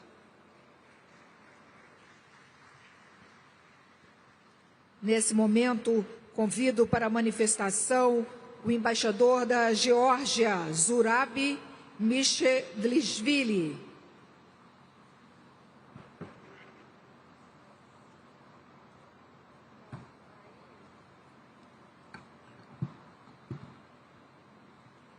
Excellencies, ladies and gentlemen, it is a particular honor to address you on behalf of the delegation of Georgia. And at the outset, I would like to extend my sincere appreciation to the government of Federative Republic of Brazil for the wonderful hospitality and honorable efforts that have made the COP30 a true success. Distinguished delegates, at the critical juncture as we mark the 10th anniversary of the Paris Agreement, it is vital to celebrate what we have already achieved together. From bending the emission curve to operationalizing the loss and damage fund, these achievements stand as a statement to our collective efforts to combat the climate change. Acknowledging this progress is not complacency. It is reaffirmation of the Paris spirit and a reminder that multilateral climate action delivers results. At the COP30, Georgia will advocate for an outcome that balances urgency with recognition, anchoring our collective efforts in the tools that drive implementation and shape a resilient, decarbonizing future for all. Georgia will support a consensus outcome that acknowledges the ambition implementation gap and commits us to closing through the instrument already agreed under the Paris Agreement. Nationally determined contributions are not absent pledges. They are the operation blueprint for climate action. Delivering of them requires a coordinating push across ambition, adaptation, finance, and technology. Georgia cautioned against reopening the ambition cycle. Instead, we must focus on delivering what we have promised using every tool at our disposal. Georgia is preparing its own national adaptation plan and encourages others to do the same, recognizing the resilience is inspirable for the credibility for our climate commitments. Georgia welcomes the Baku to Belém roadmap to $1.3 trillion and calls for it to both credible and inspiring. We support a strong signal of adaptation finance, including consideration of a new goal post 2025. The continuation of the Sharm el-Sheikh dialogue is essential to aligning finance flow with low emission, climate resilient development at COP30. Georgia will work to ensure that climate finance delivery clarity, momentum, and trust, empowering countries to turn the NDC into tangible outcomes. Ambition, adaptation, finance, and technology are all connected. They work together to help countries deliver on their climate promises, known as NDS. Their tools are not separated pieces. They support each other and must be used side by side to make real progress. Georgia is ready to help shape in COP30 outcomes that brings this effort together, building a future when our economy grows without harming the planet and our communities are stronger and safer in the face of climate change. While we commit to addressing the ongoing climate crisis, conflict worldwide continue to disrupt and slow global efforts in the direction. Due to the occupation of Georgia's Abkhazia and Skhin Valley region, the government of Georgia is unable to implement measures to severe consequences of climate change in those regions, which consist of 20% of Georgia territories. Georgia welcomes the COP30 presidency effort to connect the action agenda with the result of the global stocktake. This is a crucial step to move from word in action, turning, negotiate, decision into real program on the ground.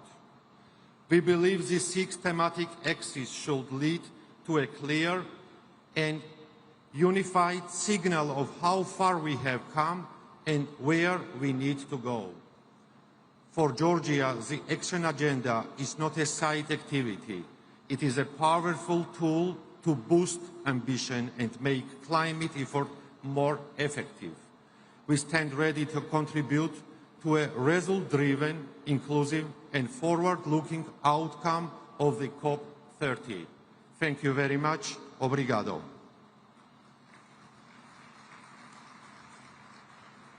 Agora convidamos para a manifestação o embaixador da Grécia, Ioannis Tsisovas Morousis.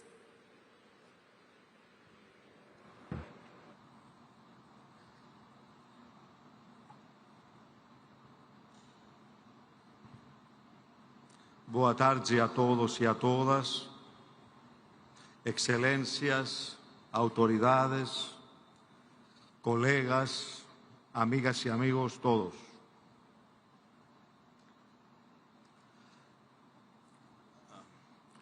J'ai suivi avec beaucoup d'attention les discours de nos leaders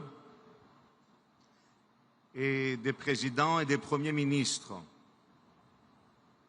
Je suis arrivé à la conclusion qu'il y a une espèce d'embarras général. On ne sait pas exactement où on en est. Et le pire, où on veut aller. Il y a plein de contradictions. Nous avons fait campagne pendant des années, pendant des décennies, pour les énergies propres. Et maintenant, comme les choses ont changé, surtout aux États-Unis, nous allons nous adapter aux nouvelles conditions et nous allons suivre une route différente. Drill, baby, drill. Je crois qu'il faut qu'on prenne des décisions et s'y tenir et ne pas changer tous les 3 ans notre politique. On m'avait préparé un discours très long. Je ne lirai pas, ce sont 10 pages. À la place, je vous dirai quelques aspects de la politique de la Grèce à propos de notre sujet de changement climatique. Hier, à Athènes, nous avons reçu la visite de 4 ministres des États-Unis. Ministre d'énergie, économie, intérieur. Le but de la visite était de voir avec les autorités de mon pays des moyens de faire de la Grèce l'entrée du gaz naturel liquéfié, gas natural licuado. La idea es que barcos de los armadores griegos, metaneros, de bateaux méthaniers, metaneros, van a transportar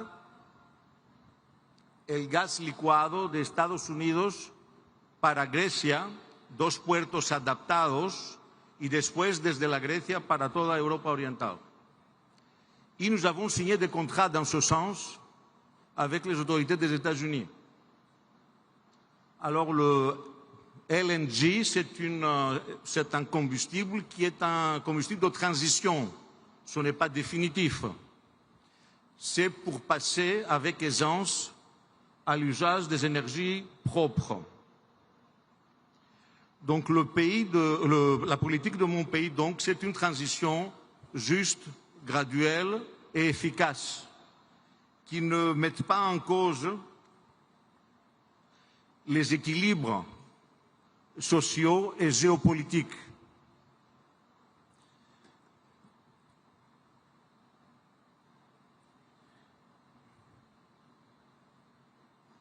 Greece is fully committed to ensuring the compliance of EU policy and the objectives of Paris Agreement and the European Climate Law. Specifically, Greece is committed to implement the EU legal framework Fit for 55 set of proposals with the aim of ensuring that policies are in line with reduction of net GHG emissions of EU by at least 55% at the least by 2030, in comparison with 1990 levels. So our emissions in Greece are down 45% in comparison with 2005. And lignite used to provide much more than 50% of our power generation is share today is just 6%. Our commitments to equip by 2030 at least 12 ports, 12 harbors in Greece with cold ironing and their simultaneous transformation to energy hubs will assist the decarbonization of the shipping sector, which is very important in my country. So we will decrease the emission and as well the climate change mitigation will take place. So, la conclusion, nous allons continuer notre politique énergétique et notre politique de changement climatique en accord avec l'Union européenne et avec tout ce qui a été dit hier par la présidente de la Commission européenne, Ursula von der Leyen, et par le président du Conseil, Antonio Costa. Thank you very much.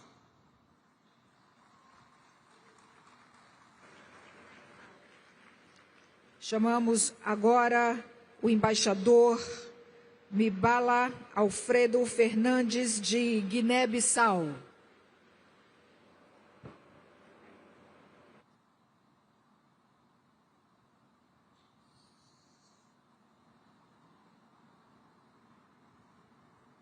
Boa tarde a todos. Gostaria, em primeiro lugar, de saudar a todos os que estão aqui nesta sala, bem acolhedora, até esta tarde para podermos falar daquilo que nos trouxe aqui de vários cantos do mundo, que é a COP30. Quero aqui cumprimentar todas as autoridades presentes nesta sala, autoridades civis e militares e todo o protocolo que nos foi reservado até este momento pelas autoridades brasileiras. É com grande honra que a Guiné-Bissau toma a palavra nessa 30ª Conferência das Partes da Convenção 4 das Nações Unidas sobre as Mudanças Climáticas aqui em Belém, símbolo da maior floresta e da nossa responsabilidade comum partilhada a nível do planeta.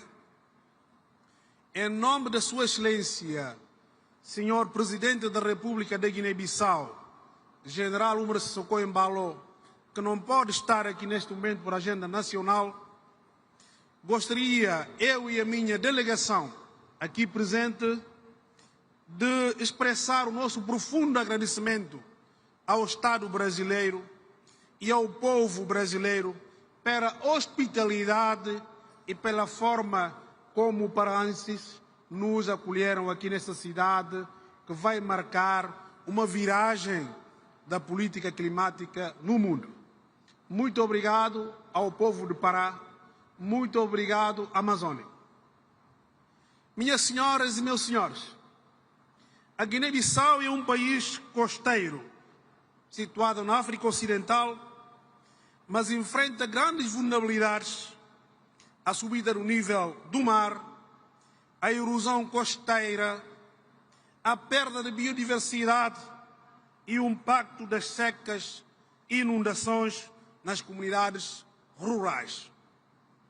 Apesar dessas dificuldades, o nosso país mantém um compromisso firme com o Acordo de Paris e com o desenvolvimento sustentável. Estamos a concluir a 4ª comunicação nacional e o 2º relatório bienal de transferência, reafirmando o nosso empenho na transferência climática.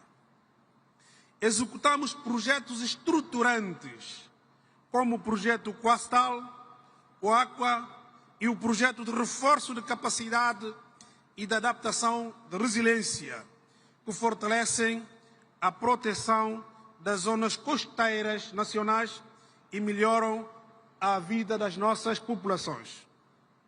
Reforçamos igualmente a aposta nas energias renováveis, sobretudo a energia solar, para reduzir a dependência de combustíveis fósseis.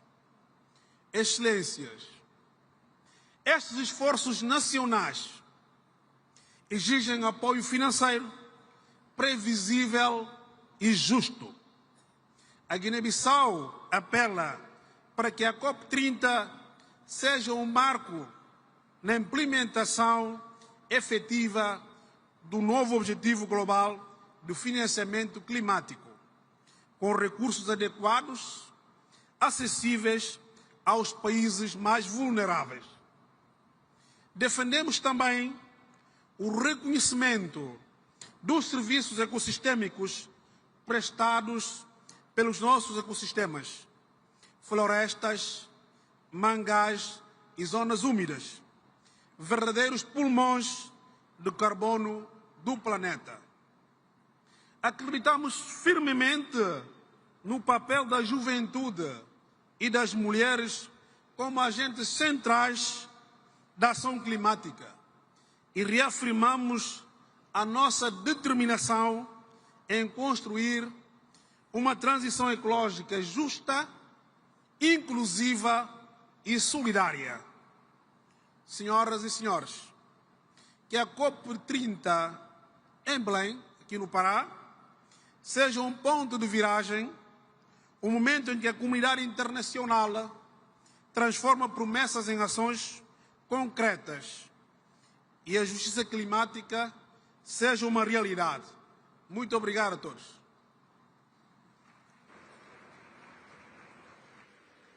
Chamamos neste momento o embaixador da Índia, Dinesh Bhatia.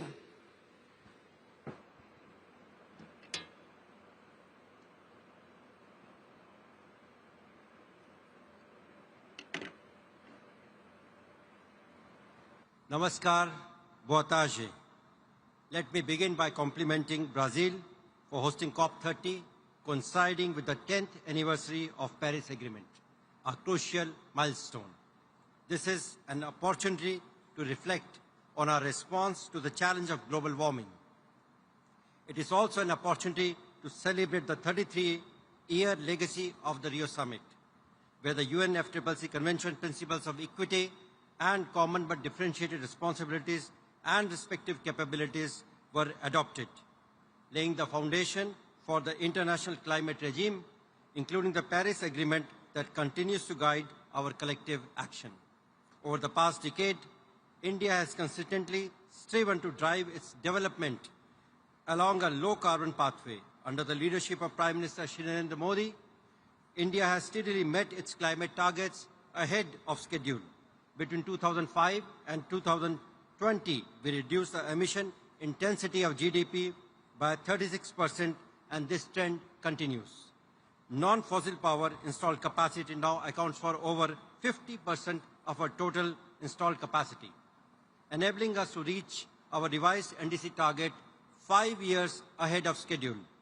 India has not only conserved but also expanded its forests and tree cover, which now stands at 25.17% of the total geographical area, witnessing the third highest annual net gain as per the FAO's Global Forest Resources Assessment 2025, creating an additional carbon sink of 2.29 billion tons of carbon dioxide, equivalent from 2005 to 2021.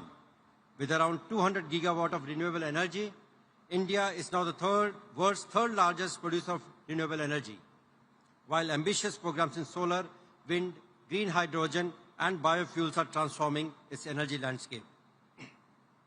The International Solar Alliance, launched globally by India and France in 2015, now unites over 120 countries, promoting affordable solar energy and South-South collaboration. 10 years after the Paris Agreement, global ambition remains inadequate. Many nations' NDCs fall short. While developing countries continue to take decisive climate action, developed countries that have disproportionately appropriated the global carbon budget must accelerate emission reductions and deliver the promised adequate and predictable support. Given the rapid depletion of the meager remaining carbon budget, developed countries must reach net zero much sooner than they have declared and invest substantially in reaching net negative emissions. While mitigation is important, it is equally important to focus attention on adaptation to address climate risk and vulnerabilities at the local level, more so in developing countries. For developing nations like India, access to affordable finance, technology, and capacity building is vital to implement ambitious NDCs. Equitable, predictable, and concessional climate finance remains the cornerstone for achieving global climate goals. On the occasion of COP30, India reaffirms its commitment to multilateralism and towards preserving and safeguarding the architecture of the Paris Agreement, built on the foundations of the Convention. As a firm believer in climate action, we stand ready to collaborate with all nations to implement solutions and transition to sustainability in ways that are ambitious, inclusive, fair, and equitable, based on the principles of CBDR, RC, and national circumstances, thereby ensuring that climate action uplifts communities globally, protects livelihoods, and honors the principles of justice and equity. India welcomes and supports Brazil's initiative in establishing the Tropical Forests Forever Facility, representing a significant step towards collective and sustained global action for the preservation of tropical forests. India is pleased to join the facility as an observer. Finally, together, let us ensure that the next decade of climate action is defined not only by targets, but by implementation, resilience, and shared responsibility based on mutual trust and fairness. Thank you, dhanyavad, namaskar, muito obrigado.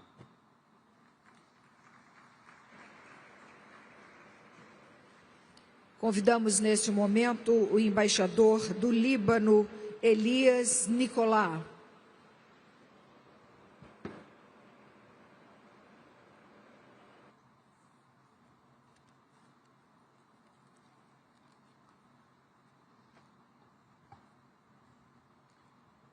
Mr. President, Luis Inácio Lula da Silva, Your Excellencies, distinguished delegates, ladies and gentlemen, on behalf of the President of the Republic of Lebanon, His Excellency General Joseph Aoun, allow me first to convey to the government and people of Brazil our sincere gratitude and deepest appreciation for hosting this important conference and for their continued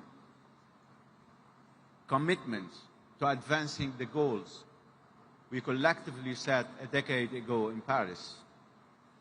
As we gather here in the heart of the Amazon, under the theme Delivering on Implementation,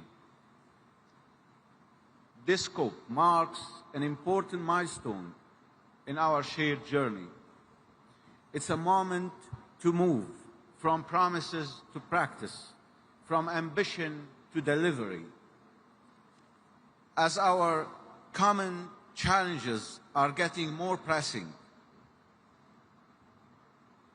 our credibility now depends on what we achieve together, on the actions we take, the systems we strengthen, and the trust we rebuild through tangible progress on the ground.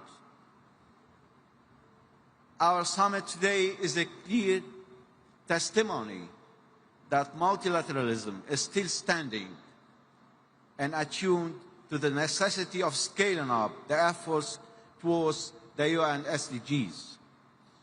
Lebanon continues to face severe political, economic, social, and environmental challenges that have tested its resilience.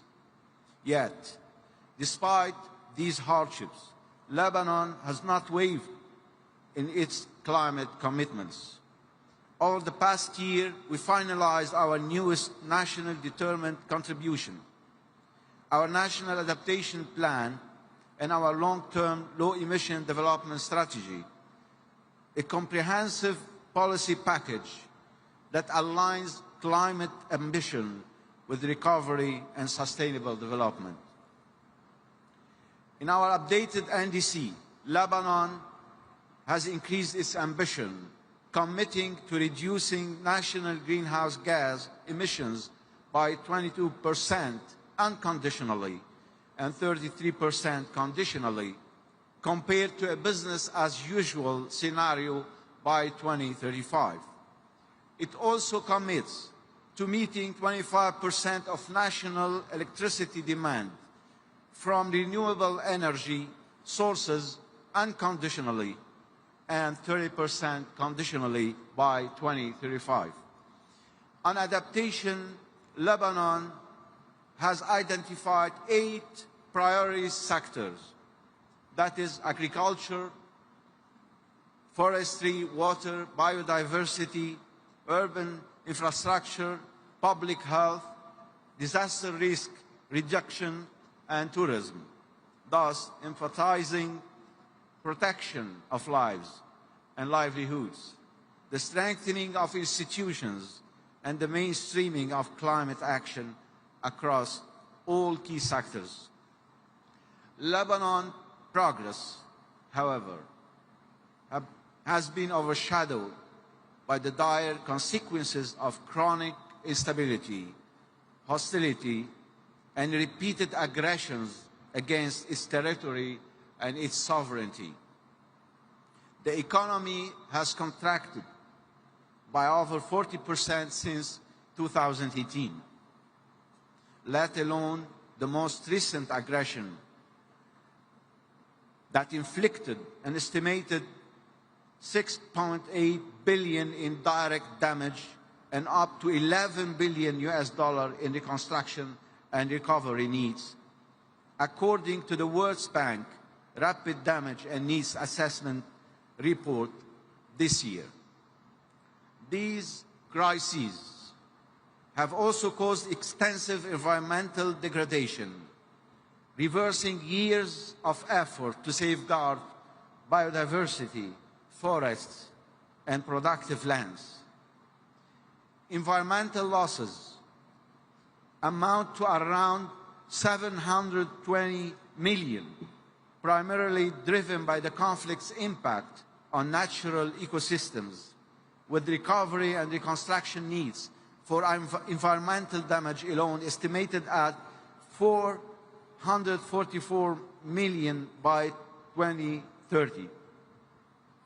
These sad facts remind us that peace, stability, and environmental protection are deeply interconnected, and that climate resilience must be pursued hand in hand with the human security and peace efforts.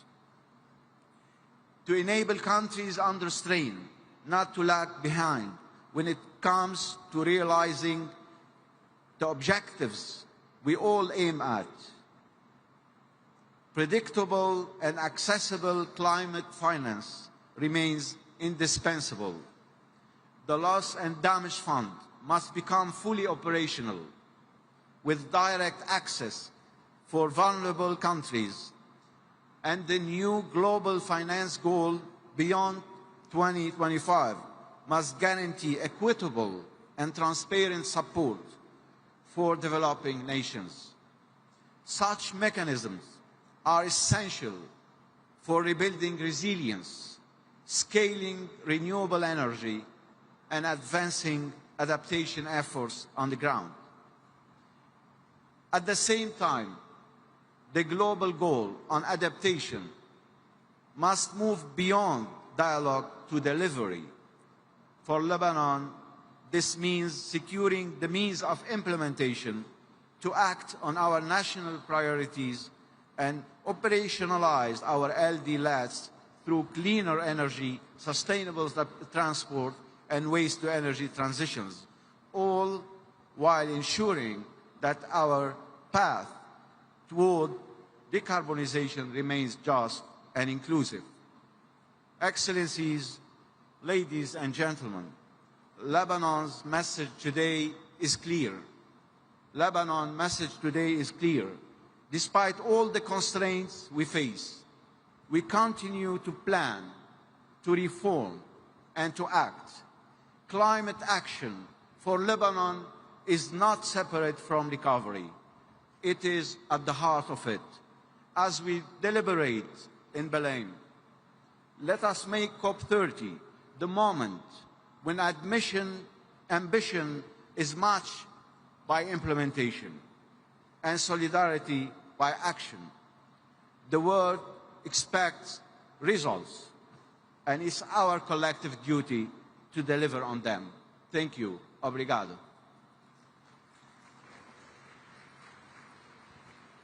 Nesse momento, convidamos o representante do Panamá, embaixador Flávio Mendes.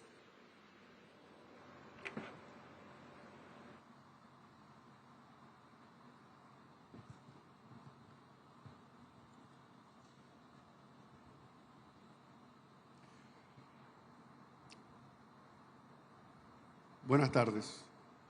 En reconocimiento del presidente de Panamá, José Raúl Mulino Quintero, hago un reconocimiento al Gobierno de Brasil y a la Organización de Naciones Unidas por acogernos para hoy celebrar la Conferencia de las Naciones Unidas para el Cambio Climático aquí en Belém do Pará, ciudad testigo de grandes logros multilaterales, como fue la adopción del Tratado Interamericano de 1994 para prevenir, sancionar y erradicar la violencia contra la mujer.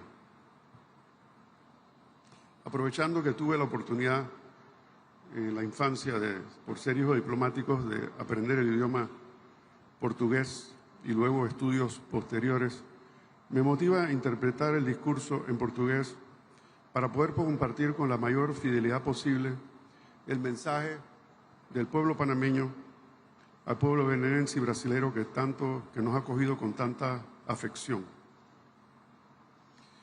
Estamos vivendo tempos de grandes retos que convergem à aceleração da mudança do clima, a persistência da pobreza, a falta de oportunidade, o surgimento de riscos sanitários e tecnológicos de alcance global.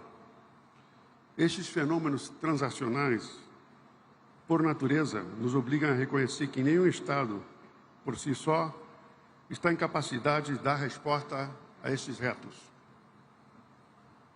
As magnitudes dessas ameaças exige mecanismos de cooperação internacional capazes de atuar com eficácia em defesa da sustentabilidade do planeta. A natureza não espera. O Panamá também não. O Panamá atua com urgência e com coerência, unificando ciência, a política e o território. Atuamos não por conveniência, mas por convicção, porque cada bosque que se perde, cada recife de corais que se branqueia, cada lar que se inunda, nos lembra que o custo da inação já é alto demais. Durante décadas, o mundo tem tentado avançar na luta contra a mudança do clima, na proteção da biodiversidade e do manejo sustentável da terra, como se fossem 3 caminhos separados. Esse enfoque tem nos custado muito tempo e muita eficiência. Em Panamá, estamos fazendo as coisas de outra maneira, ou como dizem no Rio, de outro jeito. Por essa razão, estamos apresentando o Nature Pledge, pacto que une nossos compromissos em matéria de clima, biodiversidade e terras. É uma forma nova de entender a política ambiental e climática. Na prática, Panamá se compromete a fazer uma redução adicional dos 11% de emissões por ano até o ano antes do ano 2035.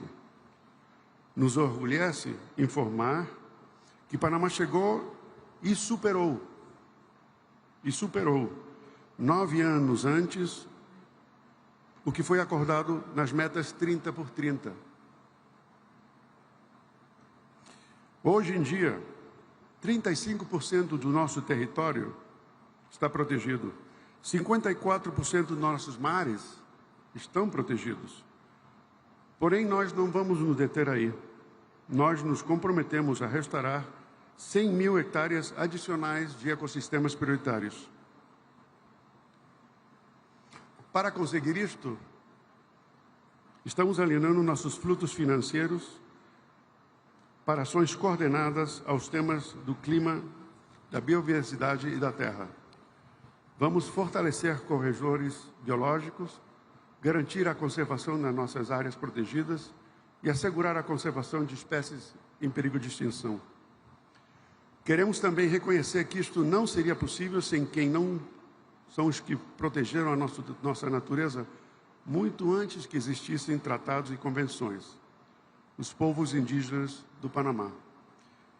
24% do nosso território é protegido por eles, com a sabedoria ancestral que guia hacia uma convivência harmoniosa com a terra. Excelências, a divisão mundial nos tem feito trabalhar muito lentamente. A integração é que garante a efetividade oportuna.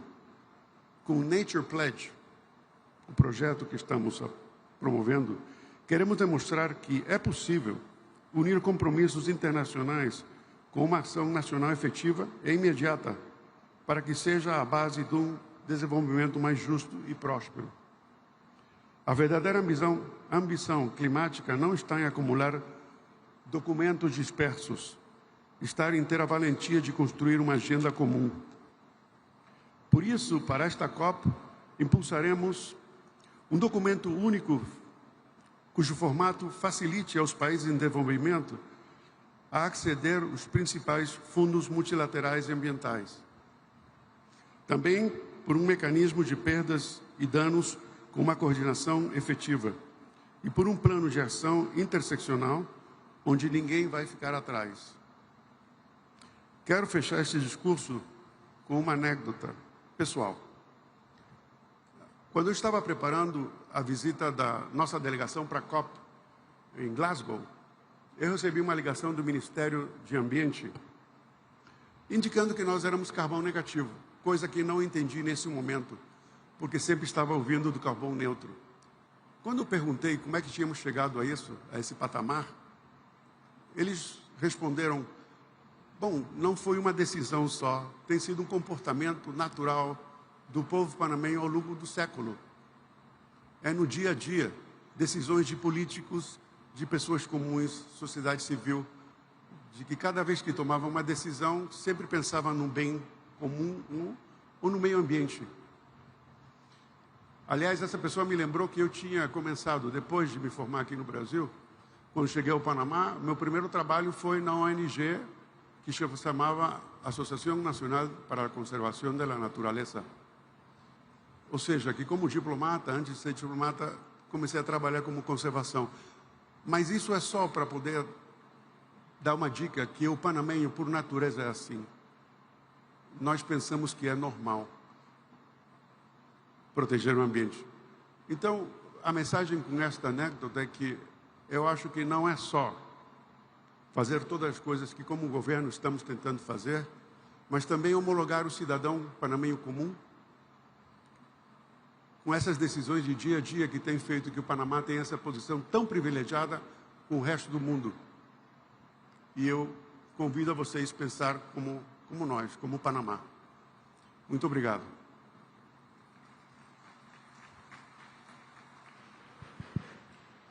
Convidamos agora representante da Polônia, o embaixador Andrzej Trzaskowski.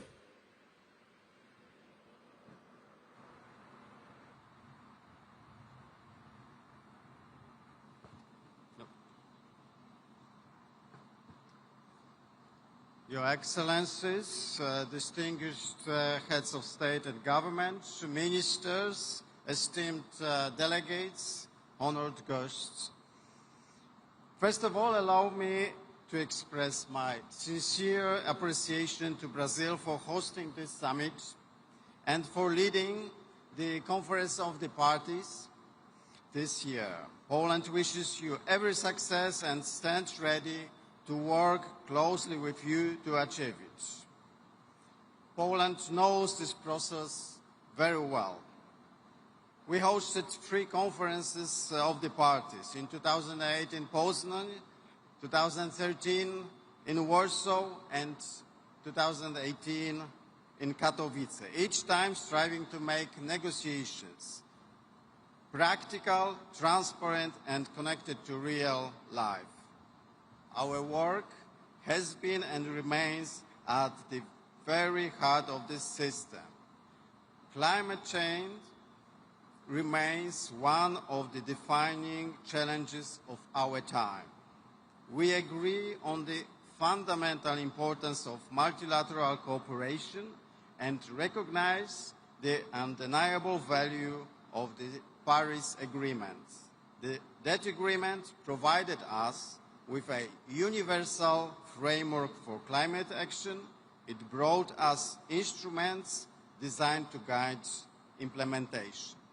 And yet we must also acknowledge that while the direction is right, our collective effort still falls short in ambition, in financing, and in implementation. The details will be taken up by our negotiators in the coming weeks.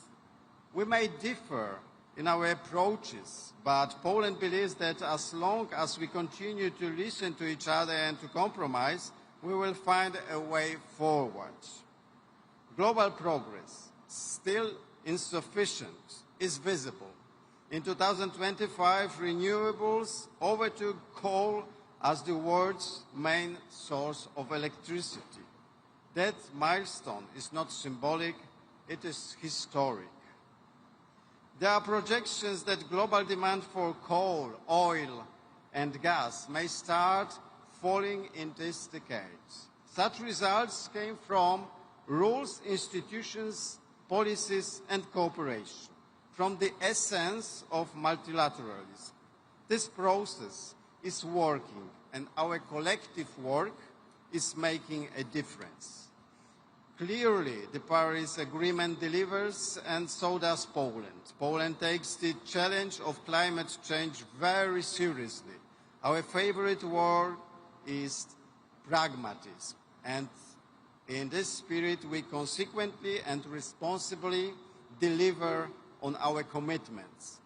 For decades, our energy system was heavily reliant on coal, but over recent years, policy shifts Technological progress and rapid deployment of wind and solar have transformed our energy mix. This year, renewables in Poland produced more electricity than coal. In the next 10 years, Poland is planning a comprehensive transformation of its energy system. The goal is to make it clean, diverse, reliable, with nuclear power and renewables at its core. This transformation strengthens not only our climate policy, but also our energy security and economic resilience, and ability to adapt to climate change. We believe that just and resilient energy transition will help us to build a sustainable future. Poland's example shows that economic growth, energy transition, and climate adaptation are not the opposing goals. They can progress together. Yet, we know that no country can face the climate crisis alone. It's a global challenge that demands a truly global response. Poland remains fully committed to this process, the one we have helped to shape, and to working with all partners towards a fair, effective, and successful energy transition. Together we can achieve more. Together we can deliver. Thank you very much. Muito obrigado.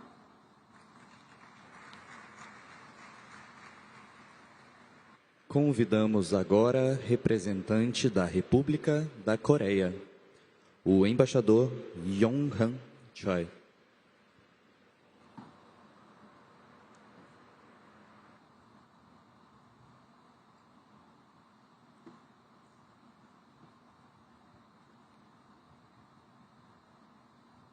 Your Excellencies, distinguished delegates, good afternoon, boa tarde.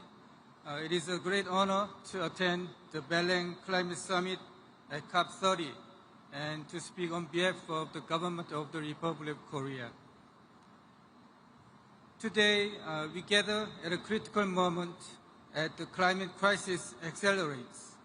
Last year, for the first time, the global average temperature rise exceeded 1.5 degrees above pre-industrial levels. Climate disasters are becoming more frequent, hard to predict, and increasingly devastating in their impact and scale.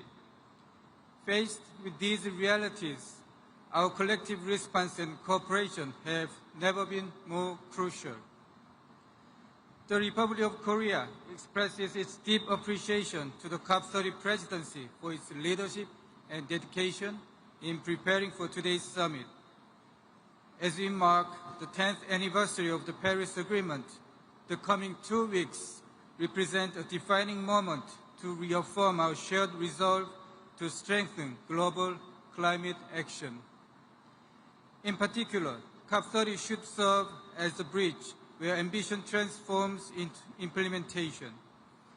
With the first global stocktake in 2023 and the submission of the first biennial transparency reports and 2035 nationally determined contributions this year, the Paris Agreement ambition cycle is now fully underway.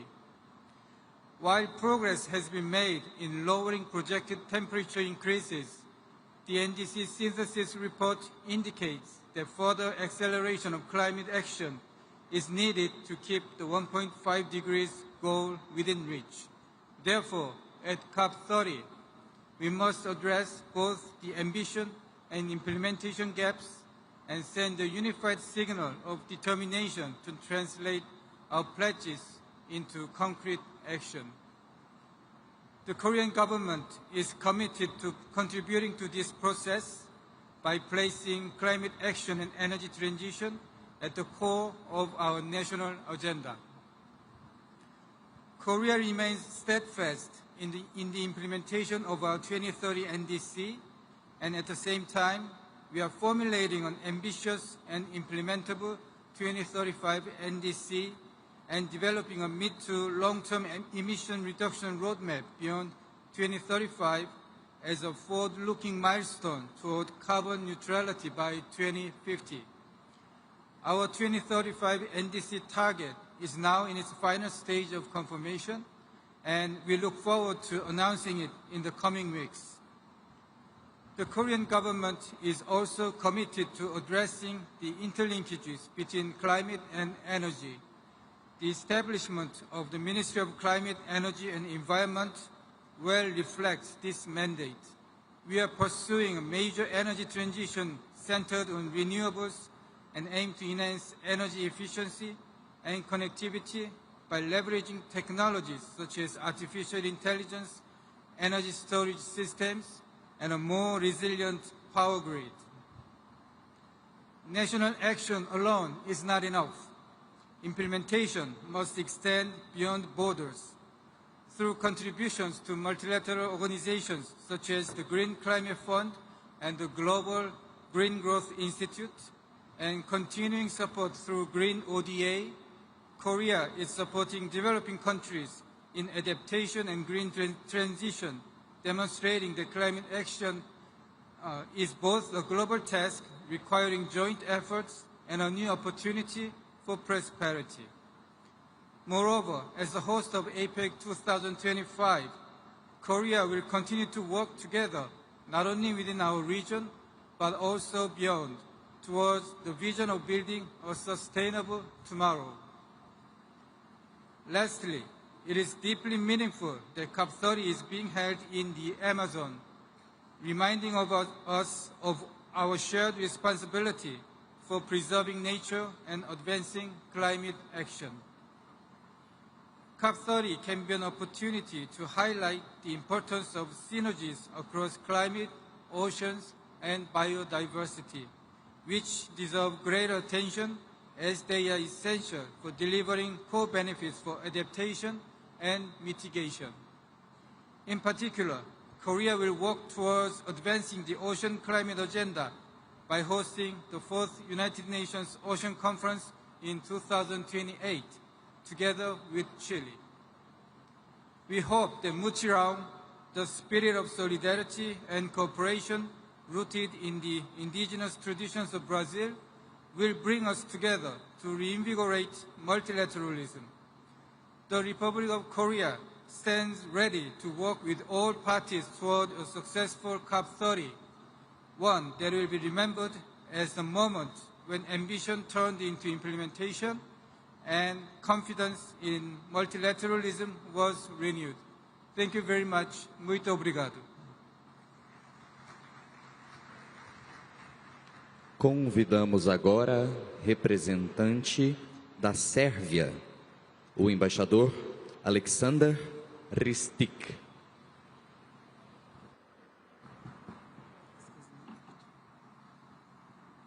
Boa tarde a todos e a todas.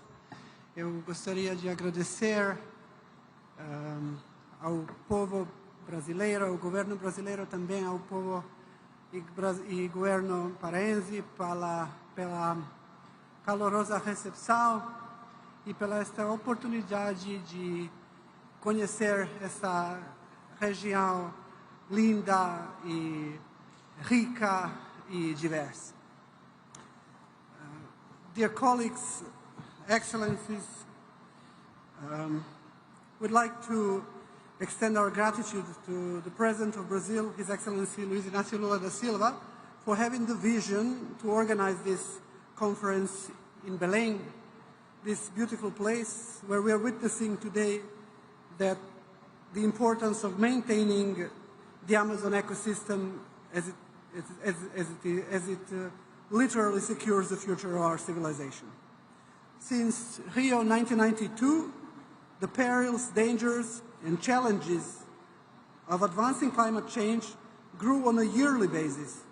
Extreme weather events, violent storms, unprecedented hurricanes, and massive floods, as well as forest wildfires, became the norm and not the exception. Serbia is located in southeastern Europe, in a geographic area that is affected in an above-average manner by climate change. Over the past 5 years, the mean annual temperature has been 2.5 degrees higher than the baseline, with consecutive record-breaking year after year. Droughts, heat waves, floods, and extreme storms have intensified, causing over 10 billion euros in losses since year 2000, including 1 billion euros in the summer of 2024 alone, when 92% of our territory suffered from severe drought. Not to mention the floods of 2014 that we are still recovering from, one of the reasons why the Serbian people expressed its solidarity with the people of Rio Grande do Sul, because we know the best what the floods can do in our nations. These impacts threaten our agriculture, water resources, forests, biodiversity, public health, and infrastructure. As a country where agriculture remains vital for food security and economic stability, we are deeply aware that the adaptation is not an option, it is a necessity. We call Serbia a small country, but I've learned from my colleagues from other European countries of the same size that we should drop this designation and call ourselves well-optimized and compact countries. But yet, we have an energy sector which still relies on domestic lignite, but we have a commitment to global action for sure. This year, in September, the government of the Republic of Serbia adopted our third national determined contribution, and it reflects our new level of ambition while also confirming our intended mitigation trajectory. The third Serbian NDC of September this year, we have committed to an economy-wide emission reduction target of 40.1% by 2035 compared to 1990 levels, or 46.7% when including land use. Given the need to ensure a just and inclusive energy transition, our target is conditional and will depend on the availability of financial resources and technical assistance. Our message today is clear. Despite our size and developing economy, Serbia stands firmly with the global community in pursuing a climate-resilient, low-carbon future, one that is fair, ambitious, and built on solidarity. I thank you very much. Muito obrigado.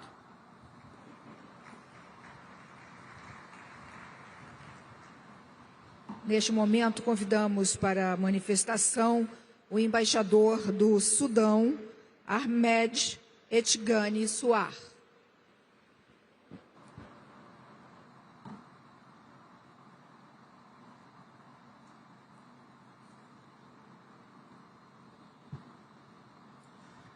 بسم الله الرحمن الرحيم. السلام عليكم ورحمة الله وبركاته.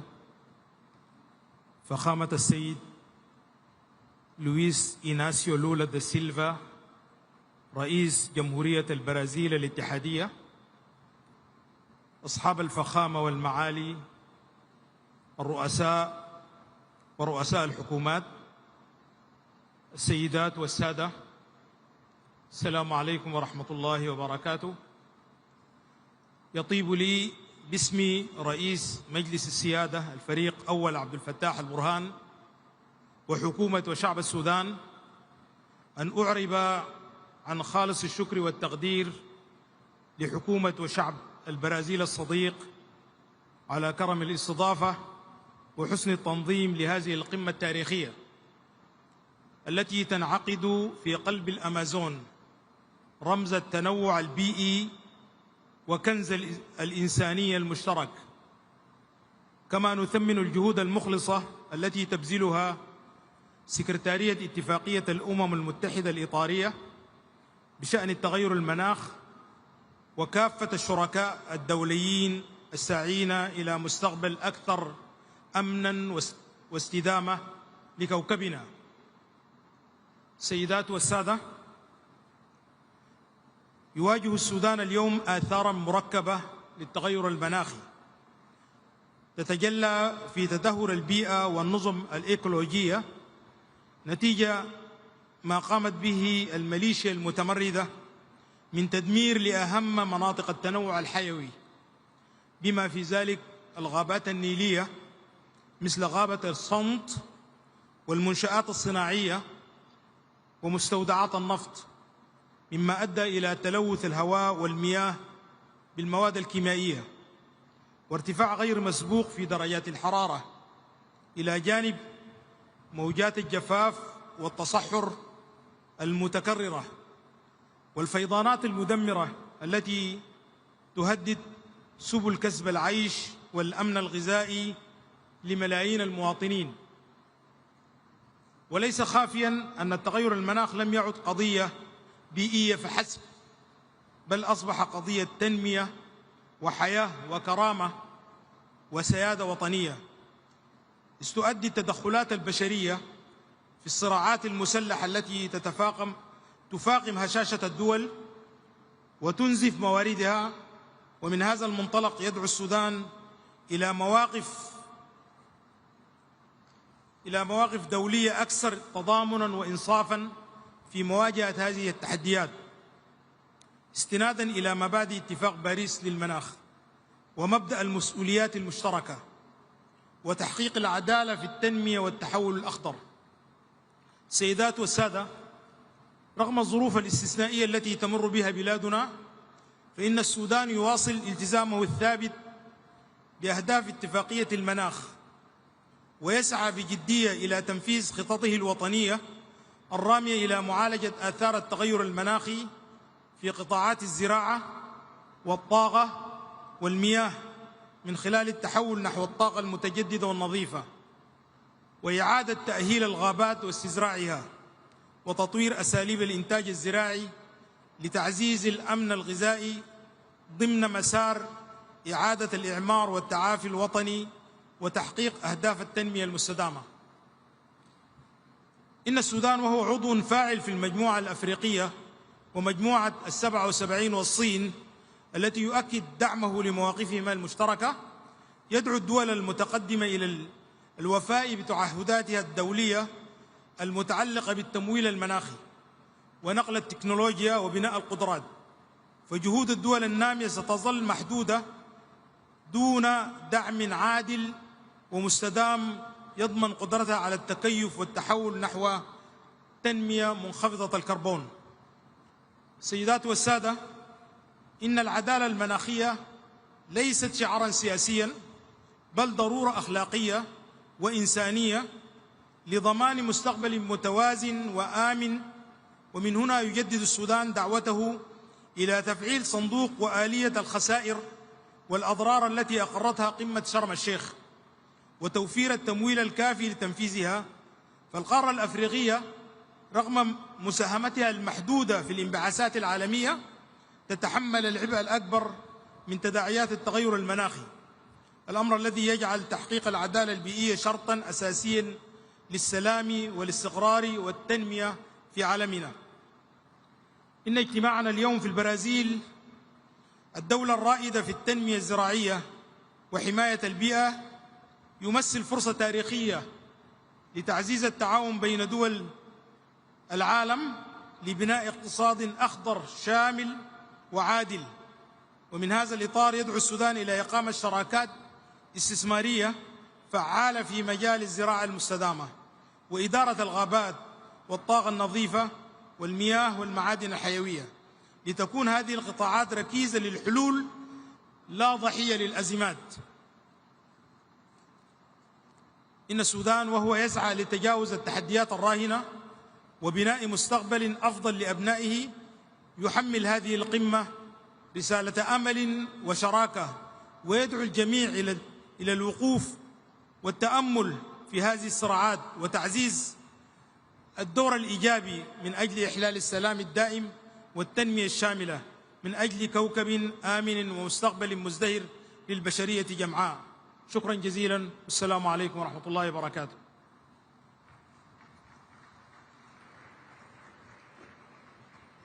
Chamamos agora para a manifestação a embaixadora da Tailândia, Kundini Akosorwong.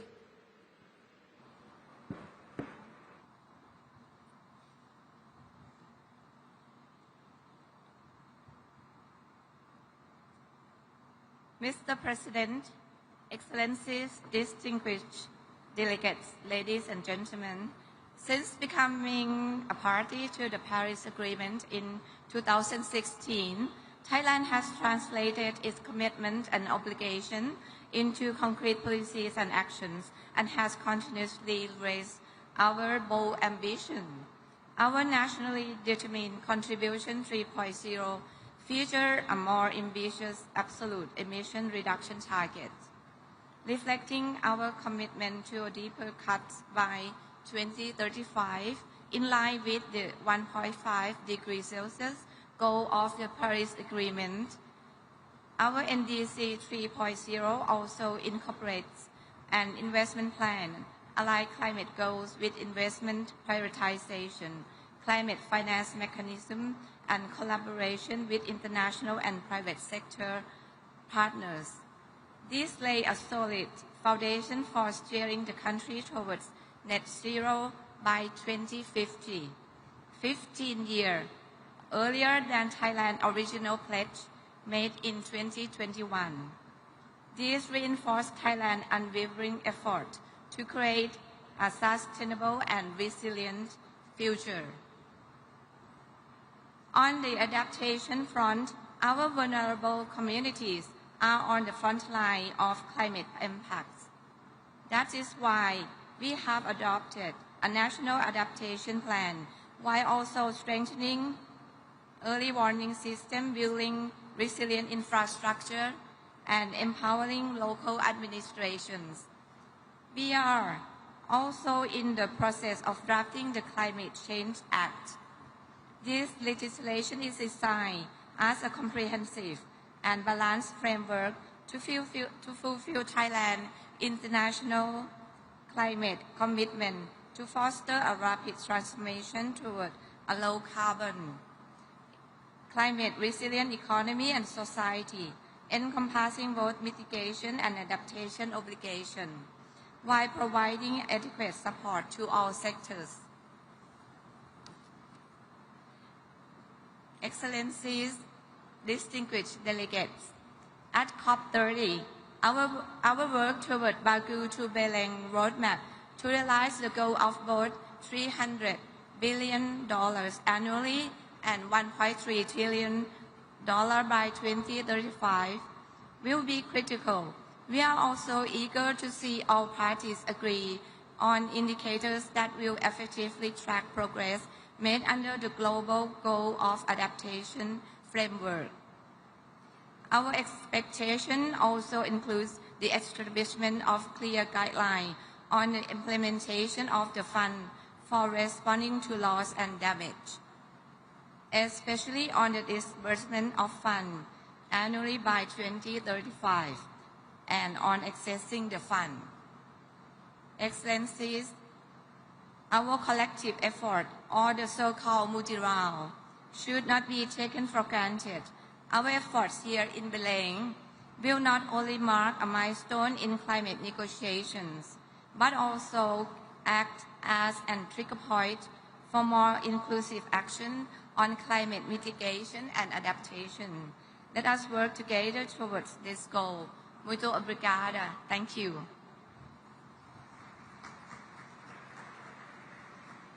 Nesse momento, convido o embaixador da Tanzânia, John Stephen Simbachawene.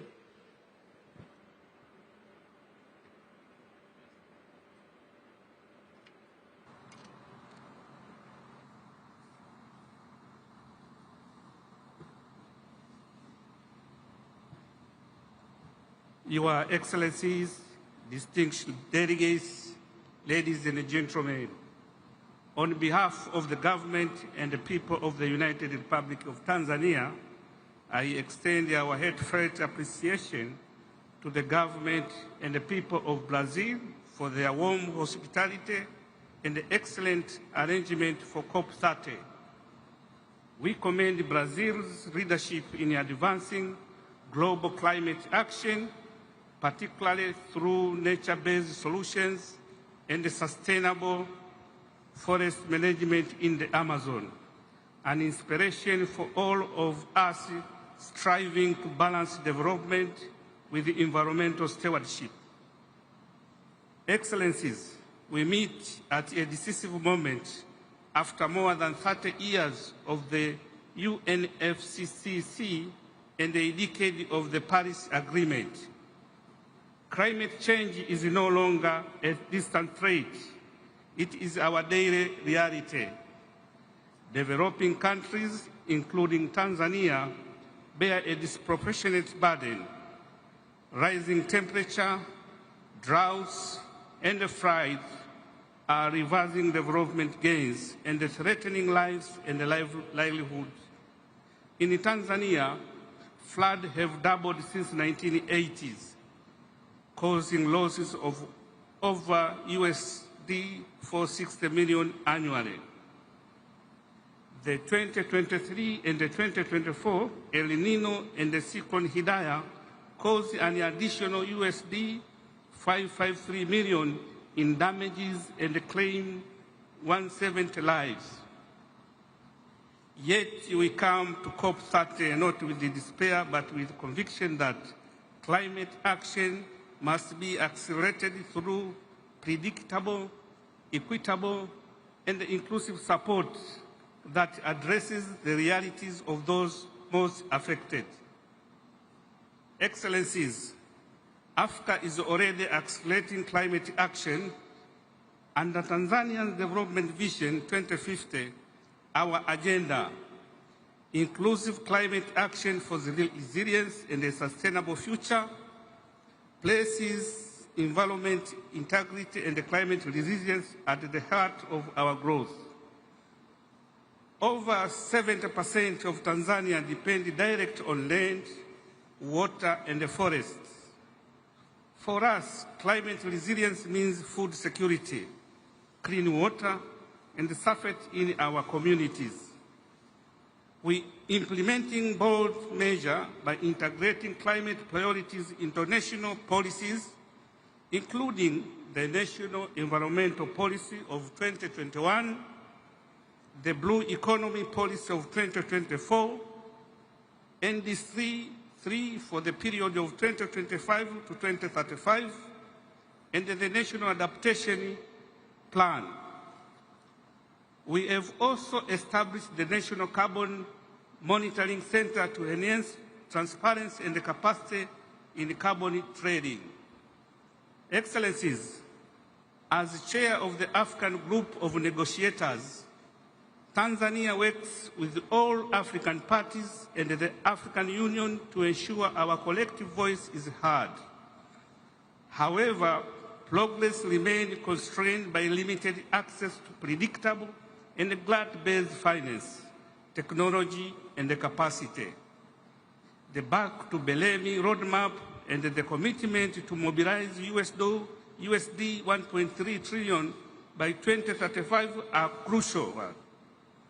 We call for the agreed USD 300 billion annually by 2035 to be delivered in line with the principles of the Convention and the Paris Agreement.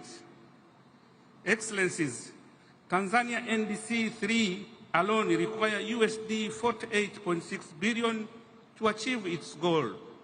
We urge our partners to move from pledges to disbursement and from bureaucracy to delivery so that ambition translates into real action on the ground.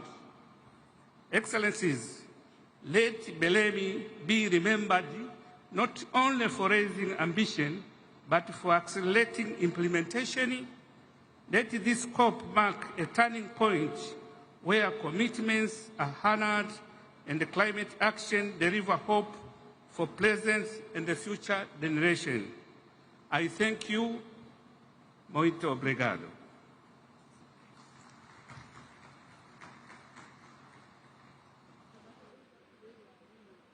Neste momento, convido o embaixador da Albânia, Gentil Bendo.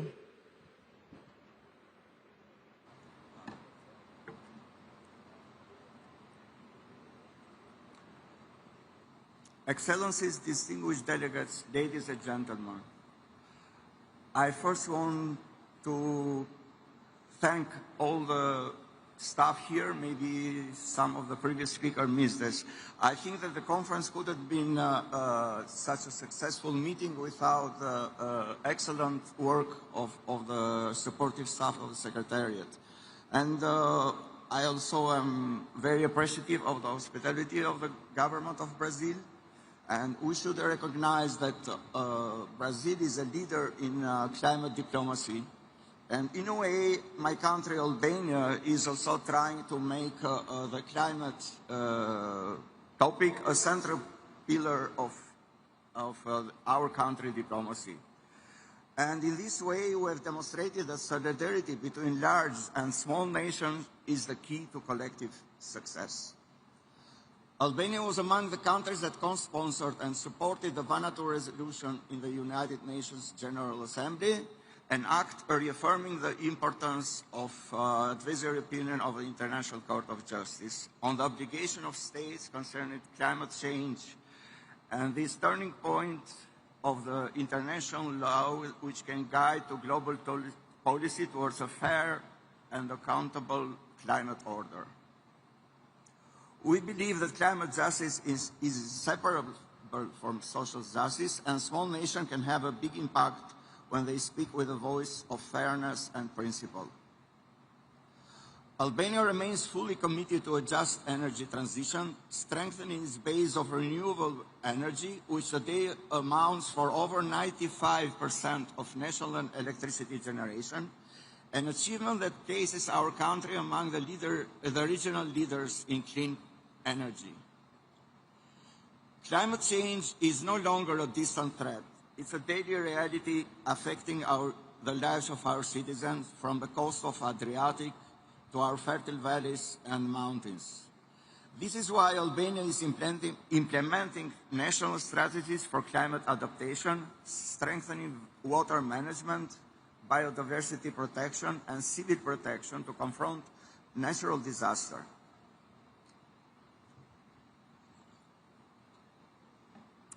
Ladies and gentlemen, in fulfilling our obligations under the UNFCCC and the Paris Agreement, Albania has taken concrete steps to strengthen national climate governance and to build long-term resilience. We are finalizing our national adaptation plan, and 8 municipalities drafted their local adaptation plans, and 14 other municipalities are in the process.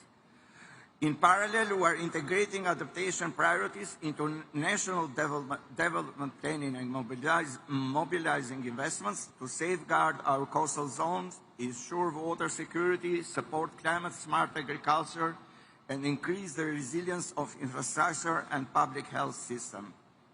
These efforts reflect Albania's determination not to only commit, but also to deliver on the global climate agenda, in line with the spirit and ambition of COP30. About this summit, we have also been presented with several initiatives and declarations from Brazil, such as the call to action on integration of fire management and wildfire resilience, the T50S, the tropical forest, and also the Belém Declaration on Hunger, Poverty, and Climate Action. My country is studying very carefully this, and given that we can have also the possibility to join them during next week that starts the COP30, we now have only positive reviews, and it's very likely we can join them in the few days. In this spirit, Albania is also exploring ways to reflect the human dimension of climate action and ensuring that our climate policies serve people, equity, and dignity. Today, more than ever, law, science, and solidarity must advance hand in hand. Albania will continue to be a responsible and constructive voice for climate justice and human-centered climate action. At this historic meeting, in this city of life and greenery, let us unite our efforts to make climate action synonymous with human dignity and our shared future. Because the fight against the climate crisis is the fight for the life itself. Muito obrigado.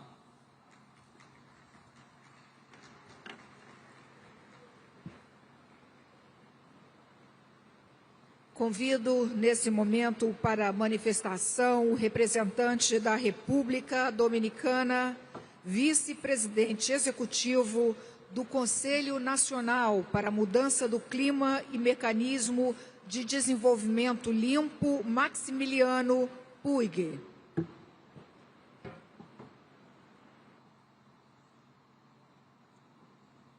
El distinguido presidente de la sesión, excelentísimos jefes de Estado y de Gobierno, distinguidos delegados. Quiero iniciar estas palabras agradeciendo al presidente Luis Ignacio Lula da Silva por su liderazgo al convocar este evento de alto nivel y por asumir el reto de recibirnos en la Amazonía para la COP30. El simbolismo de esa decisión es poderoso. Desde la República Dominicana, que ocupa una de las vicepresidencias de la COP, respaldamos los esfuerzos de Brasil para que esta sea una COP enfocada en resultados, en acciones concretas, en los 30 objetivos que este extraordinario país ha compartido con el mundo. La República Dominicana reitera hoy su firme compromiso con el Acuerdo de París. Trabajaremos para un mundo de no más de 1.5 grados.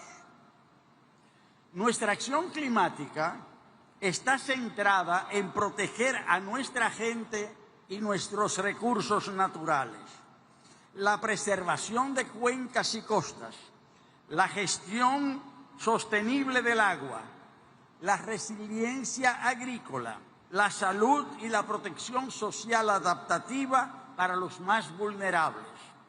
Para nosotros, la resiliencia climática es una cuestión de seguridad nacional, estabilidad económica y justicia social. Hemos definido una visión de país en nuestra Meta RD 2036, cuyo objetivo es duplicar nuestro Producto Interno Bruto per cápita para el año 2036. Pero ese crecimiento debe ser sostenible, inclusivo y resiliente, o no será crecimiento real. El Fondo Monetario Internacional ha señalado que para alcanzar esa meta debemos fortalecer nuestras capacidades, la competitividad y la resiliencia ante desastres naturales, además de integrar la variable ambiental a la política fiscal. En coherencia con ello, hemos incorporado la acción climática en nuestra planificación y presupuesto. No la concebimos como un gasto, sino como una inversión en nuestro futuro. En 2020 nos comprometimos a reducir nuestras emisiones en un 27% para 2030, de las cuales solo un 7% sería cubierto con recursos internos. Sin embargo, ya hemos alcanzado una reducción del 11% exclusivamente con el esfuerzo nacional, superando en más del 50% nuestra meta autoasignada, lo que demuestra que con voluntad política, compromiso social y confianza del sector privado se logran transformaciones reales. El costo estimado para implementar nuestras medidas de adaptación asciende a 12.200 millones de dólares, abarcando 7 sectores prioritarios con 41 medidas y 155 metas específicas. Además, en la elaboración de nuestra NDC 3.0, hemos identificado un potencial de reducción de casi 10 millones de CO2 equivalente, que requerirá más de 11.000 millones de dólares en inversión. Podemos movilizar recursos internos, pero necesitamos acompañamiento y cooperación internacional. Cada dólar invertido en acción climática en un país en desarrollo no solo reduce emisiones, salva vidas, estabiliza economías, impulsa la innovación y construye prosperidad compartida. Este es un momento crucial. El liderazgo, la solidaridad y el compromiso deben traducirse en decisiones concretas. La República Dominicana está lista para contribuir a ese gran mutirao global, como ha llamado el presidente Lula, al gran esfuerzo colectivo que tenemos por delante.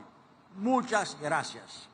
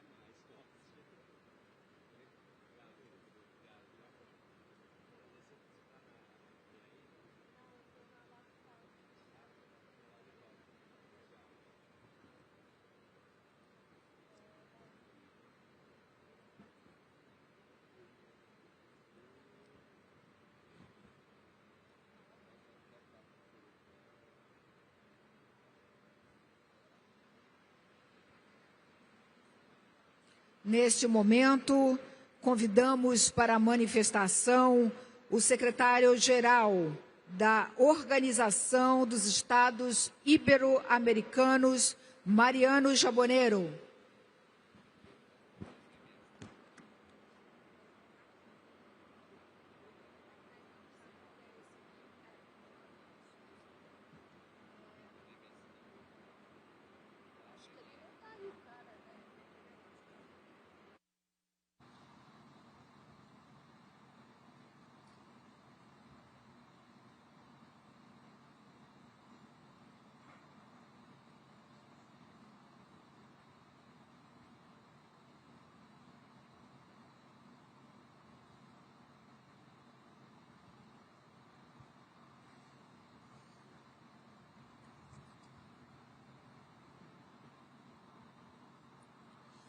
Buenas tardes a todos y a todas.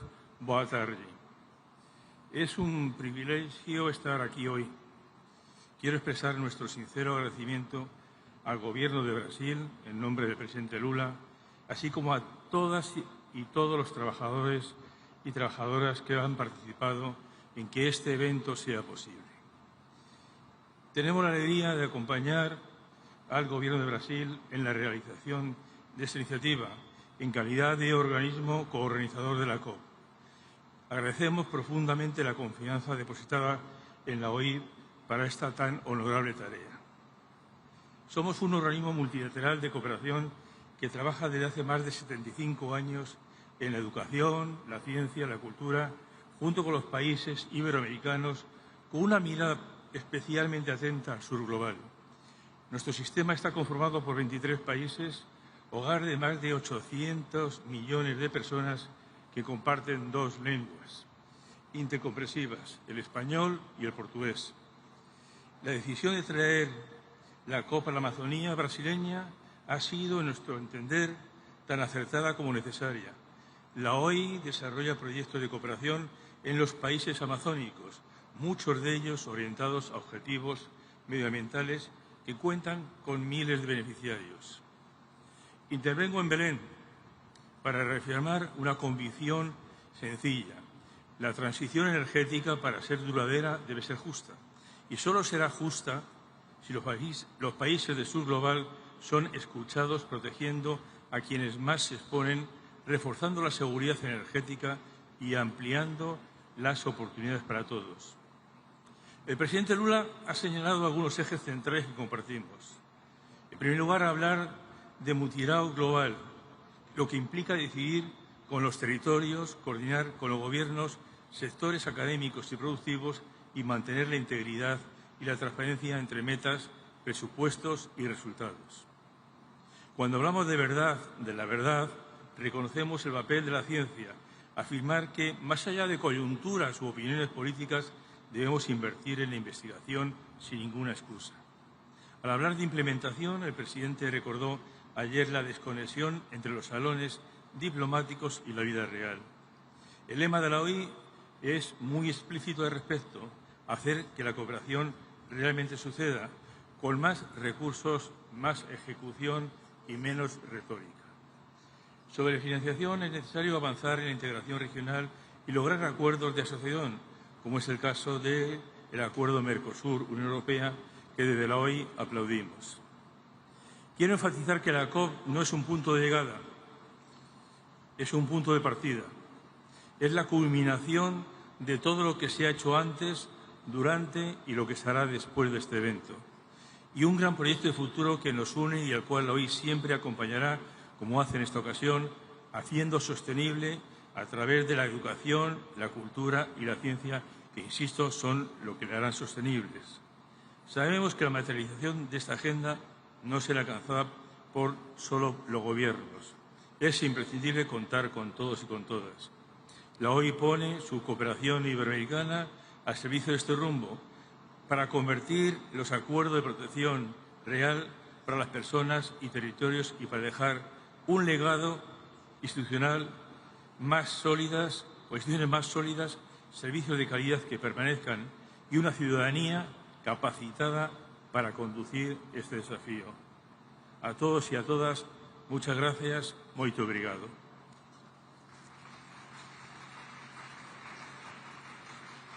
Neste momento, convidamos para a manifestação a subsecretária-geral da ONU e diretora executiva da ONU Habitat, Ana Cláudia Rosbach.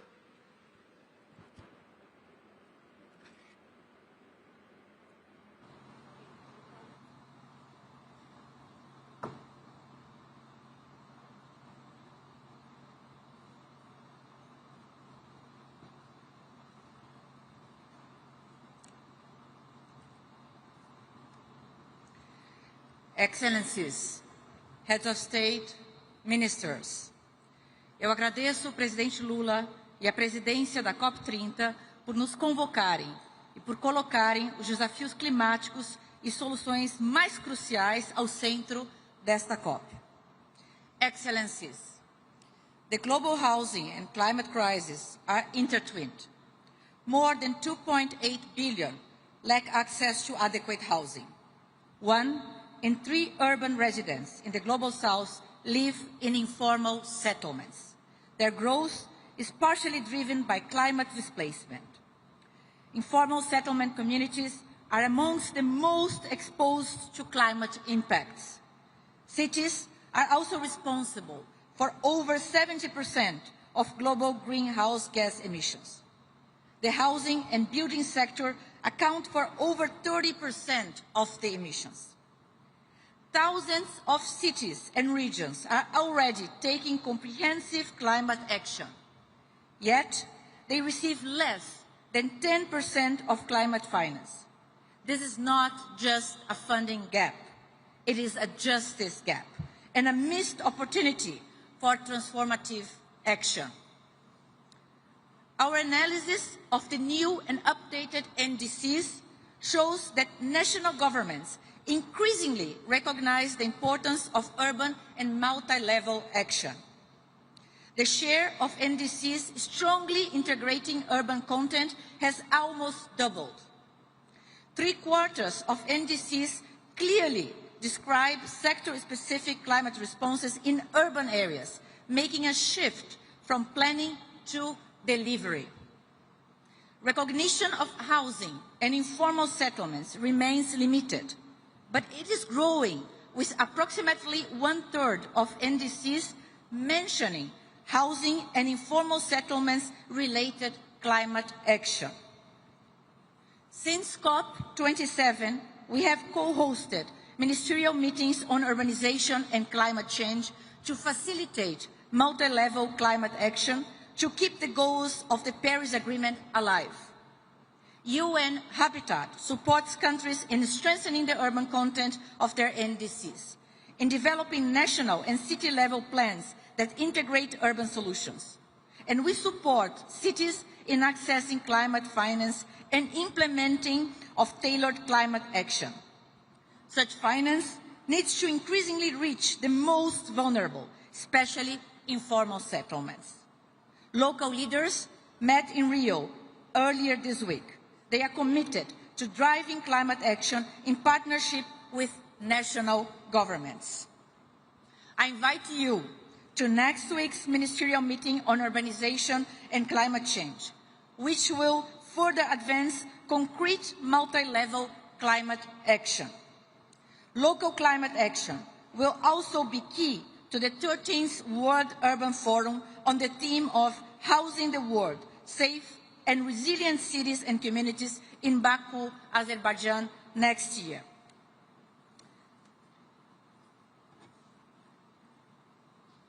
Excellencies, 10 years after Paris, the upcoming decade must be one of delivery. Let us operationalize multi-level climate action in mutirão spirit of collective action and ensure cities and regions are recognized and resourced as co-architects of the Paris Agreement's implementation. Thank you. Obrigada. Neste momento, convido o diretor executivo sênior de Desenvolvimento e Políticas do Banco Mundial, Axel van Trotsenburg.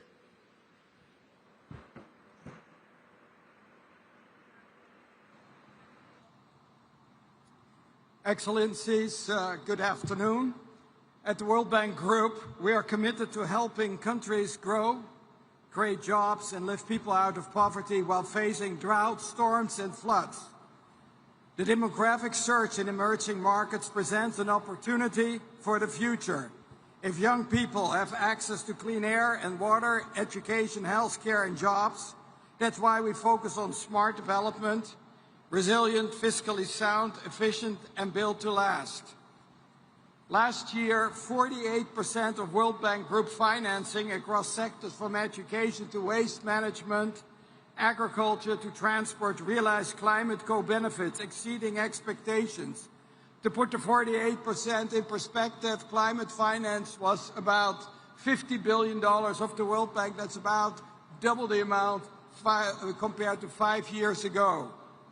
Investments to make countries and communities more resilient comprise 43% of the public sector portfolio, and that's up from a third 2 years ago.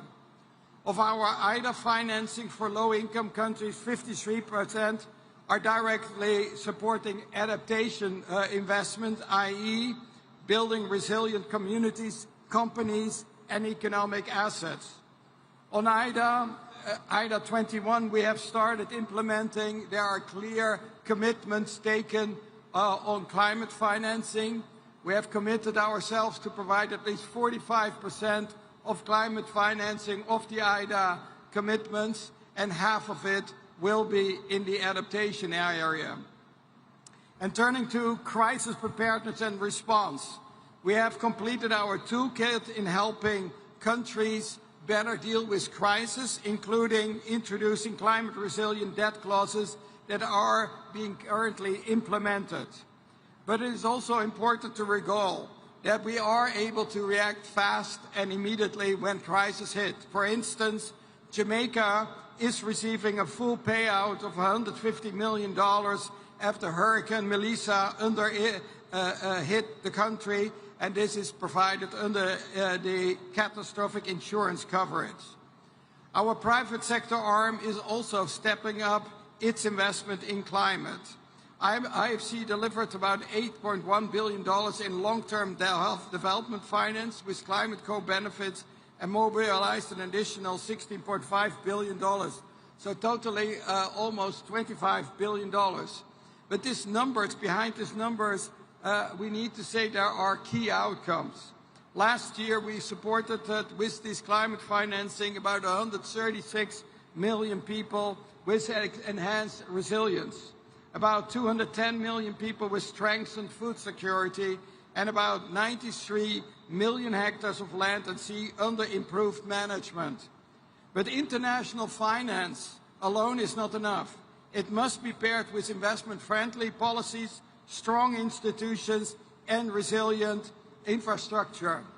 And most importantly, what we need to realize, it is apart from all these policies, what we need is commitment, and commitment to climate action and climate implementation. And you can count on the World Bank Group to continue its effort to improve not only climate outcomes in developing countries, but also provide that through finance and technical advice as well as studies. Thank you very much.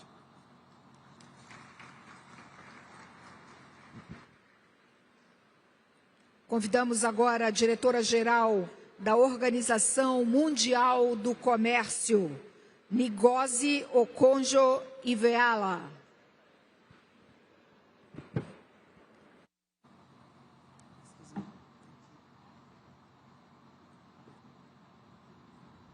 Thank you, President Lula, Excellencies, ladies and gentlemen. Let me start by thanking you for inviting us to join you here on the edge of the Amazon. Trade is often thought of in terms of goods, services, and markets. But trade is fundamentally about people's lives and livelihoods and about the planet. Trade and the multilateral trading system are part of the climate solution. While there is an asymmetry of perception in which negatives like transport-related emissions tend to loom larger in people's minds, trade is a net positive for the climate. Since Glasgow, trade has risen in prominence on the climate agenda, and I thank our partners for organizing COP Trade Days. We take note of the launch of the Integrated Forum on Climate Change and Trade and look forward to seeing if and how our members take it forward, because the world cannot succeed at fighting climate change without trade. First, not every country can manufacture all the low-carbon technologies needed to make the transition, and even those that can need to import critical minerals and other inputs that are central to low or zero emissions technologies. Trade is essential for production and deployment. The specialization, scale, and competition that comes with trade drive down the cost of green technologies, so much so that they now routinely undercut fossil energy. Second, although many countries' nationally determined contributions have typically overlooked trade, this may be changing. At COP28, the WTO launched a menu of trade policy tools to turbocharge climate action, such as appropriate tariff policies that incentivize the import of new or zero carbon emissions goods and services over higher emissions products, or using the roughly $13 trillion in annual public procurement spending to create new markets for green goods and services. And we are seeing good examples, like Fiji's duty-free imports for renewable energy equipment, or Japan's rules requiring the procurement of materials with a low environmental impact. Further, as governments implement trade facilitating measures, border wait times are falling, and with them the emissions from idling trucks. Third, and as I mentioned in the session on oceans and forests, harmful subsidies should be part of the trade and climate conversation. The WTO agreement on harmful fisheries subsidies just entered into force, and I want to compliment WTO members for doing this. Cutting $22 billion of harmful fisheries subsidies that encourage illegal, unreported, and unregulated fishing of our high seas delivers SDG 14.6 and will free up resources that could be redirected to the green transition. Reforming harmful fossil fuel subsidies and trade-distorting agricultural support would have even greater impact. I know this is politically difficult to accomplish, but imagine if only 1/3 of the harmful fisheries subsidies were repurposed to serve climate objectives. It could add $7 billion, 9 times more than what we now have in the Loss and Damage Fund. So let us join hands to make trade work even more effectively for people, for climate, and for nature. Thank you.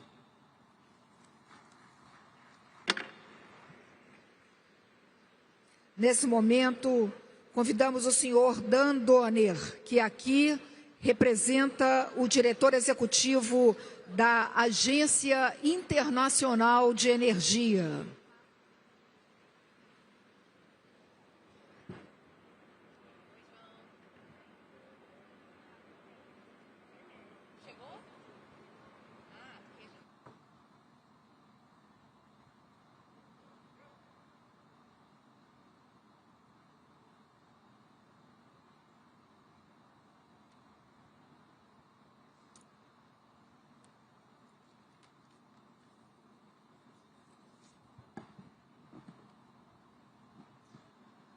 Excellencies, distinguished delegates, 10 years ago, when world leaders gathered in Paris, a key question confronting them was whether their climate commitments might harm their economic and development goals. 10 years later, today here in Belém, the data shows that this is absolutely not the case. 10 years ago, global energy investment was around $2 trillion. $1 trillion of that was in fossil fuels, and $1 trillion of that was in clean energy. 1 to 1. 10 years later, today, fossil fuel investment is still $1 trillion, but clean energy investment is no longer $1 trillion, but now exceeds $2 trillion. The ratio has now moved to 2 to 1. And at the same time as investment has grown, so too the unit costs have fallen precipitously, meaning that we now get much more for each and every dollar we invest. And again, more than that, we now see that we have also created more than 10 million new clean energy jobs over that period. But we also know that much more must be done. Global improvements in electricity access, for example, have stalled. The number of people without access to clean cooking facilities, that number is actually growing today. The situation is getting worse, not better. And as we know, energy sector CO2 emissions continue to rise. So in this context, praise to Brazil for its focus on implementation at COP30. The International Energy Agency has been honored to co-chair a series of energy transition dialogues this year with the COP30 presidency, and we bring from those dialogues 3 concrete priorities into COP30. First, boost investment in electricity grids urgently.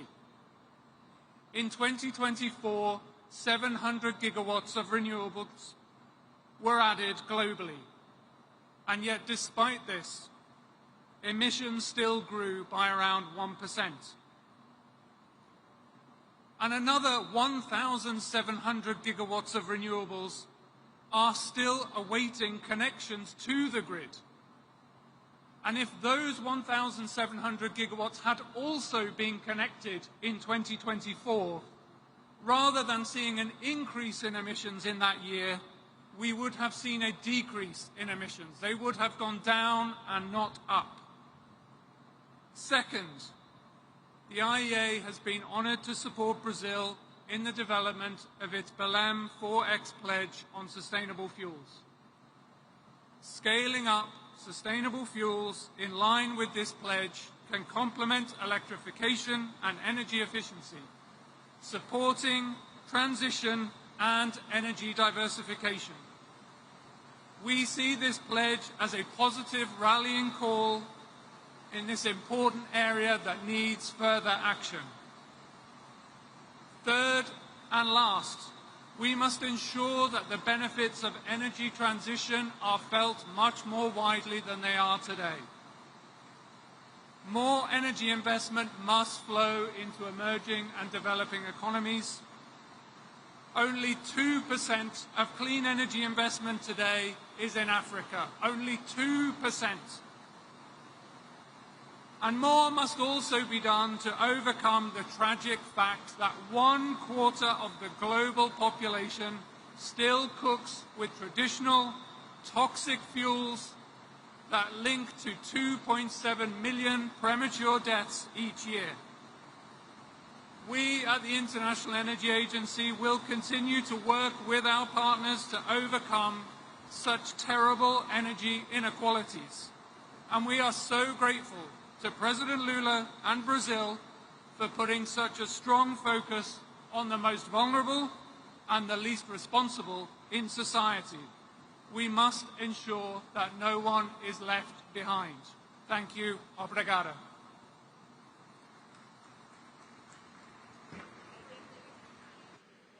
Convidamos agora o assessor especial da presidência do Banco Interamericano de Desenvolvimento, Avinash Persaud.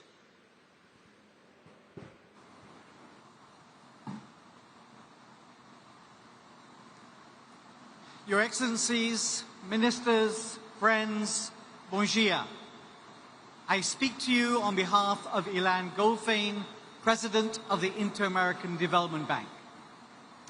We are proud to be the current chair of climate heads of the multilateral development banks. The MDBs have been acting in recent years as a system, and I can report to you, pleased to report to you, that that system is strong and stronger than ever before.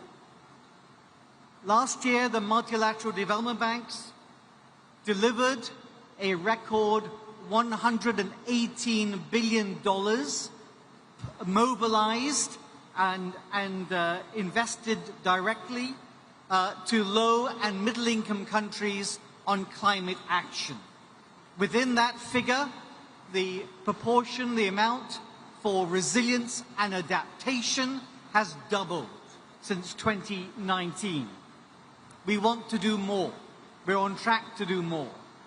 But we recognize that, especially for vulnerable countries, more debt, however low cost it is, however long term it is a challenge. And so we're also expanding debt swaps, the ability for countries to release funds for resilience without increasing debt. We will be launching here a new initiative at COP, a first multi-guarantor debt swap facility to enable us to expand the size and amount of those debt swaps.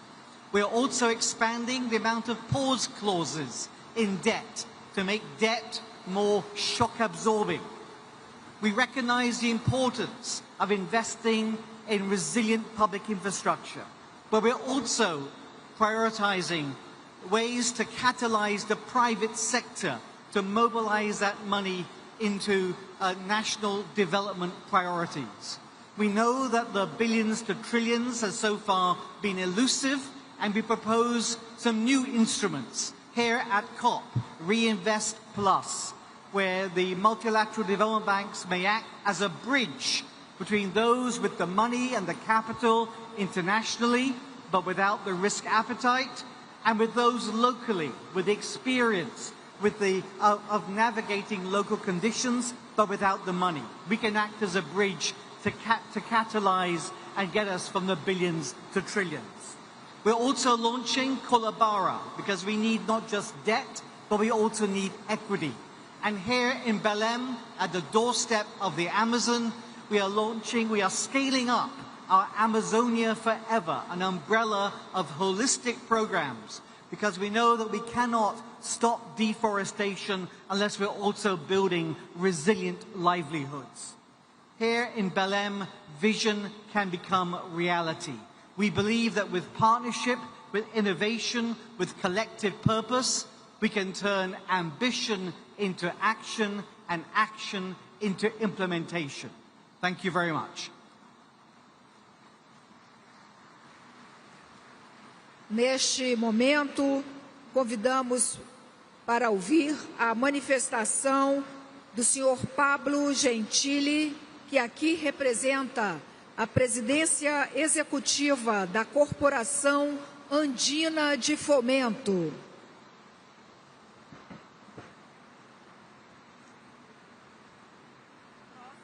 Excelentísimos jefes de Estado, distinguidas autoridades nacionales e internacionales, señoras y señores, les traigo el saludo fraterno, afectuoso del presidente del Banco de Desarrollo de América Latina y el Caribe, Sergio Díaz Granados.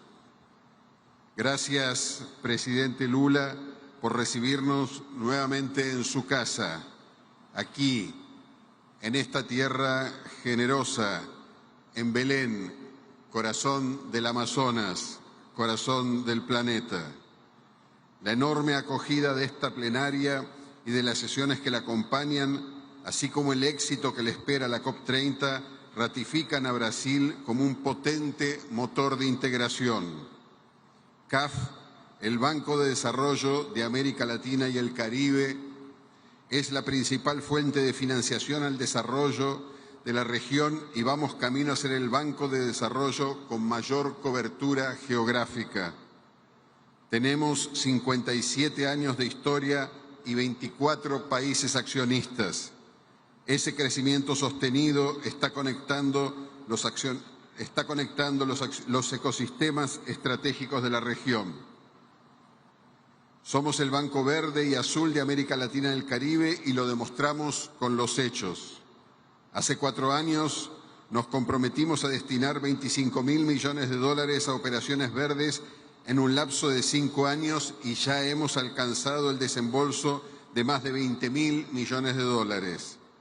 Hoy, más del 40% de nuestro financiamiento es verde y hemos hecho de la innovación financiera nuestro sello institucional. Desde 2021, el banco ha crecido un 33% y sus aprobaciones se han duplicado. Pero debemos, podemos y queremos hacer más. Nuestros países socios nos han autorizado a buscar nuevos aliados. Podemos hacerlo y para eso podemos contar con mecanismos tales como intercambios de cartera, bonos híbridos o el uso de los derechos especiales de giro de los cuales somos tenedores autorizados. La puerta de nuestro banco estará siempre abierta en la región y fuera de ellas. Esperamos llegar al 2031 con una cartera de 90.000 millones de dólares. Al menos 40.000 millones de ellos serán de cartera verde. Excelencias, la COP30 plantea grandes retos y desde CAF estamos poniendo nuestra parte para contribuir a su éxito. Más ambición, más financiación y acción transformadora desde el corazón de la Amazonia, poniendo el foco en la adaptación y protección de la biodiversidad. En estos ejes tenemos metas a 2030 y alzamos la voz de la región en el contexto global. Les pedimos a ustedes, los y las lideresas globales, su respaldo para que la nuestra siga siendo una institución que crezca y nuestra región, que hoy los acoge, que hoy nos acoge generosamente con los brazos abiertos, siga siendo un territorio de esperanza y de soluciones globales. Muchas gracias.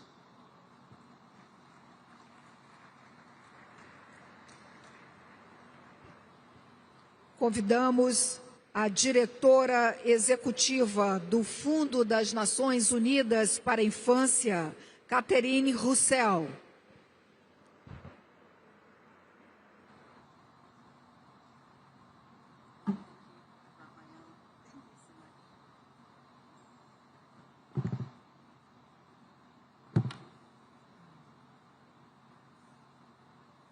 Excellencies, thank you very much for giving me the floor, and thank you to His Excellency President Lula and the COP30 presidency for convening us here in Belém. Children today live in a world that is hotter and more polluted than the one we all grew up in. This crisis is at its heart a child rights crisis. Children make up 1/3 of the world's population and half of all people living in extreme poverty. Half the world's children live in countries at extreme risk of climate change. Because children are smaller, with less developed systems, they are much more vulnerable to climate change than adults are. The risks to children begin even before they take their first steps. For every 1 degree Celsius increase in temperature, the odds of a pregnant woman experiencing a preterm or stillbirth rise by 5%. Once born, the threats continue. During heat waves, children's bodies heat up faster and sweat less efficiently, putting them at greater risk. They also breathe twice as fast as adults, which means they inhale more polluted air. By the 2050s, children's exposure to heat waves is projected to increase 8-fold. Already, 1 in 5 children experiences at least double the number of extremely hot days each year compared to when their grandparents were children. Climate events are growing in frequency and severity. The science is clear about what needs to be done. What is less clear is, will we meet the challenge? Will the world act to protect children? We know what we must urgently do, which is to reduce emissions. A just energy transition will bring enormous benefits for children, reducing air pollution, which accounts for 15% of all under 5 deaths, and creating new opportunities for young people in the green economy. We must scale up investments in adaptation and in the response to loss and damage, particularly in the basic services children rely on to survive and thrive: health, education, water and sanitation, nutrition, and social protection. UNICEF welcomes the growing recognition of children's needs in national plans and the COP process. Today, 70% of the nationally determined contributions include child-sensitive commitments, and 70 governments have signed the Declaration on Children, Youth, and Climate Action. We commend your leadership and reaffirm UNICEF's readiness to support your efforts. Children need and deserve a cleaner, safer planet. The question for all of us is, will we meet that challenge? Thank you very much.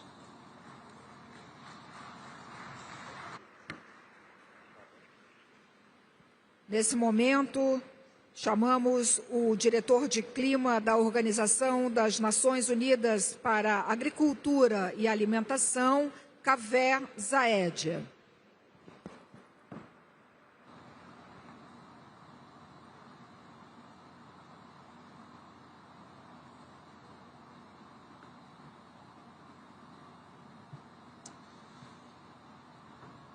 Excellencies, ladies and gentlemen, dear colleagues. Achieving climate goals will require a systems change, fast and at scale, as was made clear during the global stocktake at COP28. And at the center of this change is the transformation of global agri-food systems to be more efficient, more inclusive, more resilient, and more sustainable. This transformation is essential for achieving the Paris Agreement and much more. Agri-food systems can address multiple challenges simultaneously. They can strengthen livelihoods, ensure food security, and conserve and restore the natural ecosystems on which we depend. Without changing how we produce, distribute, and consume foods, our goals for addressing the impacts of the climate crisis or preserving biodiversity and food diversity and addressing hunger will not be met. The Belém Declaration on Hunger, Poverty and Human-Centered Climate Action shows just how interconnected these agendas are and how we must respond with systems solutions. But science and experience shows what works. Well-designed agricultural interventions reduce emissions, boost carbon sequestration, and revive ecosystems, while ensuring food security and nutrition for the world's growing population. From the restoration of degraded agricultural lands to resilient crops and sustainable agriculture and livestock, we have the solutions that deliver across sectors. For example, agroforestry initiatives such as mixed crops help farmers earn higher and diversified incomes, as well as protecting soil health, pest control, and pollination. Here in the Amazon region, agroforestry projects are restoring degraded lands while supporting local communities, a triple win for biodiversity and food diversity, for food security and for the climate. But of course, potential is not enough. Investment remains far below what is needed to deliver agri-food system transformation at scale. Despite an increase in critical agri-food investments by the Green Climate Fund and the Global Environment Facility, forestry, livestock, fisheries and crop production together still receive just 4% of total climate-related development finance. For a sector that can deliver a third of global emission reductions, this gap is not only unequal, it is a lost opportunity. By overlooking agri-food systems, we are leaving one of the most effective pathways to low-emission growth untapped. Investing in sustainable and resilient agri-food systems, including forests, is one of the smartest choices we can make for climate action. And for the four betters: better production, better nutrition, a better environment, and a better life, leaving no one behind. Thank you.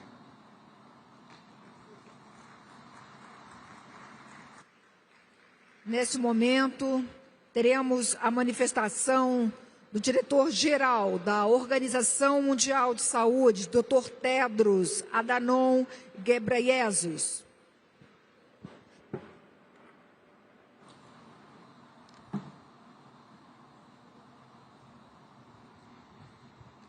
Thank you, moderator.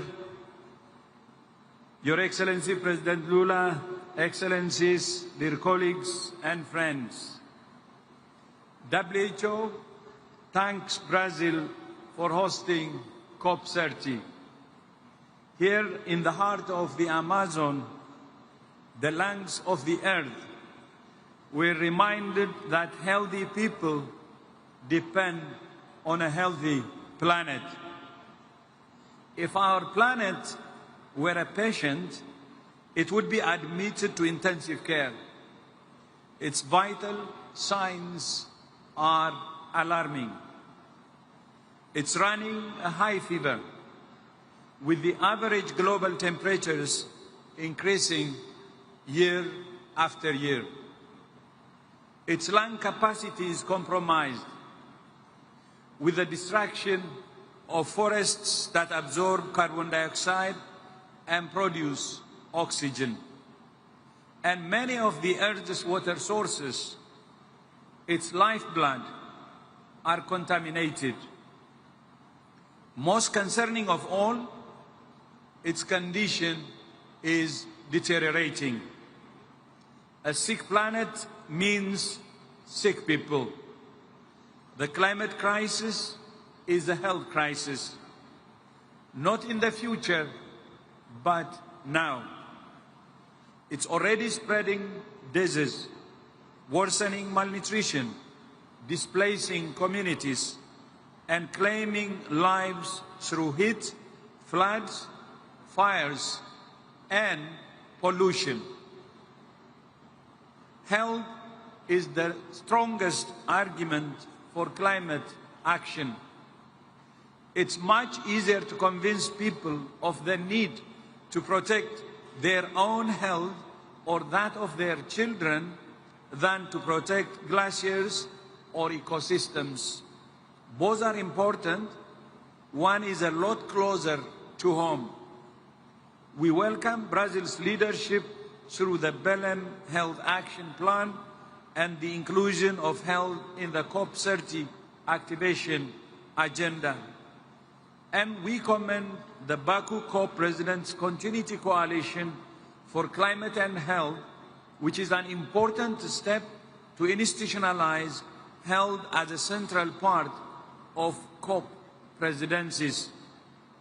WHO is supporting more than 100 countries to build climate-friendly and climate-resilient health systems through the Alliance for Transformative Action on Climate and Health, or ATTACH. But there is still one step to go, making health a formal topic in UN climate negotiations. It's also worrying that health-specific climate action remains severely underfunded, capturing only 2% of adaptation funding and 0.5% of multilateral climate funding. So our call today is simple. Put health at the center of every climate decision. Direct climate finance towards protecting lives and livelihoods. And recognize health as a measure of climate ambition and success, because there can be no healthy people on a sick planet. I will repeat, because there can be no healthy people on a sick planet. Obrigado. I thank you.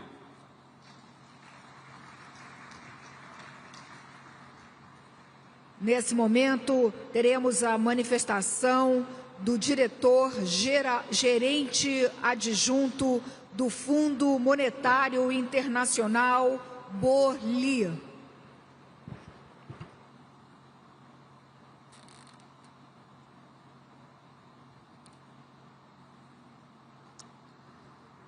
Excellencies, distinguished guests, COP30 takes place in a challenging context. Growth is not as strong as we need, and uncertainty is high. Poor and vulnerable countries face additional challenges, such as high debt service costs and cuts to development assistance.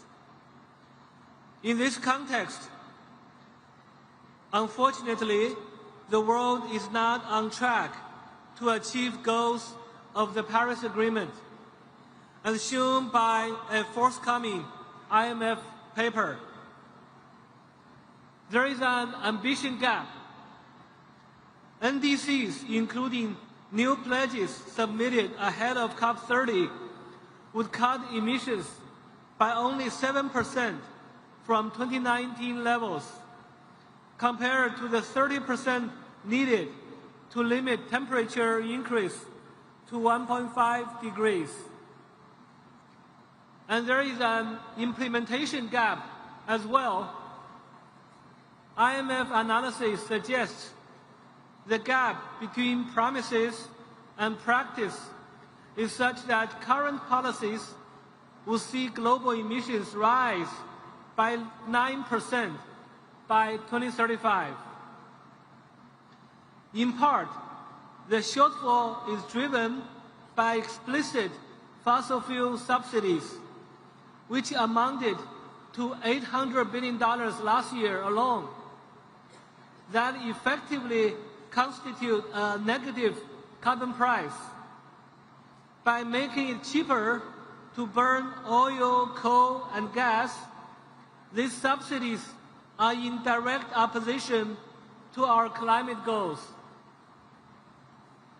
Putting emissions on a path compatible with the Paris Agreement would entail significant macroeconomic shifts. Many countries working towards their national mitigation goals call on us to examine the macroeconomic implications of these shifts. The IMF can discuss the most efficient and fiscally sound policy options to achieve countries' climate objectives. For fossil fuels exporting countries facing potential revenue losses, we discussed economic and fiscal diversification strategies, such as putting revenue into sovereign wealth funds or developing low-carbon exports. Climate change and extreme weather events already threaten economic stability and put pressure on budgets and external positions in many countries. The IMF is working to map these threats into macroeconomic and debt sustainability frameworks. When relevant, we have also included climate-related risks into our financial sector assessment programs. We advise on policies to enhance resilience, including through technical assistance, data and capacity development. Through the Resilience and Sustainability Trust, we also provide affordable lending to reduce climate-related risks to prospective balance of payment stability in low-income and vulnerable middle-income countries. We have approved 26 countries with RSF arrangements so far, with total commitments of about $14 billion. In the context of ongoing RSFs, we can also work with country authorities to help them mobilize and coordinate climate finance by convening dedicated roundtables. One thing we found through these roundtables is that public sector and private sector have to work together to scale up climate finance. Public sector has to assume more risk by providing equity investment or providing guarantees as a way to de-risk for the private sector. And private sector have to be innovative and also look through short-term fluctuation for long-term gains and long-term profitability. Thank you.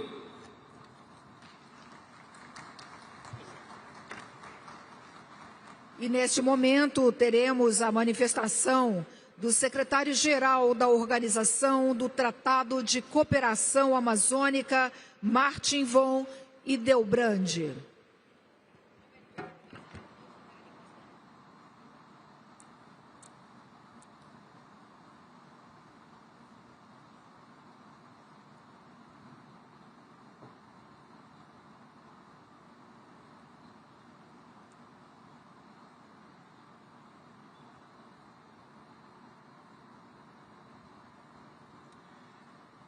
Excelencias, distinguidos delegados, muy buenas tardes. Es un honor dirigirme en nombre de la Organización del Tratado de Cooperación Amazónica, OTCA, una organización de los países amazónicos Bolivia, Brasil, Colombia, Ecuador, Guyana, Perú, Surinam y Venezuela. Y allí trabajamos juntos para cuidar la Amazonía y a casi 50 millones de personas que aquí viven, celebrando una de las mayores diversidades culturales del planeta.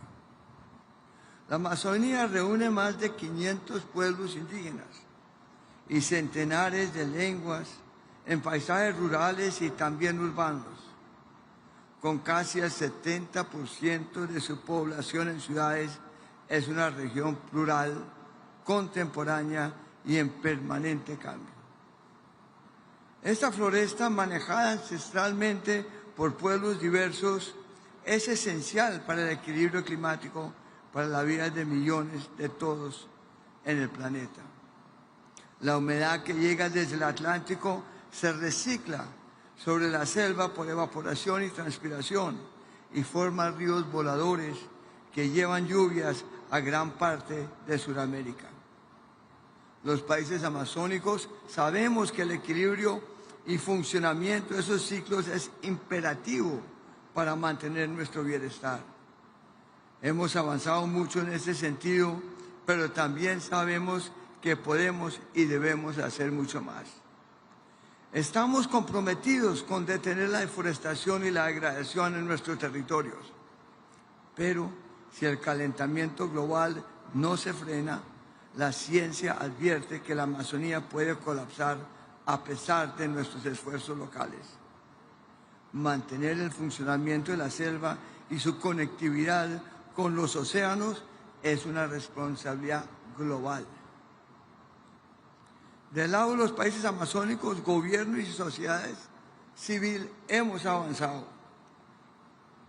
El 47% de la Amazonía está bajo figuras de protección legalmente reconocidas, lo que vale a casi 300 millones de hectáreas, de las cuales la mitad es territorio indígena.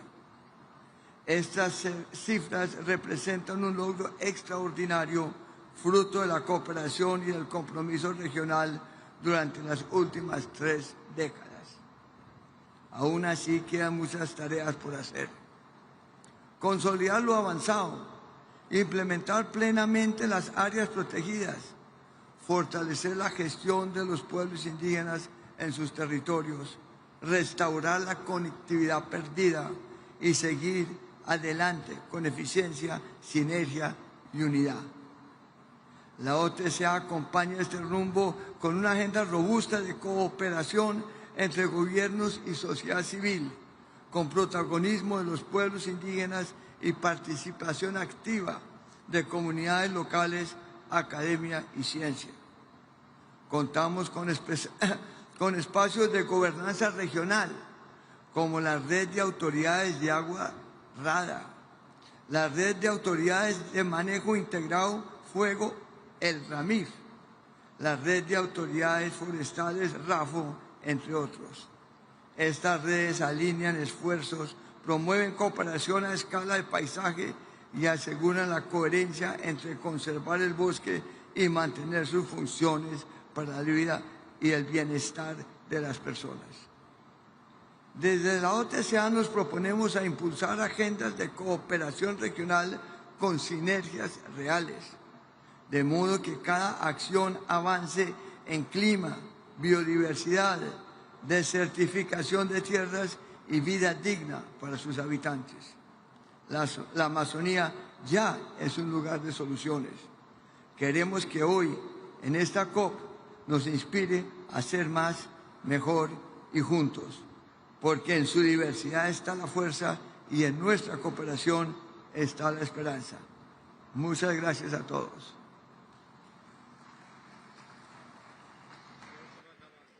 Neste momento, convido para a manifestação o diretor da Divisão de Mudança do Clima do PNUMA, Martin Kraus.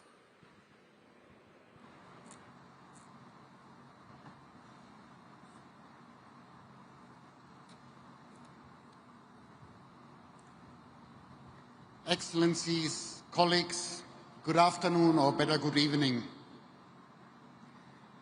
The new NDCs have made a slight difference to global warming predictions, but not enough of a difference. Most countries are off track to meet their 2030 commitments, never mind new 2035 targets. Excellencies, we are strolling along while climate change is sprinting. UNEP's emission gap report that was launched earlier this week finds that we need to cut 55% of global greenhouse gas emissions by 2035 to stay on a 1.5 degrees Celsius pathway with little or no overshoot. The size of these cuts, the time available, and current political trends means that temperatures will officially exceed 1.5 degrees Celsius. And that is very likely to happen within this decade. We cannot stop this from happening, but we can affect how far we go above and how quickly we come back down. To keep returning to 1.5 degrees Celsius by the end of this century, to keep this within the realms of possibility, we need rapid, unprecedented cuts to greenhouse gas emissions, far above what has been pledged. Addressing methane emissions and other short-lived climate pollutants is our emergency brake. We must pull it fast and forcefully. Such action is essential because every fraction of a degree avoided reduces damages, saves lives, reduces the need for carbon dioxide removal, and also lowers the need for adaptation. Excellencies, we must invest more in adaptation. UNEP's Adaptation Gap Report, which was launched about 10 days ago, finds that developing countries will need over $310 billion in adaptation finance per year by 2035. And that is 12 times as much as current international public adaptation finance flows. Temperature exceedance will require exponential investments in adaptation and in loss and damage. So, we need COP30 to deliver a clear plan to close the gaps on mitigation, on adaptation, and on finance. We need nations, and particularly the G20, to step up. Excellencies, we are on the right path, but with the wrong pace. UNEP is working with nations to deliver solutions, particularly those that bring socio-economic benefits, such as protecting forests, tackling short-lived climate pollutants such as methane, implementing cooling solutions, transforming the building and construction sector, and backing also early warning systems. Excellencies, investing in and implementing these solutions can rapidly bring down emissions, can save lives and deliver trillions of dollars in economic benefits. And that is what this COP must deliver. We welcome the COP focusing on implementation and on action. And we are pleased to be partners of the Beat the Heat, the wildfires and other mutiraos. Many thanks. Obrigado.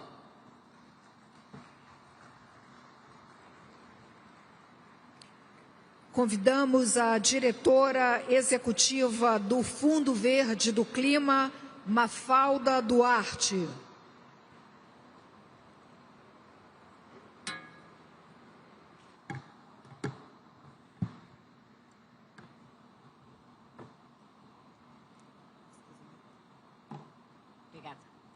Excellencies, colleagues, caros amigos brasileiros, let me begin by recognizing Brazil's leadership and thanking President Lula and the COP30 presidency for bringing us together here in Belém, no coração da Amazônia. Standing at the heart of the world's largest tropical forest reminds us what's at stake. A stable climate in support of human prosperity, resilient ecosystems, and the dignity and inclusion of the people and communities who depend on them. We commend the Presidency for establishing the 4 leadership circles, which have created new bridges across ministries, financial institutions, civil society, indigenous and traditional communities, political leadership, and cultural sectors. The Circle of Finance Ministers, in particular, has been instrumental in guiding inputs to the Baku to Belém roadmap's bold target of mobilizing at least 1.3 trillion per year by 2035. We also recognize how the People's Circle and the Global Ethical Stocktake Circle have ensured that the voices, rights, and knowledge of indigenous people, Afro-descendant, and traditional communities are integrated in the global conversation. We further value the Mutirão for Climate Action as a principle that has amplified inclusivity throughout the process leading into Belém. This COP has rightly been called the implementation COP because promises kept matter more than promises made. It is time to focus on accountability and to stop pretending that there are trade-offs between climate ambition and human development. To recognize that climate finance, of which Green Climate Fund is at the heart of this system, has been critical in reducing the green premium of critical investments and helping prevent suffering for the poorest and most vulnerable. In that spirit, at this COP, we are highlighting our support to the Tropical Forest Forever Facility countries, advancing multi-level climate action, particularly for adaptation, and will soon unveil new momentum on country platforms in support of greater scale and impact of investments. These are all priorities in the COP's presidency action agenda. Excellencies, as most speakers have alluded, we gather at a defining moment in history and in a world shaken by overlapping crises. And amidst of all of this, last year, for the first time, we entered a 1.5-degree world. And partly because of the compounding crisis the world is facing, multilateralism and the post-Second World War is being tested.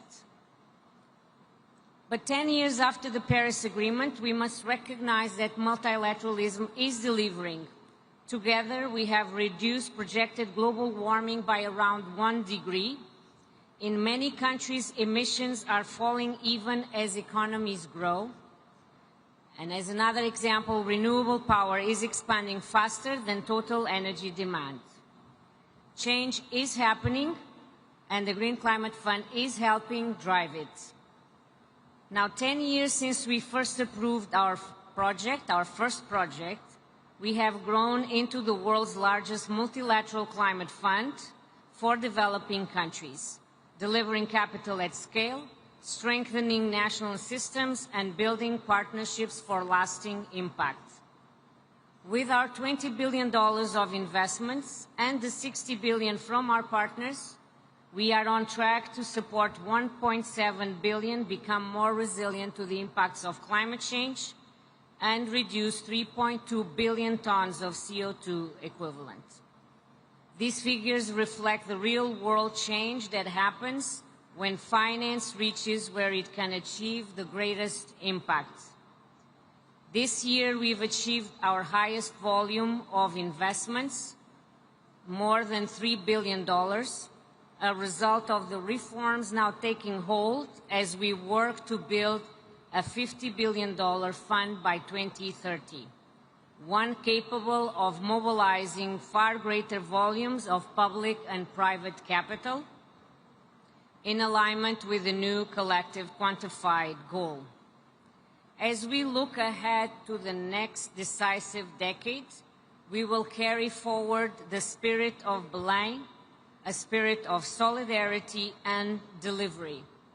We will continue to show that when the world works together, transformation is possible. I thank you.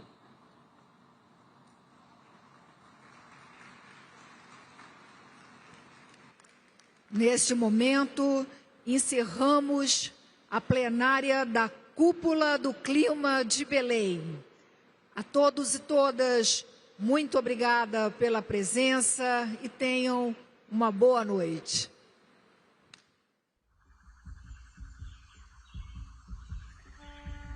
A Amazônia não é Eldorado. Seus rios voadores irrigam o céu. Suas árvores sustentam o pulsar do mundo. Seus povos carregam saberes ancestrais, respostas para agora e para o amanhã. Aves, peixes, plantas, solos, águas são nossos parentes mais antigos. Divindades que guardam o segredo do renascer. Este corpo-território reflete verdades do mundo. Neste mundo de águas, culturas se encontram, eclodem. O futuro nos interpela. Belém, Mairi, território ancestral. Essa é a COP da verdade. Defenda a vida.